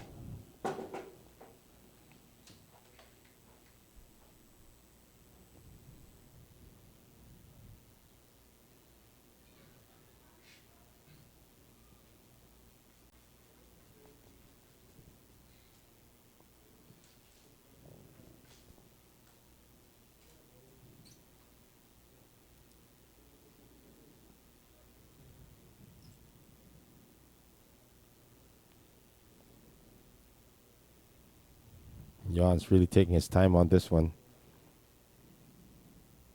to cut the lead down to 3. There it is. There you go. 54-51. The rally is real. Mm-hmm. Hey.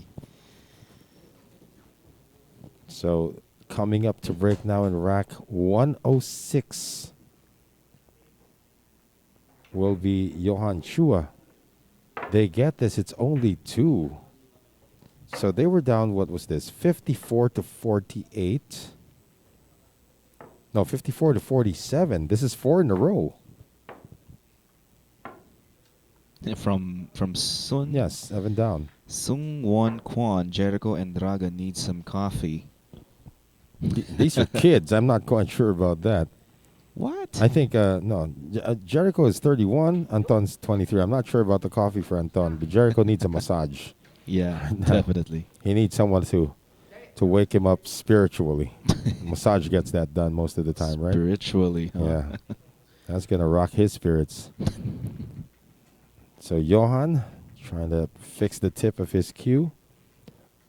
This is his break cue.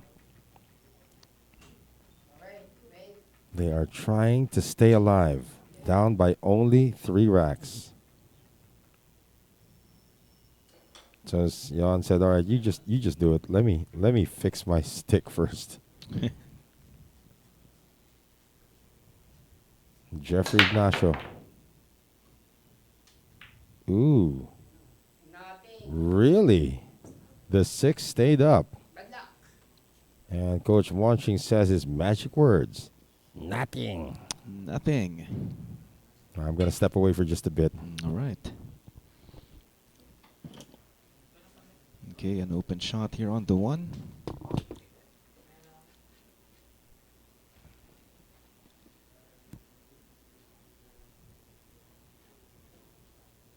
One ball.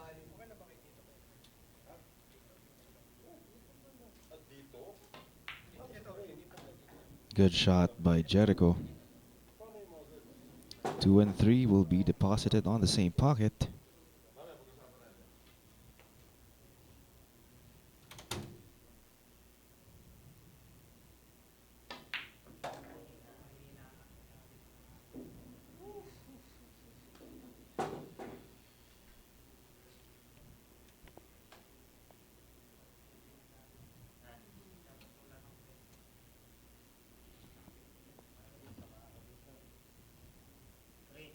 Three ball.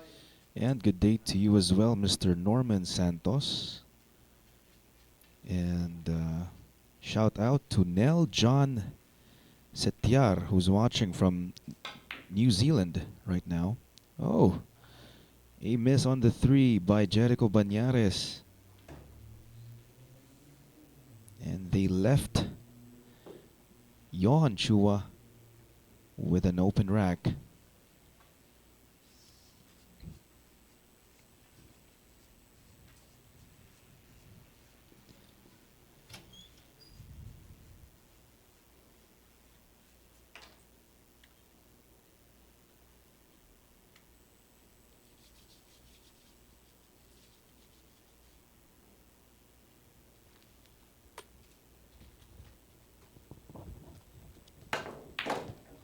Look at that shot. Ooh. A bit short, or very short, but if that cue ball lined up for that 4, that would be one heck of a shot.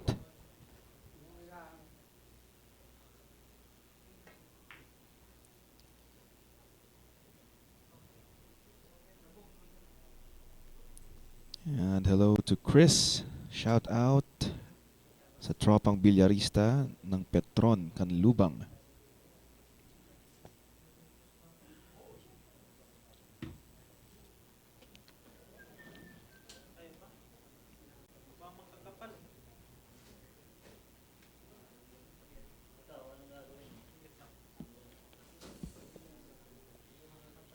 Well, they still have part of the 4 here between the 7 and 5.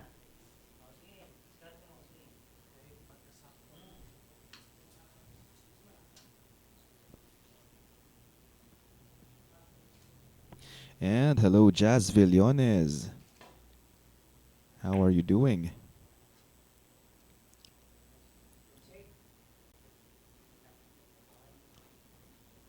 And Jazz is saying hi to Jeffrey and Johan.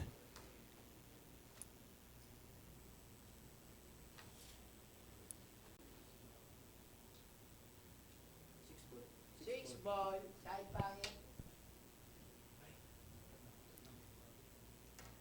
And Mr. Tochi Azares saying that the maestro, yeah, the maestro is really strong. Mas matibay pa talaga sa baka itong si maestro.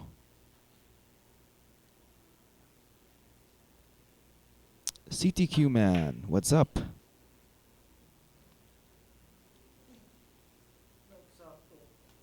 CTQ man from Connecticut.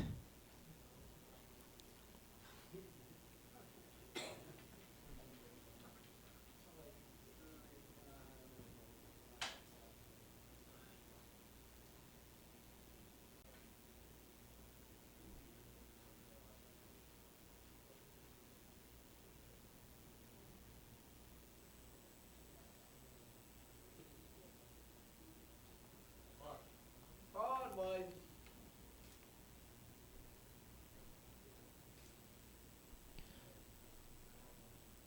Looks like he's gonna swerve. Oh, look at that. So he can see that ball in between. Nicely done.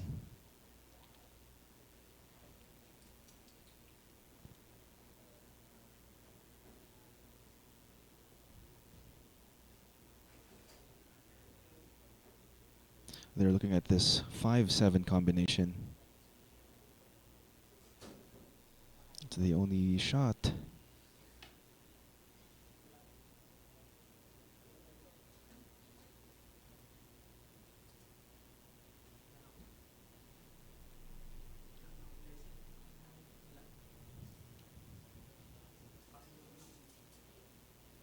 It's the only available shot.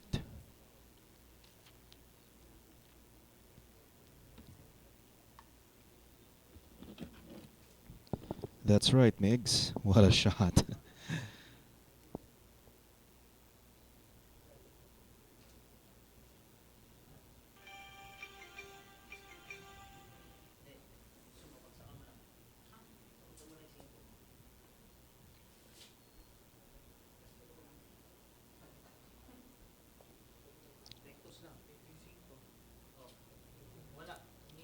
I guess they're not taking on the combination here. Kahit pumita siya, nandito yung simple. Or are they thinking where the 5 will land afterwards? Saka mo lang.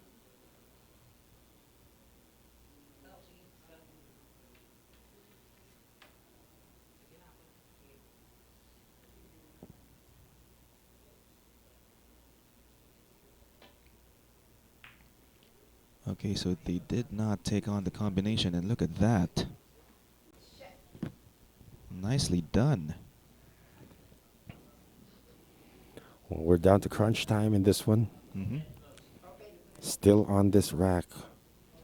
Rack number 106.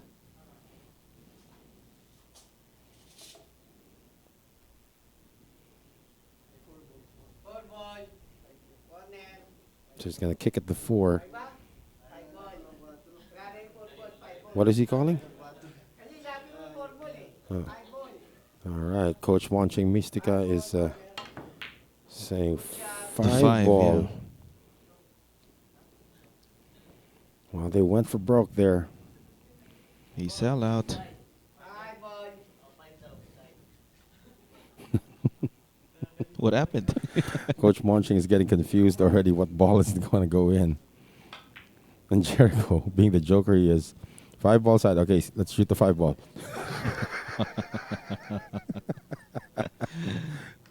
And he said it with a serious face, too. All right, let's shoot the 5 ball.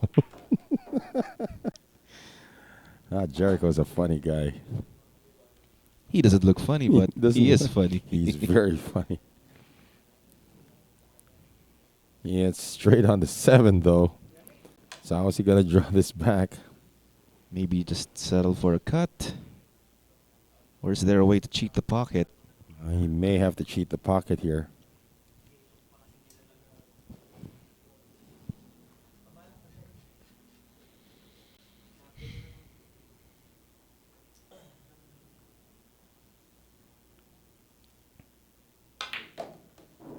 That's risky. Took but it on. it was worth it. Yes, it is.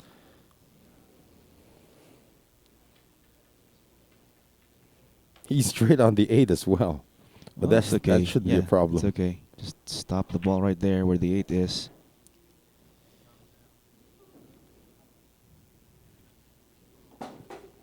Yeah, they're taking extra care now. This will be their first win in about 30 minutes. In over half an hour. Handball. Yeah, the last half hours belong to Johan Chua and Chua-Ignacio. There you go. 55-51. 4-rack lead. 5 wins away.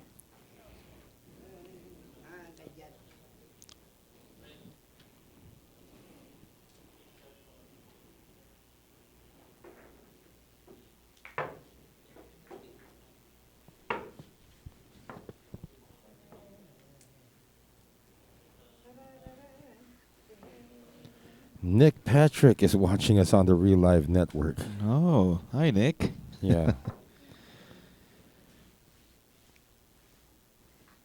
Nick Patrick has been with us since Christmas. yesterday. Since Christmas. Yeah, Nick's been one of the loyal followers on both the Sharks and the Reelive TV network. Yeah. Thank you very much. You know, we should have like a Zoom party with our With everyone. foreign visitors, right? Yeah. We should do that. Not even just the Americans, even the Filipinos and everybody. Just get to know everybody. I'm sure you guys have a lot of stories, and that is one of the trends now, right? Having a Zoom party. Maybe on the anniversary of Sharks. That would would be a good great. plan, Yeah, right? right. Like the day before the anniversary, or on Halloween night. Can't wait for the costumes on Yes. Halloween night.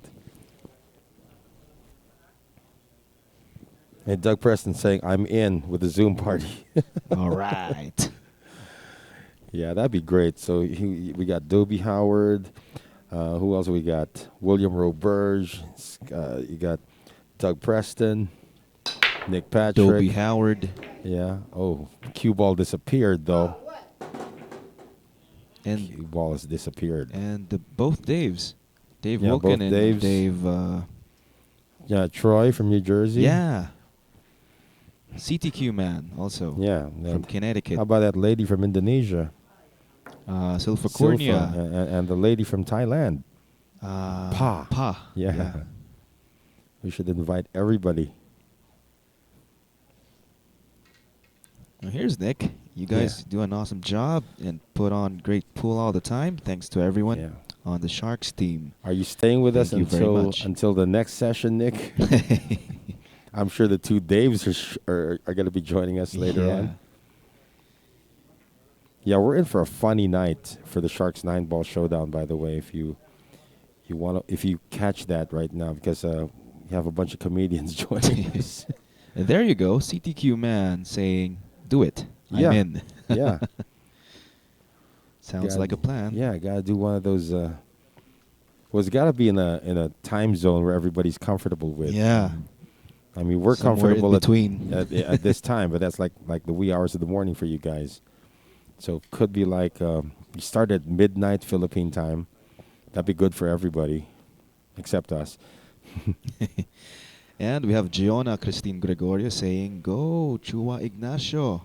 Come back, please." And Chua-Ignacio are down 4 racks right now, but they do have an open layout here in rack number 107.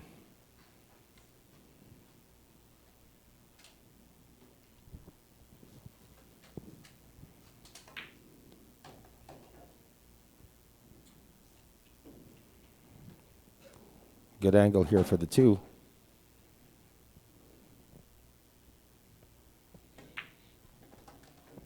So they'll elect to take the 3 as a long crawl. Does it still pass into the side? But there is no benefit taking into the side.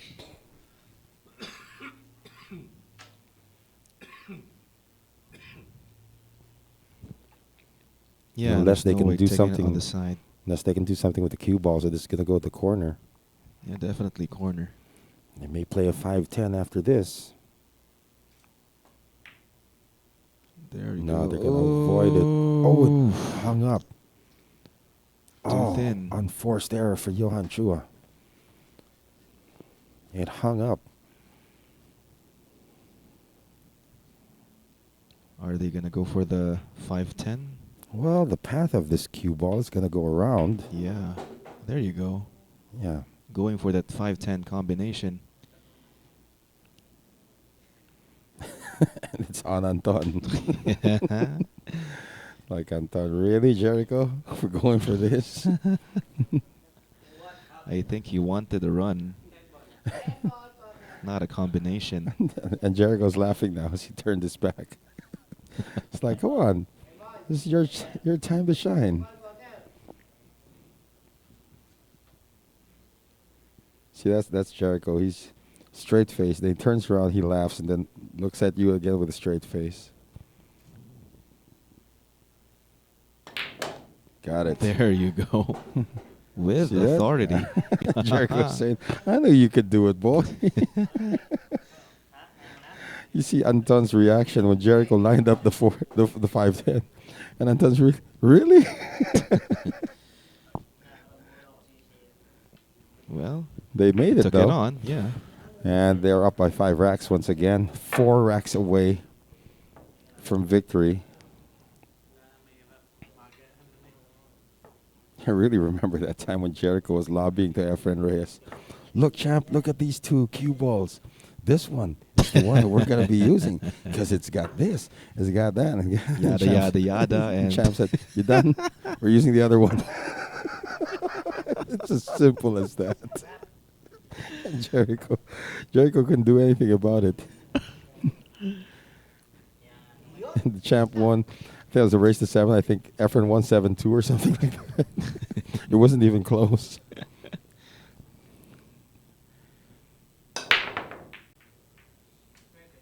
Nine down. 9 ball.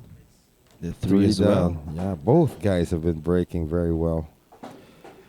Could open with a bank shot here on the 1. Who's that? From Doug Preston, I'm going to bed after this match. It's late here, like 3:15. Yeah. Go to bed. When you wake up, we'll still be doing the Sharks 9-ball showdown. Well, that's on the Sharks page. Yeah. I don't see any problems taking this bank on. There are benefits to it.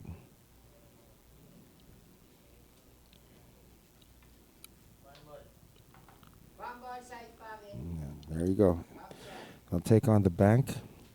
Bring the cue ball up to take the 2 balls straight into the corner. Oh, he missed it. Well, backup plan. There's a backup. Called it just in case. Yeah.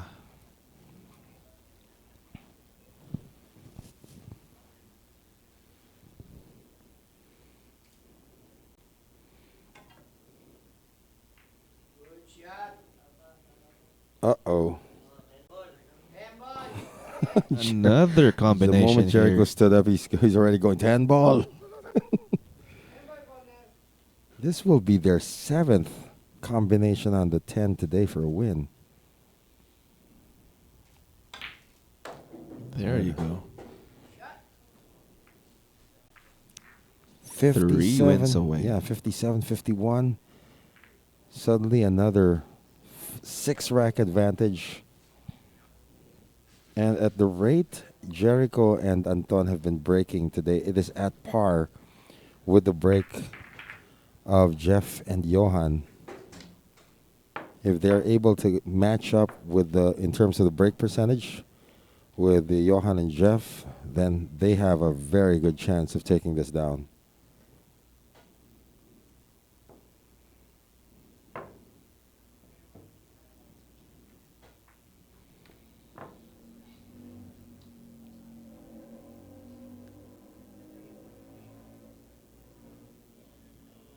Okay na.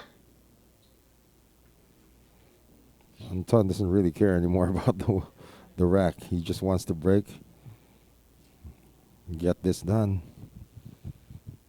You know, if Anton Raga wins today with Jeff or with Jericho Banares, that'll be 3 straight victories here at this table Yeah. in 3 different events for Anton Raga.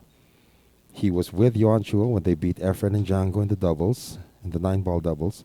Then he beat Johan Chua in the next event. And now he's on the cusp of another victory. That'll be 3 in a row. 6 ball goes down. No shot on the 1, though, for Jericho Banares. Oh. Oh, it's okay. He knew where it was. Coach Monching is human after all. And he spotted it exactly where it was. There's your push out.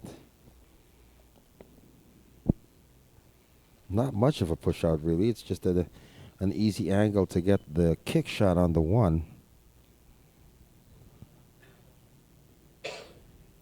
They're sending it back.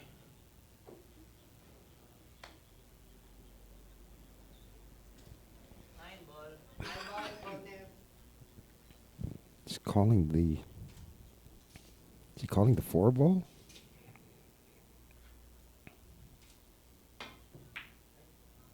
Good. Well, it's a sellout, though. Yeah. Not quite sure what Jericho had in mind there.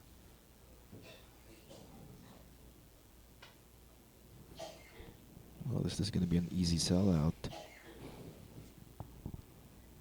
That's the question. Probably for the 1, but getting to the 2 is actually supposed to be the challenging part.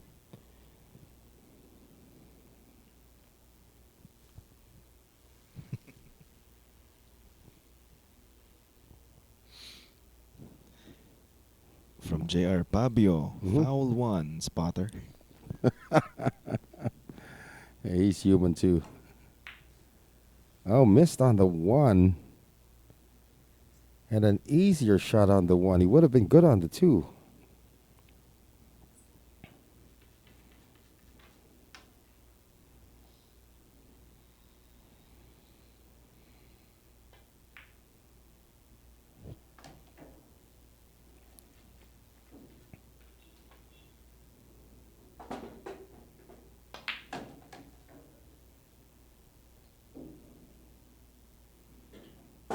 Everything's lined up pretty now.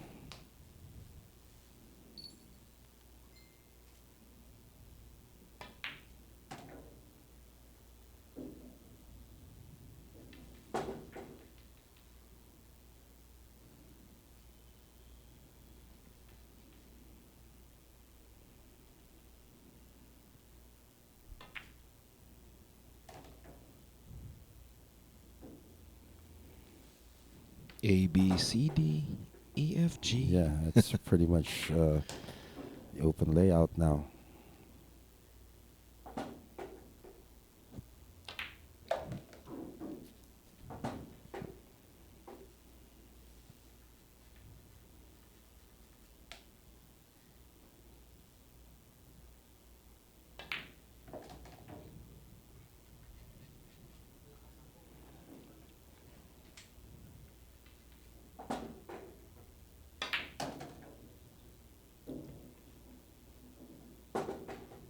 Standby. And they're going to be 2 wins away for the championship.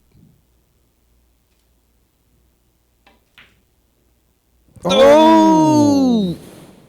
Standby. Was that a nasty? Oh, well, no, yeah, pretty much it was, but Anton took his eye off the ball.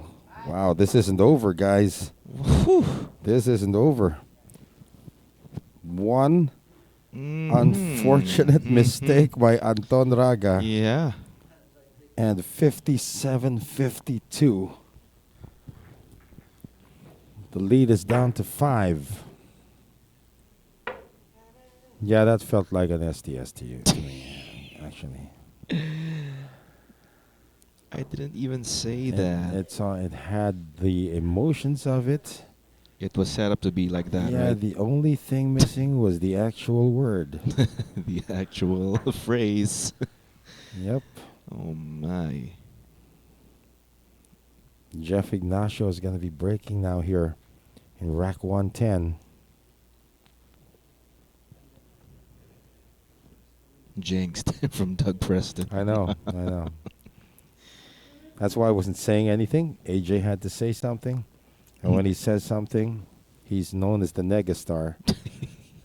And from Nick Patrick, does that count as a mumugation? Yes. Yes, it was a mumugation. A super mumugation. Created by the thoughts of one person here.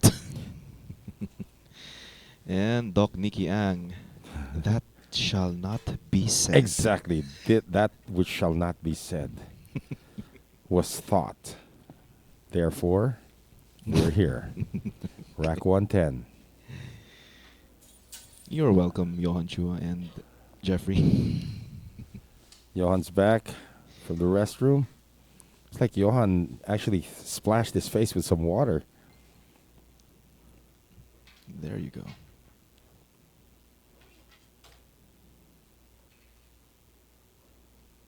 So Johan Chua, rack 110. They're still alive and kicking. They can still control their own destiny.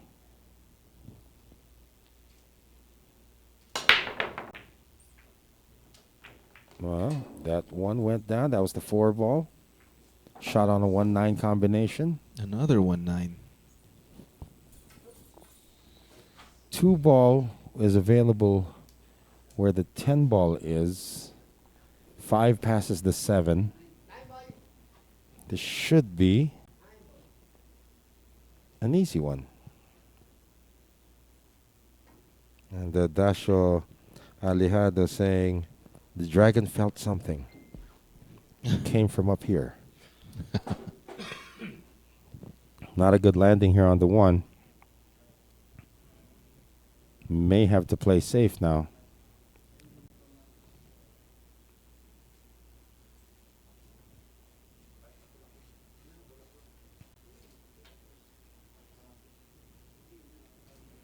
I think Johan's going to have to... Oh, he's going to send the cue ball down instead of the 1 ball.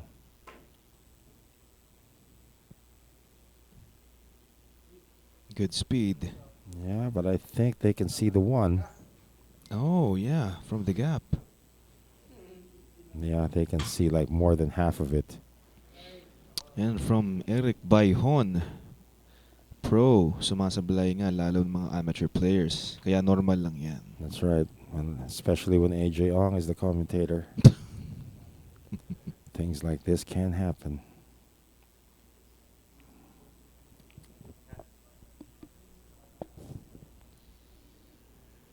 Hey, Doug, are you really ordering sardines? Come on. How are we going to send it there? Let's see about this one, because it does go past the gap in the alley, so that makes the one makeable. I think they're thinking about how they're going to land on the 2-ball now.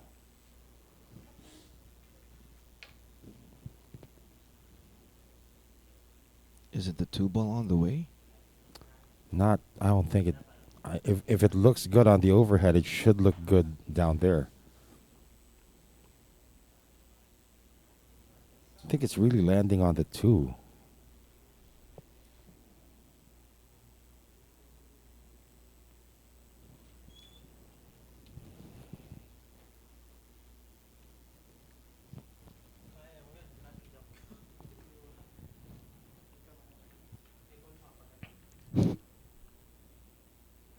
What did he say this time?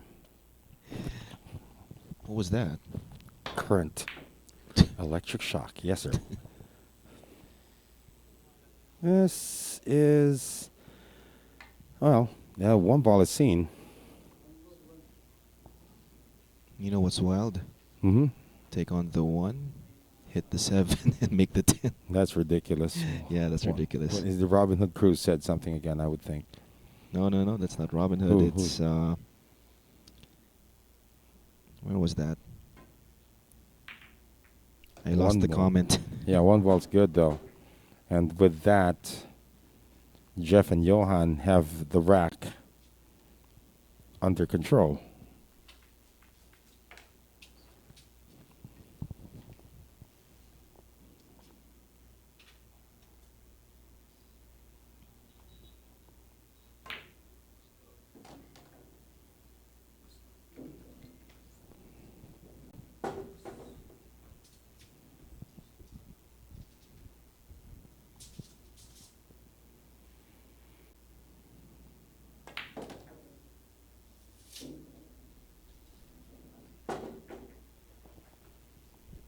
Good line with the 5 to get back for the 6.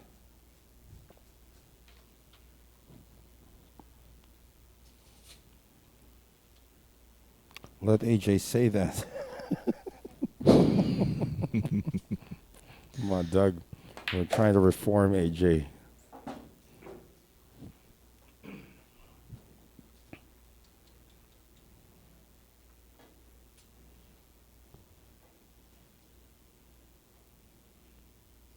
Stretched out over the table without an extension. Not a good idea.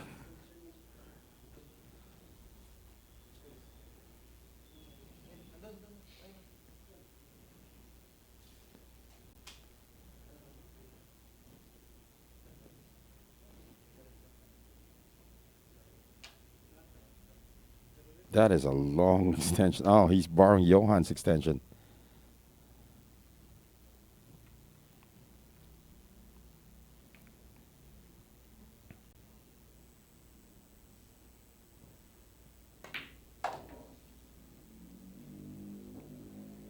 Nice landing. And again, by all indications, especially with this angle on the 7, it'll be back-to-back wins for Johan and Jeff.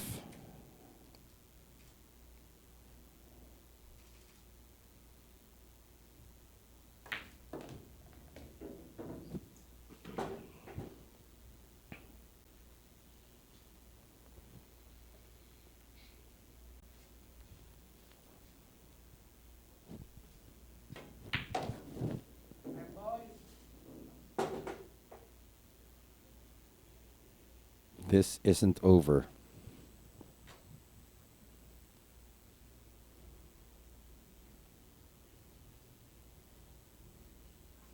Is it Johan who's been playing with his extension all throughout his career? He started out, he had the extension, he played with it, or was it Anton Raga? With an extension? Yeah. Just kept it on the whole time. Really? Yeah, one of those Didn't two notice. guys. Yeah, Didn't one of those. notice No, that. not anymore. But when they started out, oh, extension. Oh, I like it. It's heavy, and they kept it on. Well, I do. Yeah, a lot of players do actually. 57, 53. I think Shane Van Boning actually Yes. never yeah. took off his extension. And who else? Uh, the Eagle Eye, Jason Shaw. Yeah, because you like a heavy stick sometimes. Yeah, and it suits taller players as well. Yeah, yeah. 57, 53. Lead down to 4. Johan and Jeff still kicking in this one. And they will be breaking here in rack 111. And from Eric Bayhon, don't say it's over till it's over. That's a song, right? And from Tochi Azares, the drama continues. Yeah, what is the maximum we can have here today? Is that 119 racks or Yeah, something? 119. Are we? Is my math correct? Yeah, yeah, right? I don't know. I don't want to try anymore. 4 ball. 8 balls following. 1 ball as well. It's gonna stay up. No, but that's good news that the 1 ball Yeah. stayed up. They're going to have a better angle on this too. Yeah, I think 119 is correct. Oh, yeah, Earl Strickland also Yeah. It's nice to have a heavier cue stick. with finger extensions as Mhm, well. mhm. Finger extensions, and I think he wraps it with something, makes it more thick, makes the handle grip more Yeah, thick. probably like a leather strap or something like that. Yeah, or a towel, I guess. As I know that some of our players, especially the pros, they do have that leather strap on their butt, and then they sort of have a hard time controlling it because of the air conditioning in this place. Sort of gets slippery after a while. Conference here between Chua and Ignacio on how to carry on with this rack. The 5 ball actually plays as a combination for the 10. I think they're discussing whether or not they're going to take that out and try to break that up. Oh yeah, okay. So he puts a tennis racket wrap. Oh, that's interesting.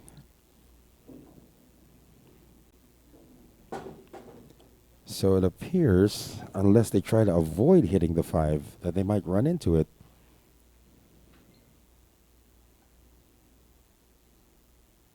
Oh yeah, thank you for confirming, Nick. He did have a hand towel taped with electrical tape at one time. Oh, okay, so Eklund Kachi also.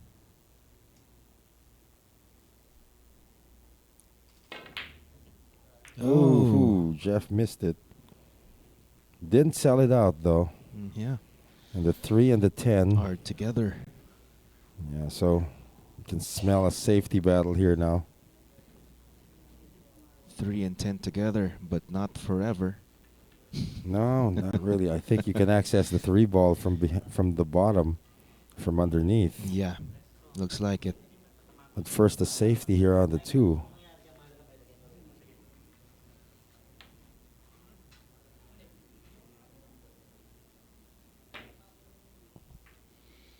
Well, he got there.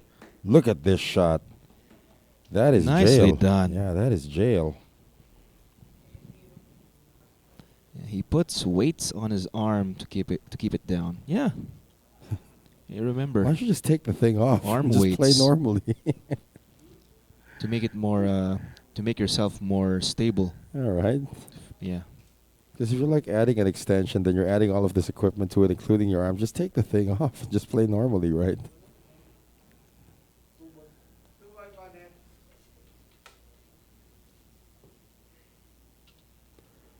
Might be going just one rail on this.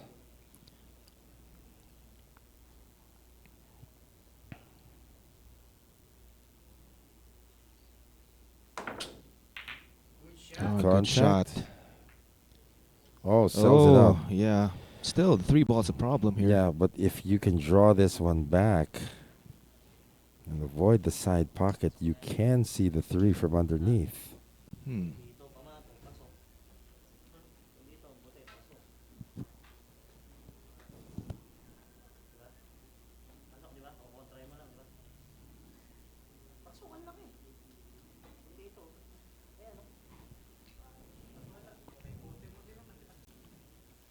I also want to try and invent something.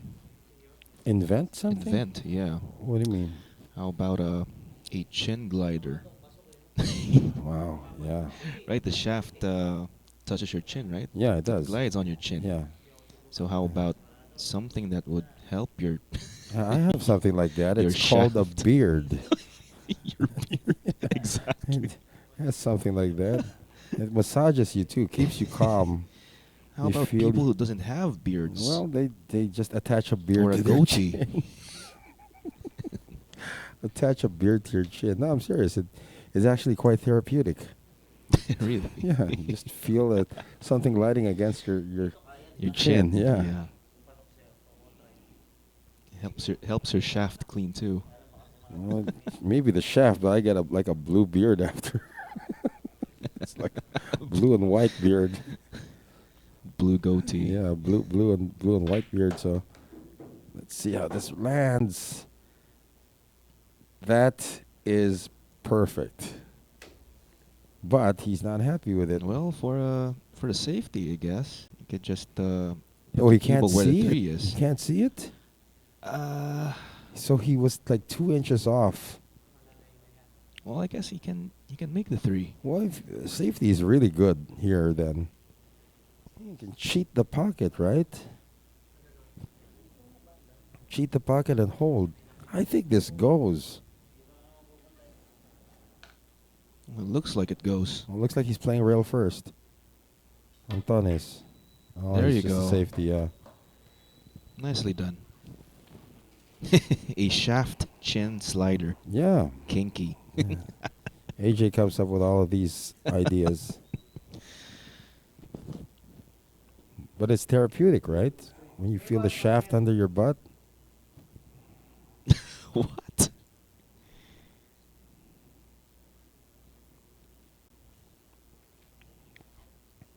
Be a kick shot from down here.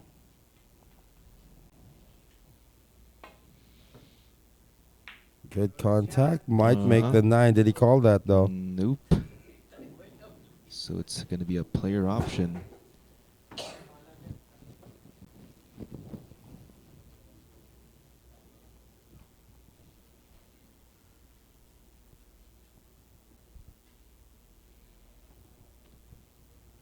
And the option is to stay at the table. It's not an easy slice.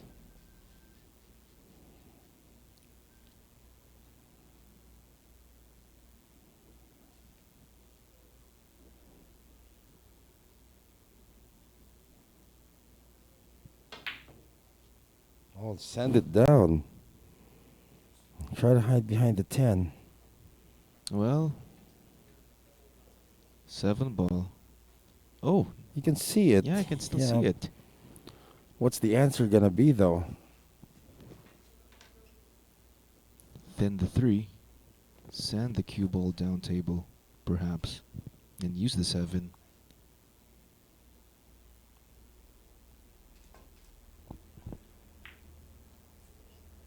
Or there you go. Use the 6.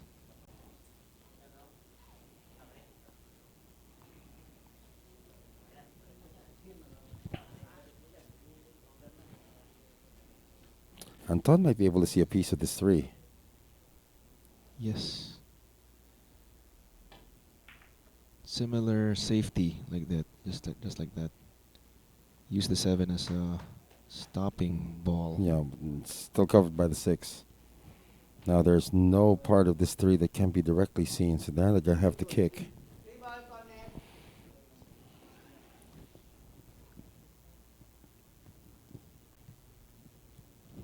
Oh, they're gonna attack from here. Nope. Mm-hmm. Again, that was Jeff executing the kick. What's he doing? He intercepted the cue ball.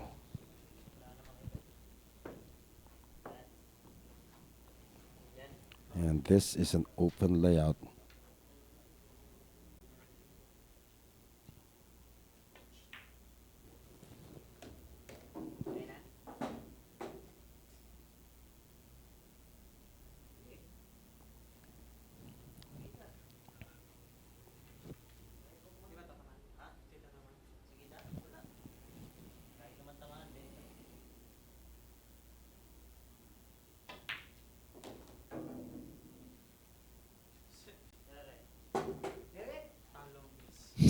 You're right.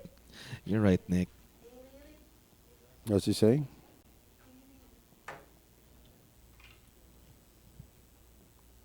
Yeah, you're right, Nick.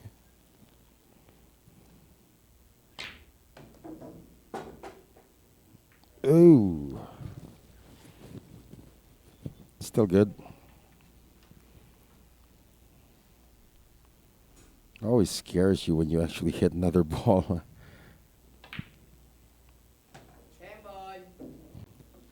This for 58.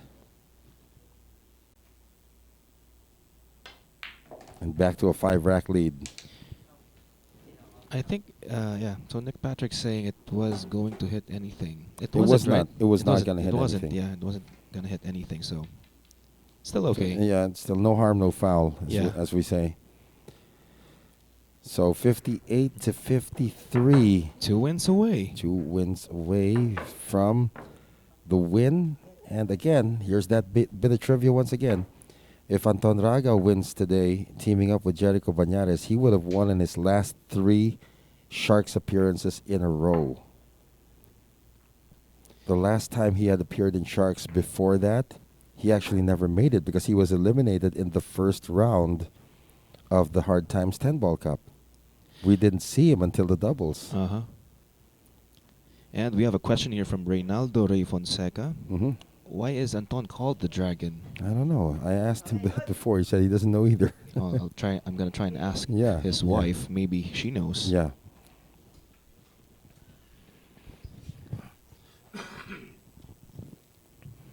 Breaking for the hill.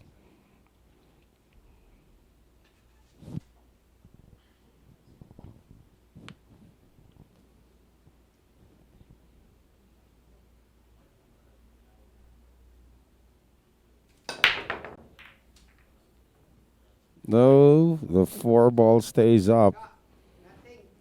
And it's as if destiny is saying that we are going to go far in this one because this is an open layout. 4 ball just didn't go down.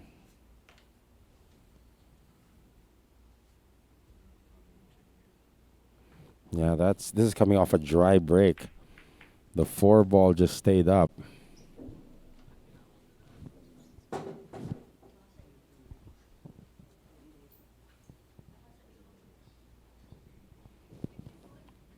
No. Zyril, the wife, had a funny explanation. Why is Anton called the Dragons? Probably because of the size of his nostrils. That's coming from the wife, guys. I kid you not. And we're not making this stuff up. It's the wife who actually said it. Zyril. Because of the size of his nostrils. Ooh.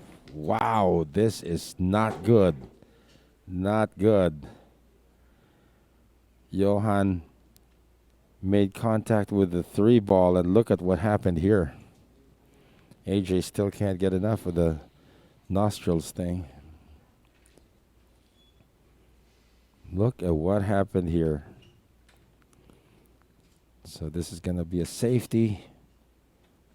Trying to get it behind the 9 ball. Does it make it? No. And she answered seriously. She was passing by. Yeah. It's because of the size of his nostrils. You heard it here first, guys. Why Anton Raga is called the Dragon. According to his wife, ooh, it's a miss on the 3. Yes. That sounds really sexy, but it has nothing to do with the nostrils. You learn something new every day, right?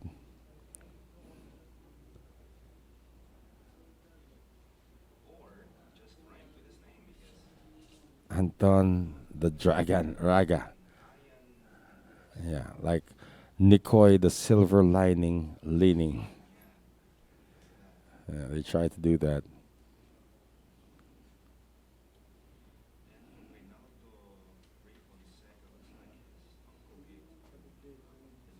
Yeah.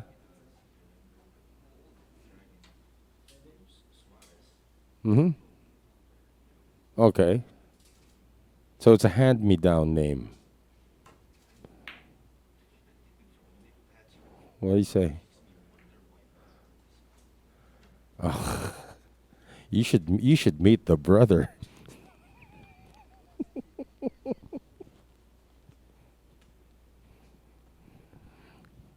You will redefine the definition of black.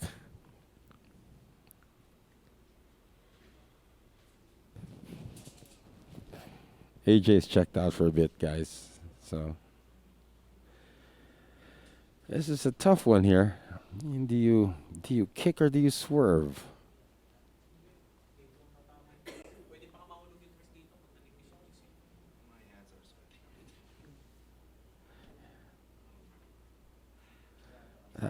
That's the best answer of them all, coming from a wife, really. Yeah. That was a straightforward answer. Why is Anton called a dragon? I don't know. Maybe it's because of the size of his nostrils. And then she went straight to the restroom. It's like you had no rebuttal after that one. Ooh. A miss by Jericho Bañares. And we're not yet done here.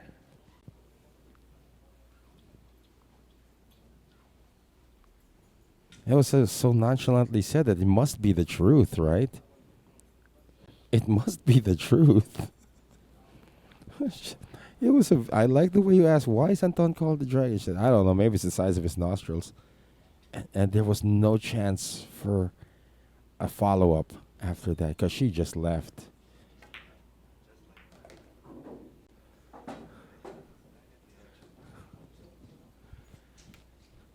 It must be true. It must be true then.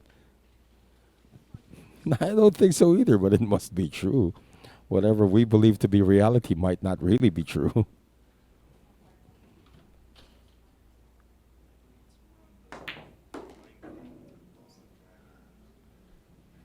Well, let's see. Who else has rhyming nicknames?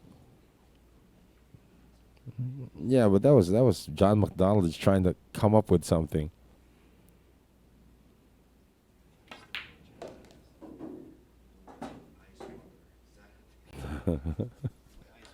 Because I didn't laugh at the thing, and you just gave in.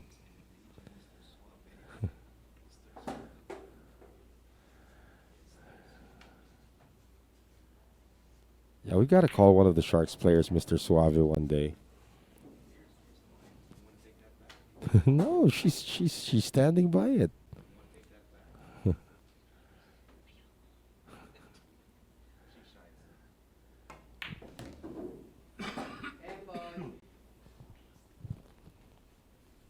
This 10 ball to get to 54 wins.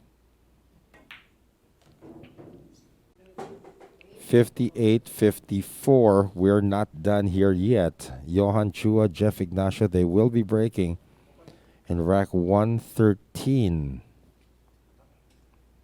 And Anton is still thinking about the miss on the 10. They have not been back at the table with a clean offensive shot since. Johan Chua. Now, I want to get the bad koi definition.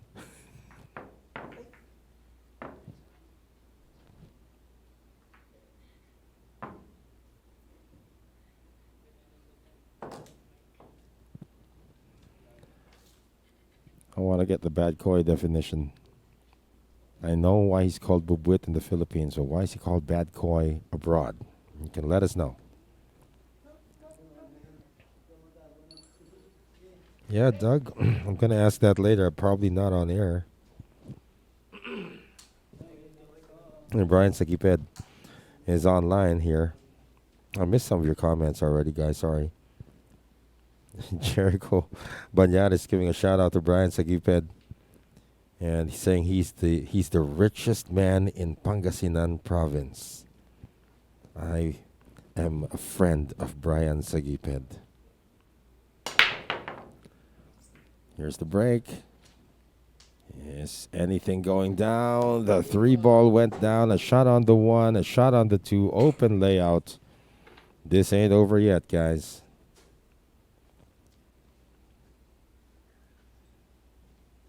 Rojo Alvarado.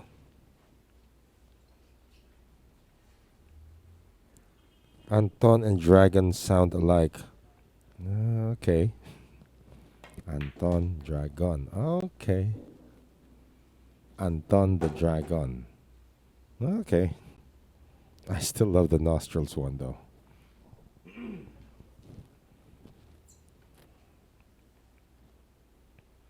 Brian Sagiped, I am your friend. We met here before. I would like to partake of your riches.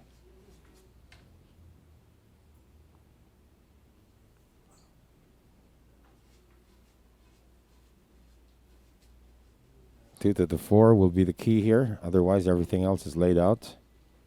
If he's straight out on the 2, he can actually draw this back a bit, just a bit for the 4. Runs into the 7, doesn't change anything down there.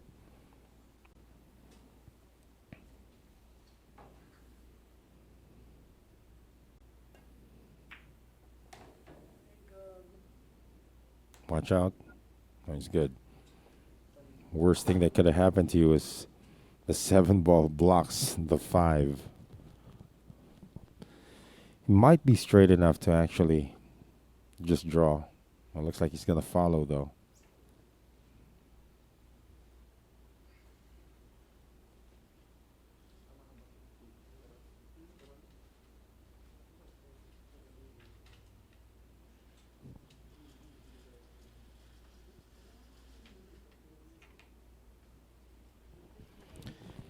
Dennis Nassar is saying Ignacio is the best player in the Philippines. A great young man, heart of a lion.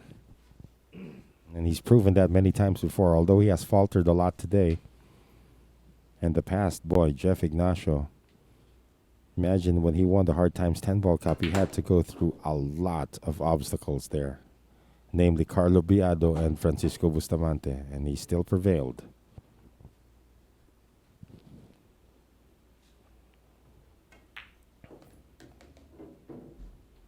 That's a bit short. Still okay.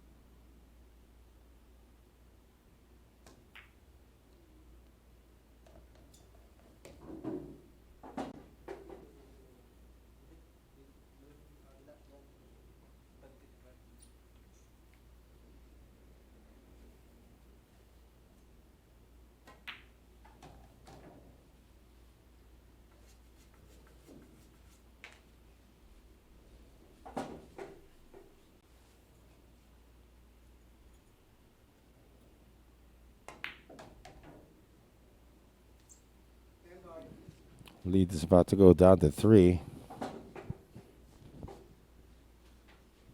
As we hit 7 p.m. Manila time. There you go.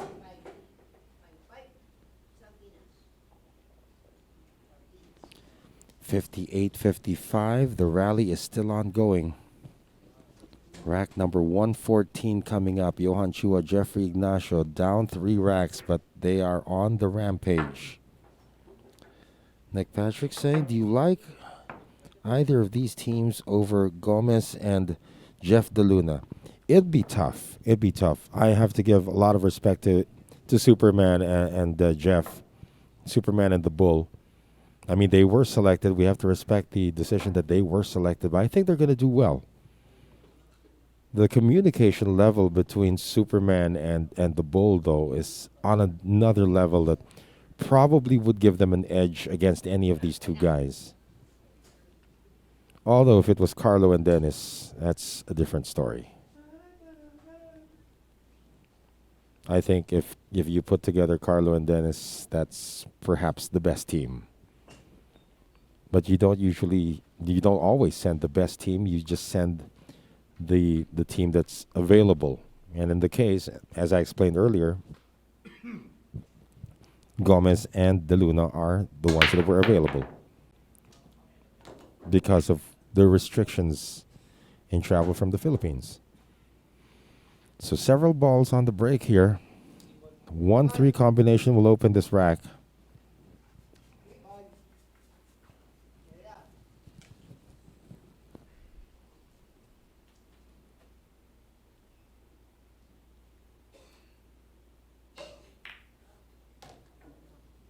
With that done, this layout is, as we say, self-explanatory. Here's the key now. Getting from the 1 to the 2, there's going to be a drawback here. It has to be past the side pocket, but it has to be strong enough that you also escape the gravitational hold of the 7, the 5, and the 10. Looks like a straight back draw off the rail.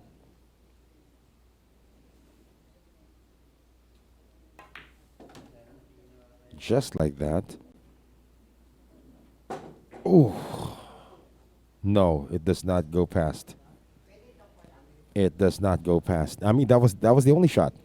And I think Jeff did a great job doing that shot. It just didn't have enough steam coming back. Didn't have enough steam coming back.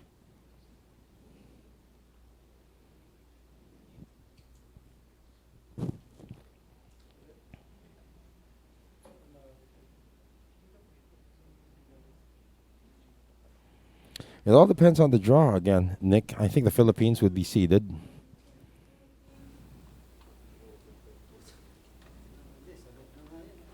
Just gotta put how many teams are we seeing in the World Cup? Are we seeing 32 or 64? If it's 32, I think that the Philippines will be in the top 8 seeds. Therefore, avoiding an early duo with the Fishers, early tangle with the Fishers.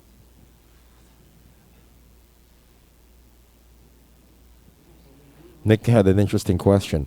Would you pick any of these two teams over Superman and the Bull? Well, Johan Chua and probably teaming up with Anton. I lobbied for that before because they are guys who don't really know each other very well but play together very well. You can make a case for Jericho and Anton as well. But I think the communication level of Jeff and Gomez are on a different level. Really? Communication. Just Okay. because they've been friends for a long time and they played together for a long time. That's important. Yeah. You can say the same about Johan and Jeff perhaps, but they weren't really partners. Yeah, that's what you call chemistry, right? Yeah, they weren't really partners. They're just doing this out of pure skill right now. I think the chemistry award tonight goes to today, or for this tournament goes to Jericho and Anton. Yeah, definitely.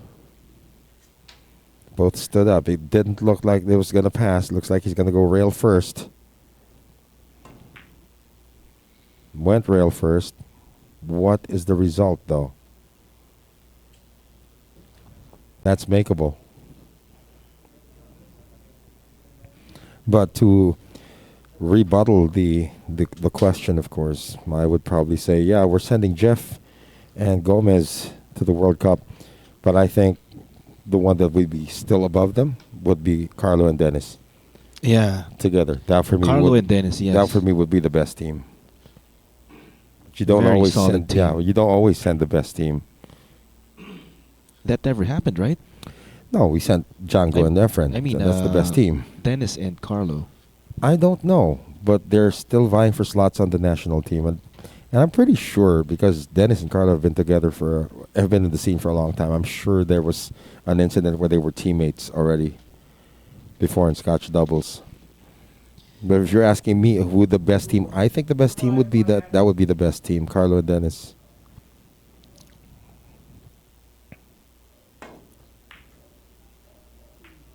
Do you hear a static sound? Because Yang Chen Yan hears a static sound. No, I don't, actually. At least I hear you now. Yeah. Ooh. Okay.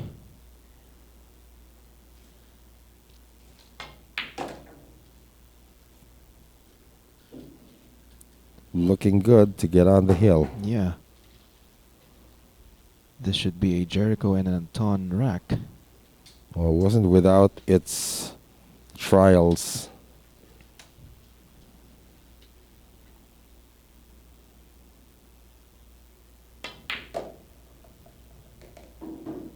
Similar shot. They're going to go for a 6-9 combination. Ay, boy.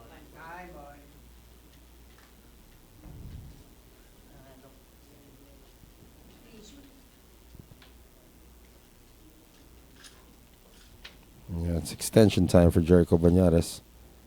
Ay, boy, corner.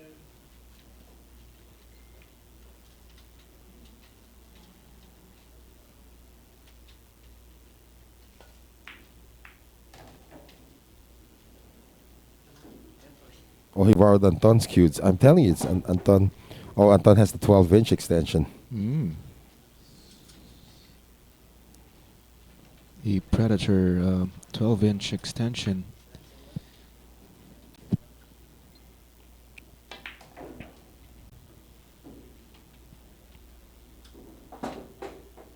Barely makes it.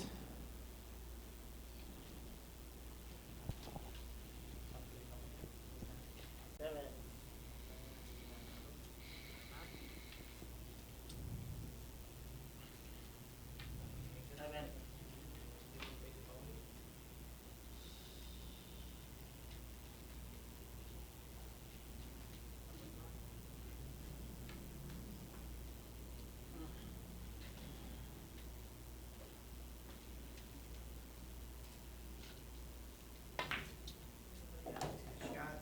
2 balls away from the hill.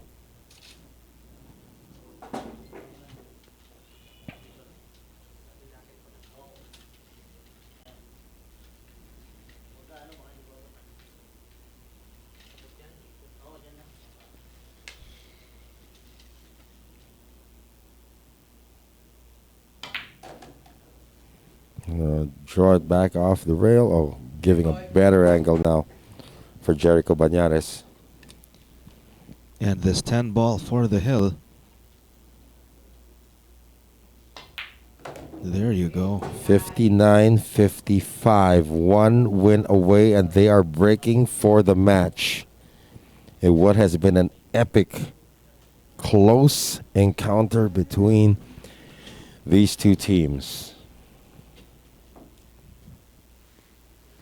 33 teams, according to Doug Preston, in the World Cup of Pool, and the host sends 2 teams. Yeah, so if that's the case, I think the Philippines would be seeded in the top 8, at least in terms of the rankings, which gives Jeff and Roberto Gomez a pretty decent shot of making it deep Yeah. in the World Cup of Pool.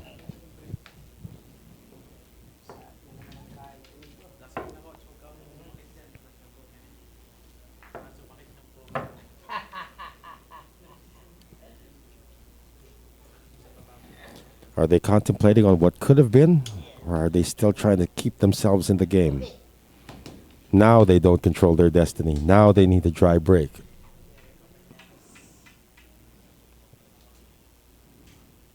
Anton Raga breaking for the match. Dry break does not happen. But there's a 9 plot ball. twist. The 9 ball gets in the way Yeah. of the 1. Side pocket daw, 1 ball. 1 ball, side pocket. And immediately side pocket called by Jericho Banares. He's going to kick at this and send it to the side pocket at the top of the screen. Almost. Almost, but yeah, the plan was really a safety. If it made it good, he would have been perfect on the 2. Chua-Ignacio back at the table.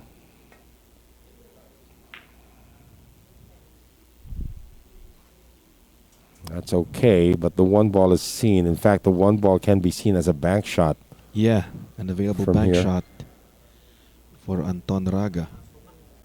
Might even take it into the side. Straight, without the bank. Well, he would have to go around for the 2. Looks like he's queuing to take it into the side straight. Missed it. Or just a safety there. Well, he was pretty close to making it into the side. But this is a pretty good result.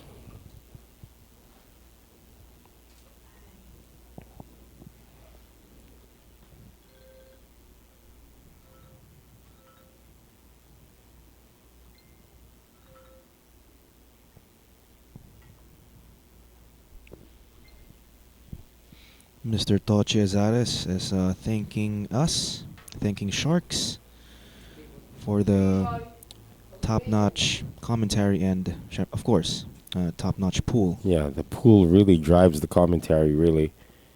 Got great skills being displayed by these 4 gentlemen. It's going to be a jump shot for Johan Chua.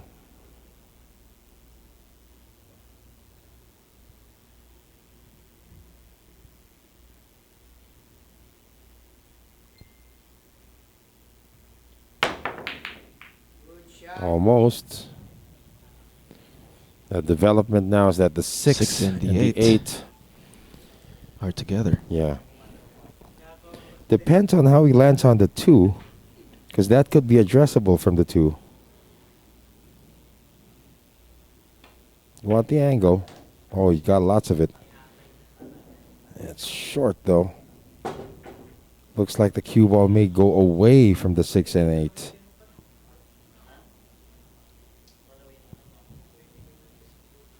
Yeah, huge angle there.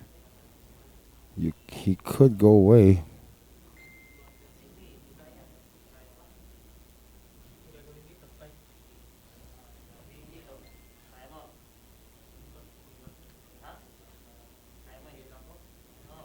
Conference going on what to do here, how to get to that 6, because it doesn't look like the cue ball is going to go as near as it was if it were a little bit, on the straighter side.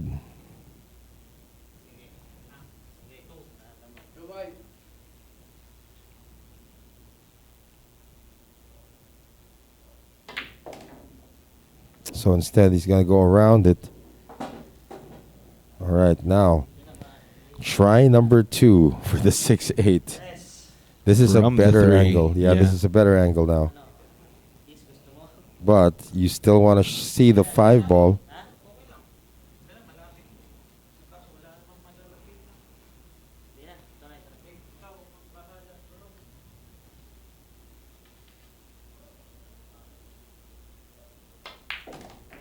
There you go. That's it. And this should be the final obstacle hurdled. Just a matter of pocketing the balls.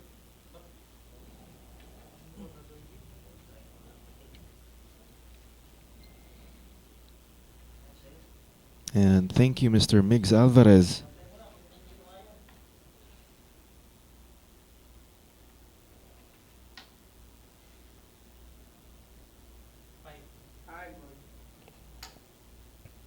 Almost forgot to call it, but it is obvious. 5 ball missed. We still have a ball game here. Looks like it. Second and forced error now by Anton Raga.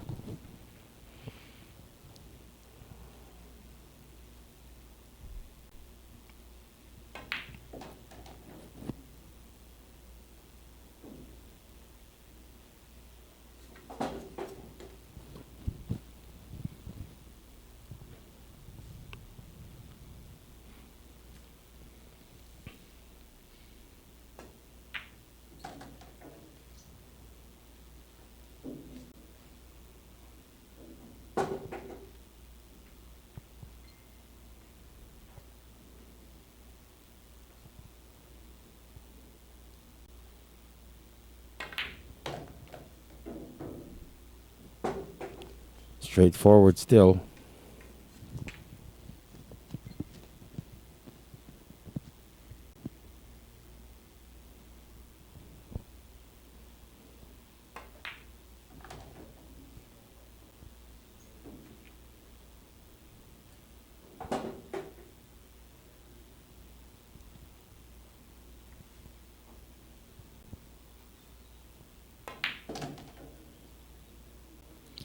From Migs Alvarez, when you see Anton miss, you should feel lucky.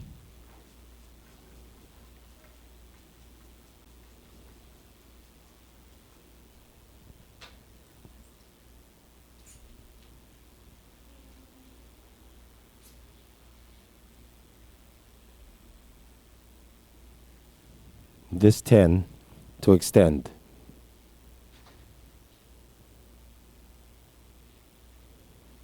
Ooh. Now, the moment you start thinking about a shot that you should have already taken, increases the chances of you not being able to deliver. It's like a free throw. Just take it. Oh, gosh, Anton. I'll make that Johan is really, really... There you go. That must have felt good. Of course. No, Ooh. because he had to put all that force in there already. No, just All don't that doubt. pressure. Yeah, don't doubt. Just shoot. And he shot it well. 59-56. Whew. Hey, look at that. Still alive and kicking. And they will be breaking. Coming into rack number 116. If they could pull off yeah. 4 straight wins, wow. A Yeah. very huge comeback for Johan Chua and Jeffrey Ignacio. 116 racks total so far. So far, yeah. They need a good break. They need another run out, or perhaps even a combination on the 10. They've had one of 4 those today. straight wins will do it for them. That's the only option. They did it yesterday. They were down 29-27. Oh, no, that was Anton Raga and Raga-Banares down and won 3 straight. So let's see if they can do it the other way.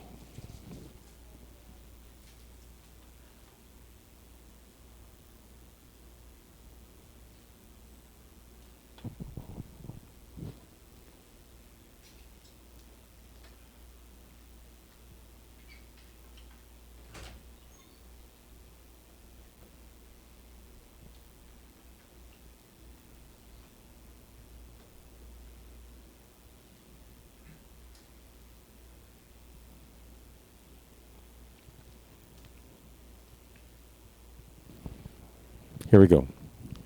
Johan Chua. The intensity in this place is starting to pick up once again.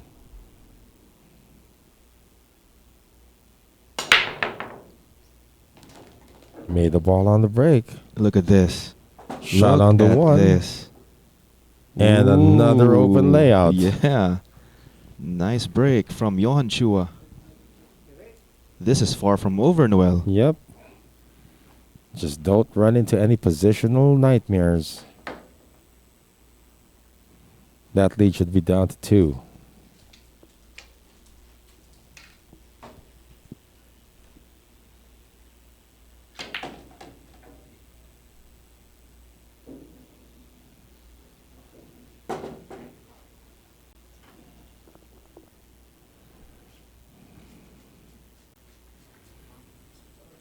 Two ball.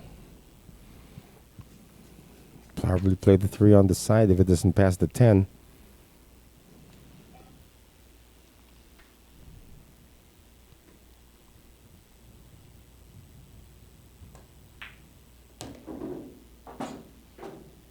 It does pass the 10.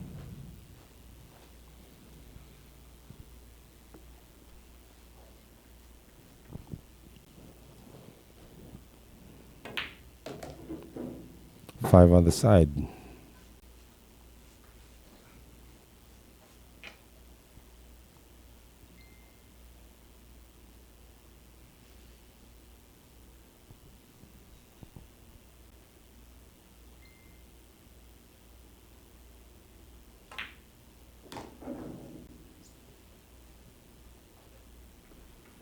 Seventh at the same side.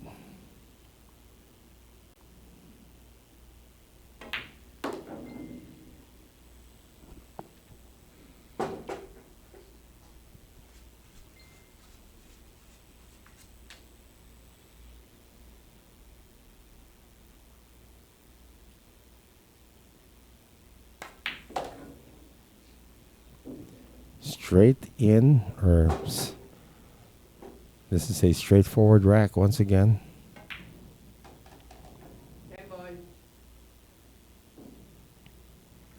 And that's a straight end shot.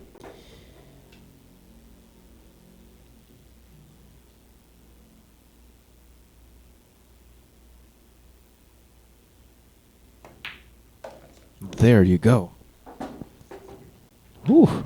57-59. That is down to just two. It's never going to be over. Till it's over. Doug Preston's going for some lumpia for breakfast. It's breakfast Wow. time already there. And Dennis Nassar, look how intense Ignacio is. He wants to win badly. Always a great champion. So Dennis Nassar, big fan of the Cobra. And Mr. Rene Puma saying hi to us. Good evening.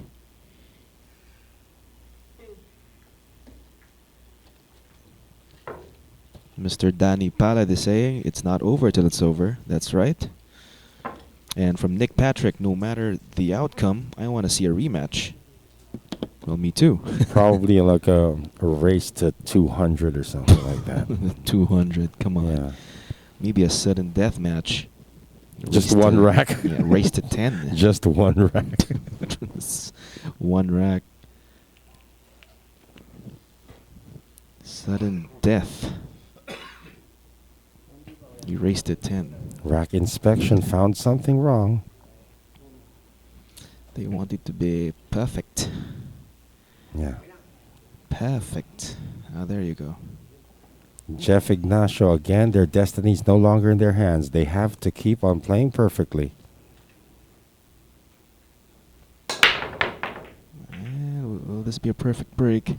No, it's going to be... A dry Oh, break. the 8 ball just fell. Yeah, the 8 ball just fell. Not a great shape on the one. That's still attackable. Or it's safety. It's a safety play. Mm-hmm. Distance with a lot of blockers. Leon called for a bank.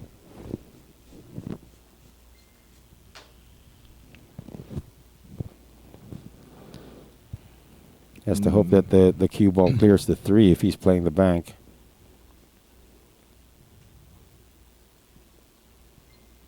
I don't think the 2 ball's available in that pocket, so he's going to have to pop it up.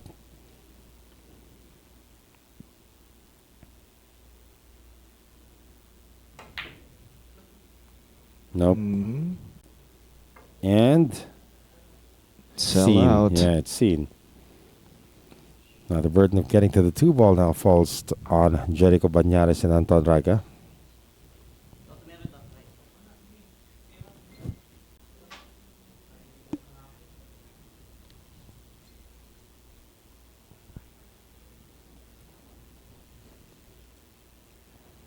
Mark Aga is saying, great match.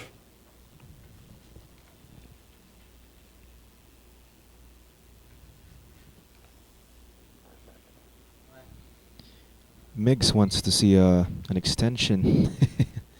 Race 5 if it goes hill. Come over here and do the match. Oh, great landing. Oh, look at that. This could be it. Yeah, this solves a lot of things now. This could be it, folks. 4-9 combination. I think you have no choice in the matter.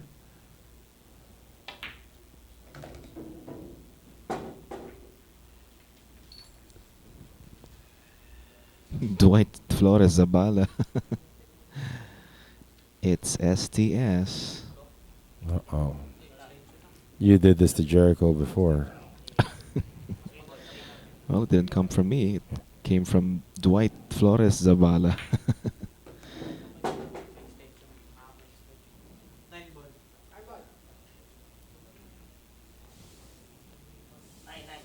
So the 9 combination, 4-9 combination then.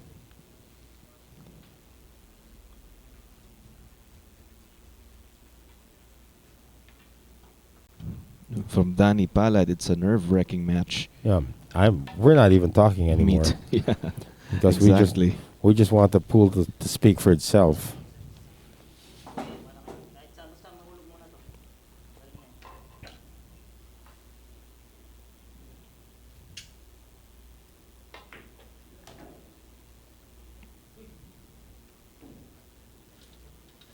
That should be it. What is that smell though? It smells delicious. Yeah, it's time to eat. Yeah. It smells like I think it's like noodles with some kind of tomato sauce or something. Really? Or my imagination's running away with it. Here's actually the key shot now. He needs to land where he is now. Yeah, to take to the get 6 the on the 6. side. Yeah. Mm-hmm. 2 rails. Or just 1. Uh-oh. Uh-oh. He's not going to get there. Wow. It did not get there. I think he barely got there, but oh boy. Does he have enough of the 6? And That's you the know, question. The thing with that shot is it's okay if you overshoot it, just don't go under. Mm-hmm. If you overshoot it, you're still okay anyway.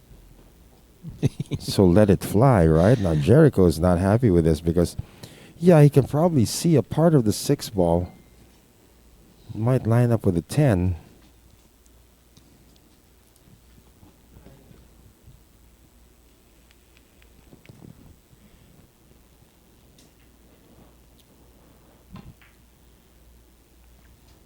Okay. So he's got to use the 7 as a blocker.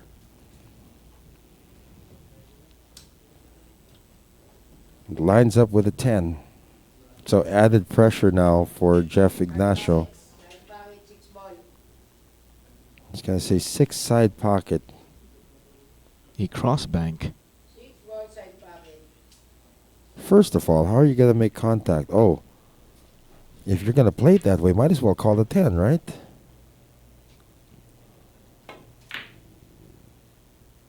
Ooh, almost.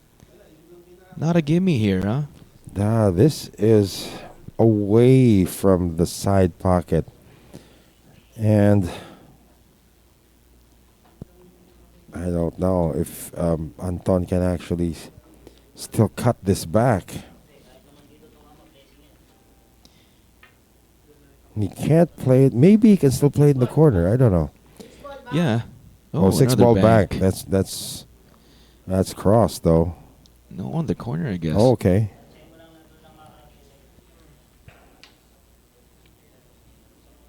Bank on the corner.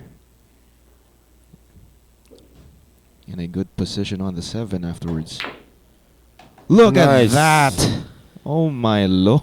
Wow, Anton Raga Pressure just shot. Yeah, and he made up for that miss Oh my earlier. God. He made up for that miss big time. They are now 2 balls away from the win. Now, Jericho is looking up and In the saying, heavens. okay, this is makeable on the side. Just drop it. The roll will come back naturally for the 10. The 10, yeah. Yeah, Jericho is the one now who's getting nervous. All right, we're so near. We're so close. He doesn't want to look at the shot a while ago. No, because he already knows what he needs to do. He just Mhm. wants to play it with the right speed. Because you go over this. Okay, this is better. Good nudge. Well, that's a perfect nudge. Yeah, that's it. That's it. This is it. Anton Raga. It's fitting that he puts this away because this will be his 3rd consecutive win at Sharks. There it you is. go. Woo! So, Jericho Bañares telling Coach Monching Mystica, you're kind of noisy, aren't you? But a win is a win, and there it is, the final score, guys. After 117 racks in this one, It is 60 to 57.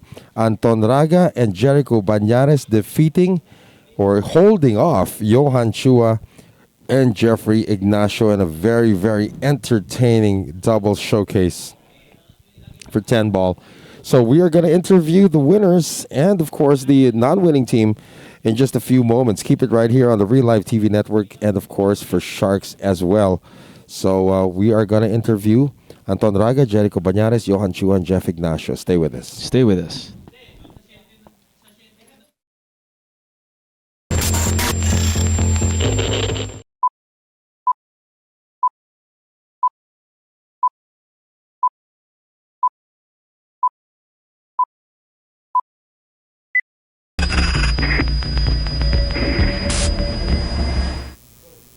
It took 117 racks before we finally come out with a winner in our double showdown brought to us by Bugsy Promotions and Reelive TV. Congratulations to the duo of Raga-Banares and Anton Raga winning 60 to 57. But before we go to our winners, let's talk to Johan and Jeff in this one. Johan, you guys started out today very well. You were actually up by 4 racks, but then 9 straight racks registered by Anton and Jericho, and you were coming back. You were just trying to come back the whole time.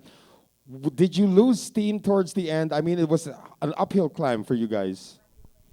Well, we made a few errors in the beginning, in the center of the game, but it's part of the game. But we fought hard, we did our best, and congratulations to them. They're one of the best players, and thank you so much. Well, you guys, of course, share the same handler, Jarvin Choa, of course, a very great person. Do you have anybody you want to greet before we turn it over to our winners?